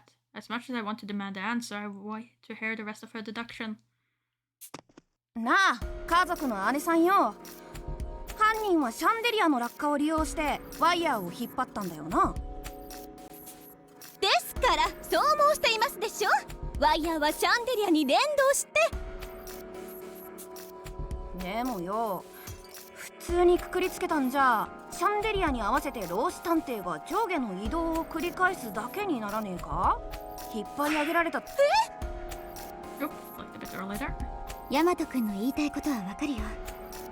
地下の老子探偵の体を切断するのに必要なのはワイヤーを引っ張り上げる力だからな。落下運動に連動しても切断はできないだろうと言いたいのだろう。落下運動？まあよく言ってることはわからねえけど、多分そんな感じだぜ。確かにこれは困ったぞ。一体どうすればいいのかな。解説を頼めるかい、家族くん。それはですね。無能くん、助け舟をあげてくれ。最初に家族くんと推理を行っていたのは誰であったか覚えているだろう。 There was only one detective who was initially investigating with Pasha at the start, and that was Gourmet Detective. 美食さん、あなたならシャンデリアの落下を利用して老子探偵を殺害する方法に気づいているんじゃないですか？あらあら、美味しいところを取るみたいだから黙っているつもりだったけれど、そういうわけにもいかないようね。難しい話じゃないわ。犯人は滑車装置の原理で老子ちゃんの体とシャンデリアとをワイヤーで結びつけたのよ。そうそれですわ。滑車装置を利用したのですわ。私ってば度忘れしてしまうだなんて。滑車装置って井戸のつるべなどに使われているあれですか？それを使えばどうなるんですか？難しい話じゃないわ。図を描きながら解説してあげるわね。シャンデリアの罠は一度落下した後も壁のスイッチを押すとゆっくり天井まで引き上げられることで何度でも使える仕組みだったわ。この引き上げる力がとってもパワフルでね、人より体重の重い私でも軽々と引き上げてくれたの。私よりずっと身軽なローシちゃんの体なら重さに加わっても全然平気でしょうね。シャンデリアの上に乗って一緒に登ったんですか？ええ、楽しかったわよ。それに天井の近くで貴重な手がかりも見つけられたわ。それはワイヤーを引っ掛けていたと思われるフック。それも登山用の強靭なもので、凶器のワイヤー層が擦れても平気な材質のね。そのフックを通してシャンデリアにワイヤーをくくりつければ簡単な滑車装置の出来上がり。ついでにこの状態でワイヤーを力いっぱい引っ張ればワイヤーの緩みも調整できるわ。ローシちゃんは天井に貼り付け状態で何もできなかったはず。恐ろしいトリックよね。老子探偵の獅子に見られた絵師の痕跡は相当長い間天井に貼り付け状態だった証拠だな。ゾッとしないよ。滑車装置さえ作ってしまえばロープを使うなりしてシャンデリアから降りて準備は完了。誰かが扉を開くのを待つだけというわけですわね。降りる時に使ったロープはどうやって回収を？おバカさんですわね。そんなのいくらでも回収方法はありますわ。例えばもやい結びやスリップノットにすれば降りた後に引っ張ってほどくこともできる。今度ゆっくりと教えてあげるよ。I'm at a loss for how to respond when presented with these not options as if they were obvious possibilities. You really are incompetent. Aside from armor, no one seems phased as if it was just common detective knowledge. I really am terrifyingly out of my depth here. 以上のようにして犯人は私たちがこの島を訪れるよりずっと前にトリックの準備を済ませ洋館を後にしたんだ。そして僕が扉を開いてトラップが作動したことでワイヤーは滑車装置で巻き上げられて老子探偵の体を引き裂いたんで To す。 think that someone could orchestrate such a kill while their victim remained down in the basement. Just can't fathom it. I feel a shiver run down my spine at the hidden culprits' ingenuity as well as their barbarity. なんと卑劣な犯行か。自分の手を汚さないばかりか、他者の手を借りて惨殺するなど許せないのである。僕がさっきエントランスホールで見つけた切れた絨毯の断片はワイヤーを地下から上に通していた証拠なんだよね。ええ、断面を調べてみましたが 100% ワイヤーによって切れたものです。おそらく引っ張り上げられた際にワイヤーが床の隙間を通って移動し絨毯が切れたんです。今回の犯人の思考不足がうかがえますね。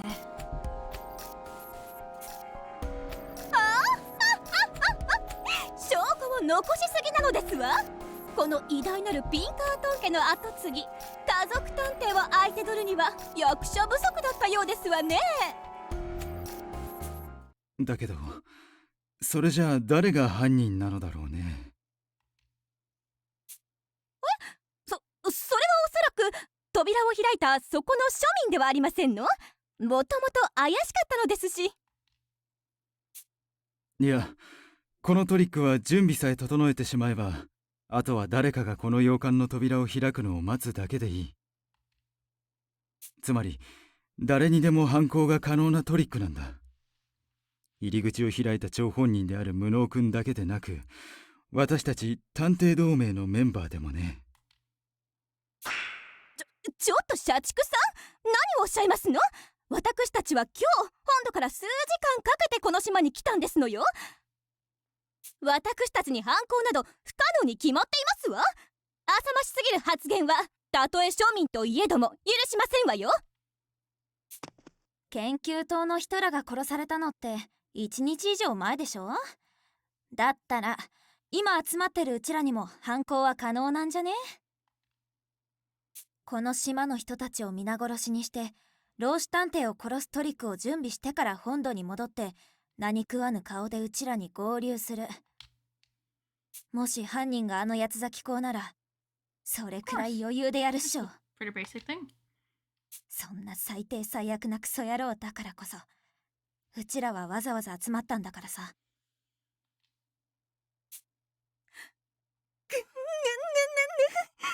そんな仲間同士で疑い合うだなんて。おいおい待ちなよ。もっと最悪なパターンがあるだろう。 Renegade detective cuts in gleefully. もっと最悪なパターン？それって何のことですか？決まっているじゃないか。犯人を見つけ出せるならまだマシ。もっと最悪なパターンは犯人がすでに島から逃げ去っていることだよ。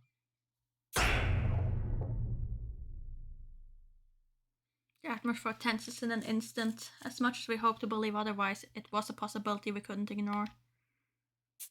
仮に今回の一連の犯行が八つ咲き校の仕業だとしたら、すでに逃げ去っている方が現実的だよね。だって探偵同盟の本部を壊滅させることには成功。置き土産に老子探偵を殺害する罠まで残せた。逆にどうして島に残る必要があるのかな。俺ならサクッと逃げちゃうな。そして戻ってくるの。そうすれば疑われることもないんだ。よほど強い意志と目的でもない。No one can argue with Renegade's words. I suppose it takes a homicidal maniac to give us some perspective on another. Just like I said, it'd be counterintuitive for the culprit to remain or even return to the island at this point. それじゃあこの事件は？ああ、誰にでも犯行が可能である以上、もう推理しようがない。完全に手詰まりってわけ。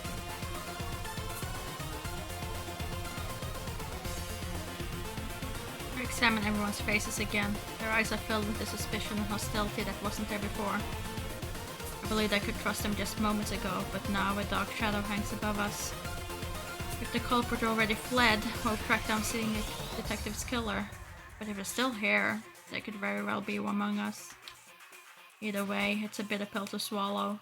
It's no surprise the team's morale has taken a hit. 顔を上げろ、探偵諸君。推理はまだ終わっていないぞ。Holmes' voice dispelled the gloom. 確かにこの事件の真相はどうあがいても悲劇かもしれない。だがそもそも探偵とは悲劇の後に必要とされる存在だ。我々が悲劇を前に起こしてしまっては誰が立ち向かうというんだ。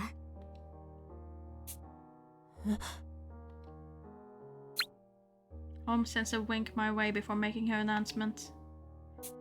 この事件の犯人は一つ致命的なミスを犯してしまった。それを今から私が解き明かしてみせよう。悲劇など我々の手で覆してやろうじゃないか、探偵諸君。The group falls silent, listening intently to what Ideal has to say. For this particular trick, anyone could have performed the killing act, so long as the proper preparations were made. It's possible the perpetrators already fled, though if they're still present, they could very well be part of the DA. How does Home intend to turn such a desperate situation around? まだ自らの推理を話していない子がいるだろう。それが誰か無能君もわかるだろう。An investigator who hasn't spoken yet is...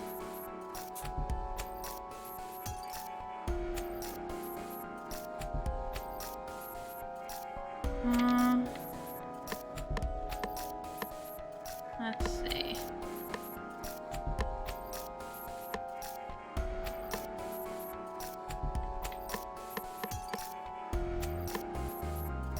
Well, there was the burnt glove. I mean, Bookworm hasn't spoken. Armor has been there. Rowdy Detective has been there. So Bookworm is the only one, I think. 文学さん、確かあなたはこの部屋の暖炉を見て何かに気づいた様子でしたよね。あなたは何に気づいたんですか？こそこそと見ていたんですか。気持ち悪いです。死んでください。と少女はロリコンとおぼしき少年へと蔑みの目を向けた。いや、これはそのよさないか、文学探偵。すまないな、無能探偵。この子は少々人付き合いが不慣れなんだ。全然気にしてないですよ。I give a strained laugh as I attempt to recover from the mental blow I was just dealt. お前もずっと暖炉の件を話したがっていたじゃないか。みんなに話してやれ。言われずともそのつもりですけど。と少女は不満混じりの声で返事をし、解説を始める。私たちがこの部屋を訪れた際、暖炉に火が灯っていました。この点に違和感を覚え、ずっとその正体を探っていたのです。と少女は違和感ですか？その正体って？この国では馴染みが薄く、知らないのも当然であろうが、暖炉の火というのはそう長く持たないんだ。薪を頻繁に追加してやらなければ6時間も持たない。よくて5時間といったところだろう。そんなに頻繁な管理が必要なものなんですね。でも皆さんの中の誰かが寒いから火を灯したんじゃないですか？もう3月とはいえこの島は肌寒いですし。殺人事件が起こった館の暖炉を勝手につける探偵がいるわけないでしょう、ロリコン野郎。と少女はそれもそうですね。文学探偵の言う通りだ。私たちの中に暖炉をつけようとする者はいない。Except incompetent, but oh well. いるとしたら犯人だけだ。犯人は何らかの理由を持って暖炉に火をつけた。そしてそれはこの数時間に起きた出来事なんだ。二人ともいい点に気づいてくれたな。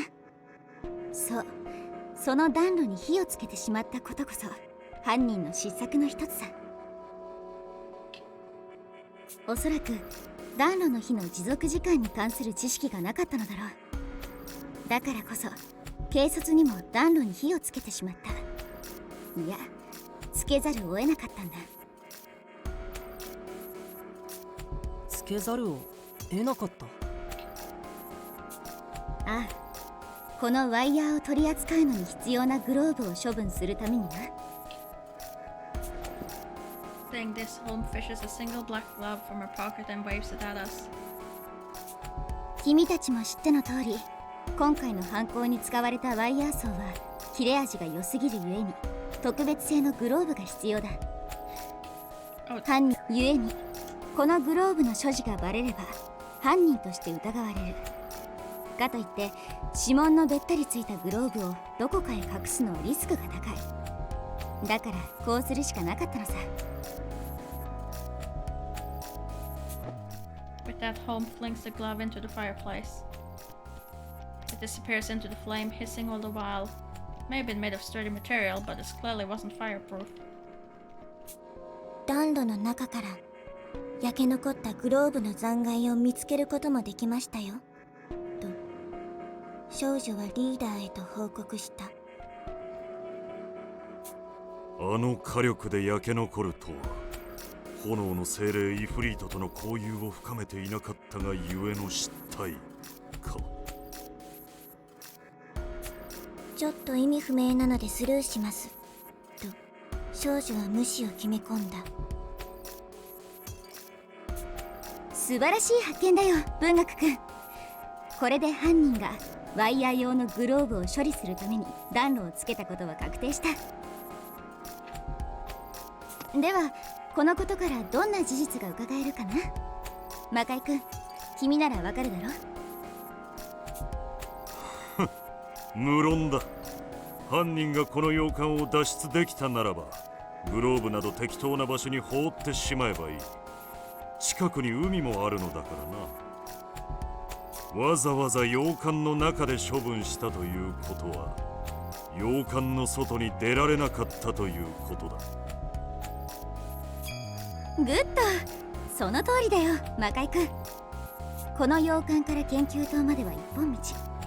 道以外は断崖でとても人間は降りられない。それに何より私たちが研究棟に到着してからこの数時間見張りを欠かさなかったが、洋館から脱出した者は皆無だった。この暖炉に火を灯した人はまだ館の内部にいるということですねと少女はリーダーの言葉に納得するのであった。この館の内部に。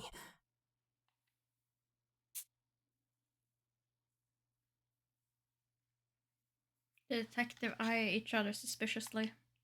But of course, why wouldn't they? If the culprit is still inside the manor, that means they're hiding within our group. 落ち着け探偵諸君。確かに私たちの中に犯人がいるという事実は悲しいことだが、何よりも重大な事実がある。それは八つ咲公が確実にこの洋館の中にいるということだ。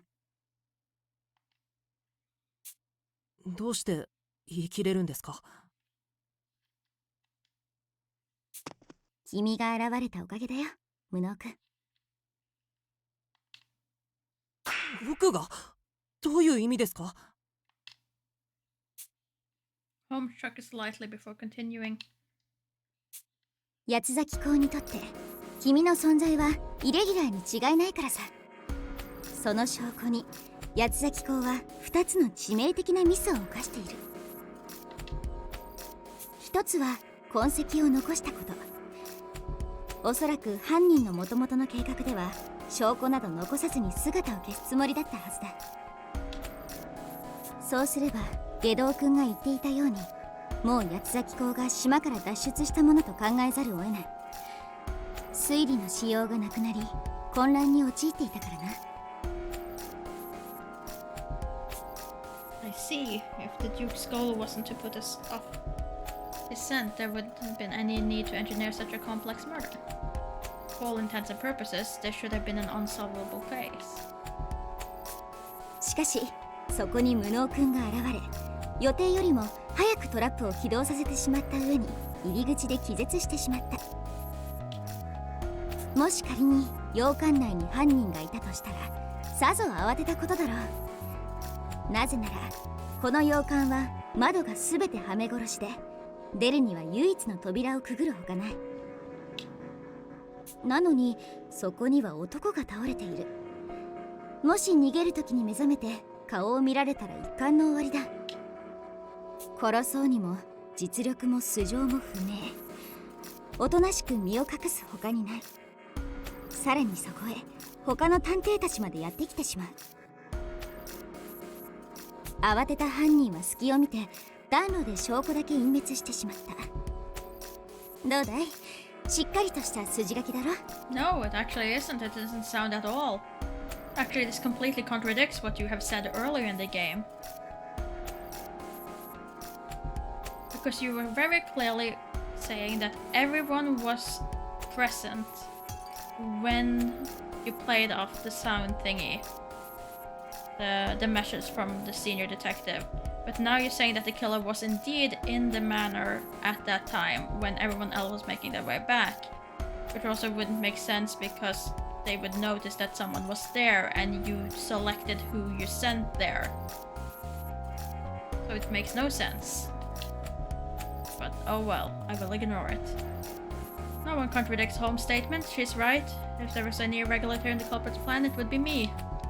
I may lack experience, and I failed to save Senior, but it's thanks to me that a major flaw was introduced to the murderer's plan. It's a bit ironic, really. その可能性があったか。全然気づかなかったよ。わざわざ混乱を生む発言をしておいてよく言うな。どうせ最初から全て気づいていた上で場を混乱させたのだろ。この下道め。お待ちなさい。どうして八崎港の犯行だと言い切れますの？八崎港の犯行の特徴は常に被害者が2人同時に現れること。確かに研究棟のスタッフに多数の死傷者が出ていますけど、これまでの犯行とは全く。それが2つ目のミスなんだよ、家族くん。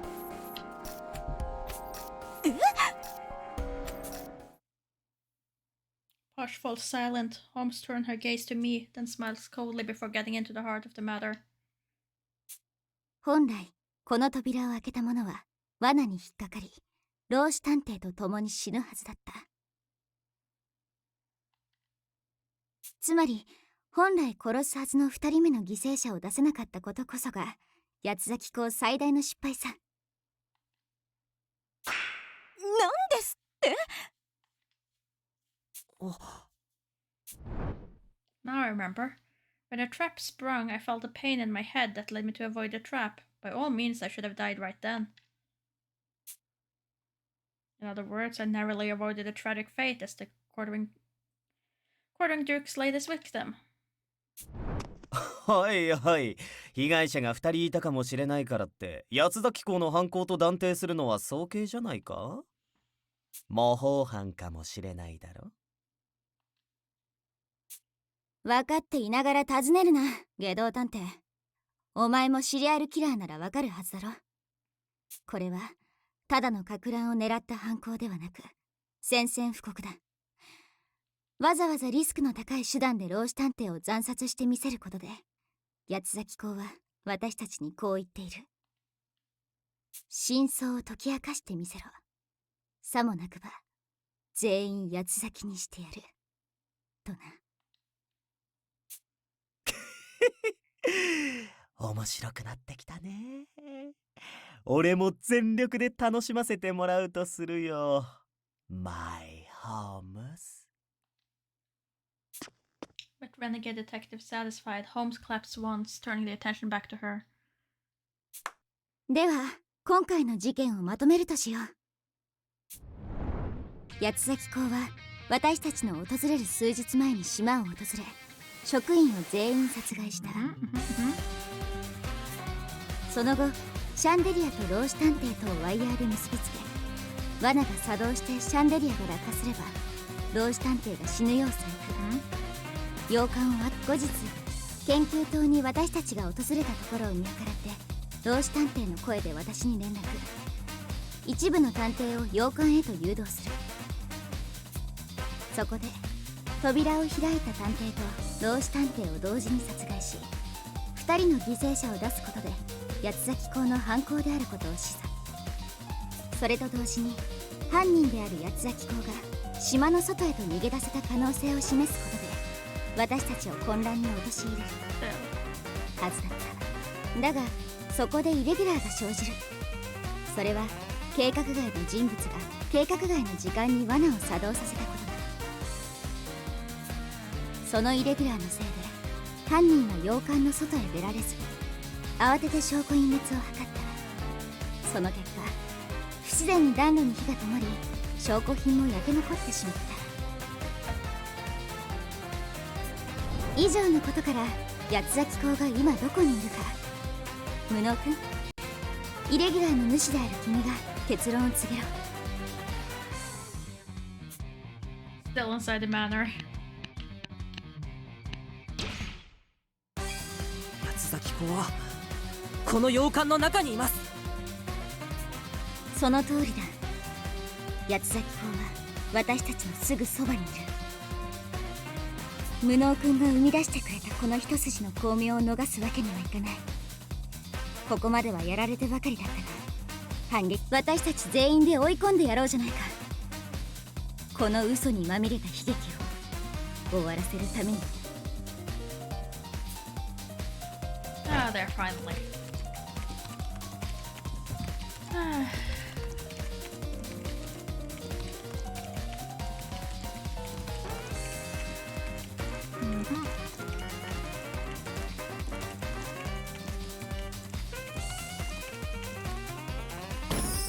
Alright.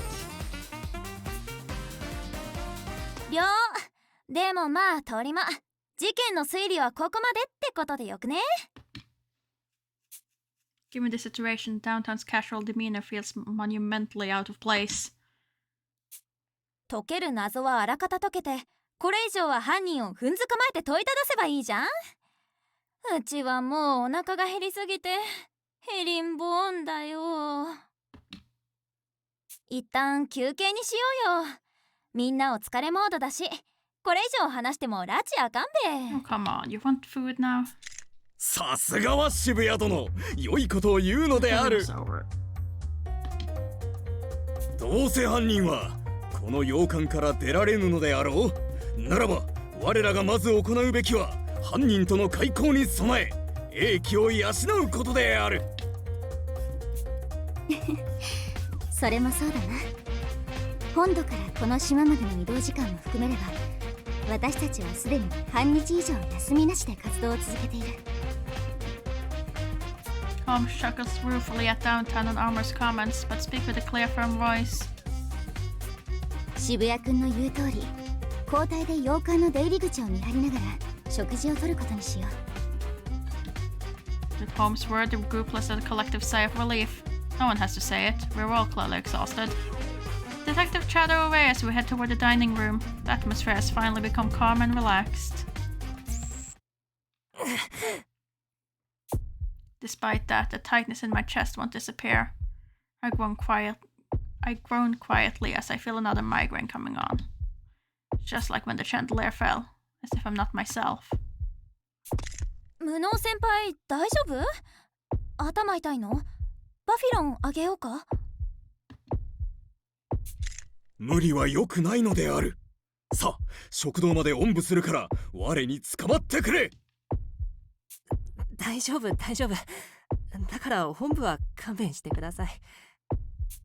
After some time, the pain recedes, but I can't understand it. Why is my body such a wreck right now?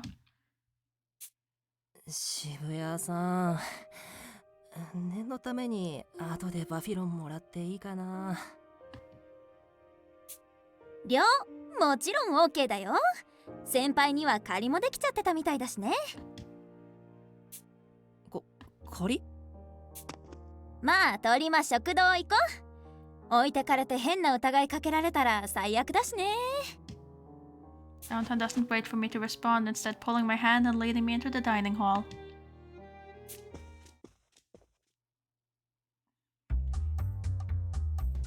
Excuse me? Evening as well? Oh dear. Yeah, nope. I'm gonna assume that evening isn't gonna be that long, and I am gonna call it there for the demo. At least it's some sort of checkpoint. Thanks to everyone who stopped by though. This ended up going a lot longer than I was planning to. Usually these streams are... My Monday stream is 2 hours, now it's 4 hours and 36 minutes. I need some food, I need to sleep.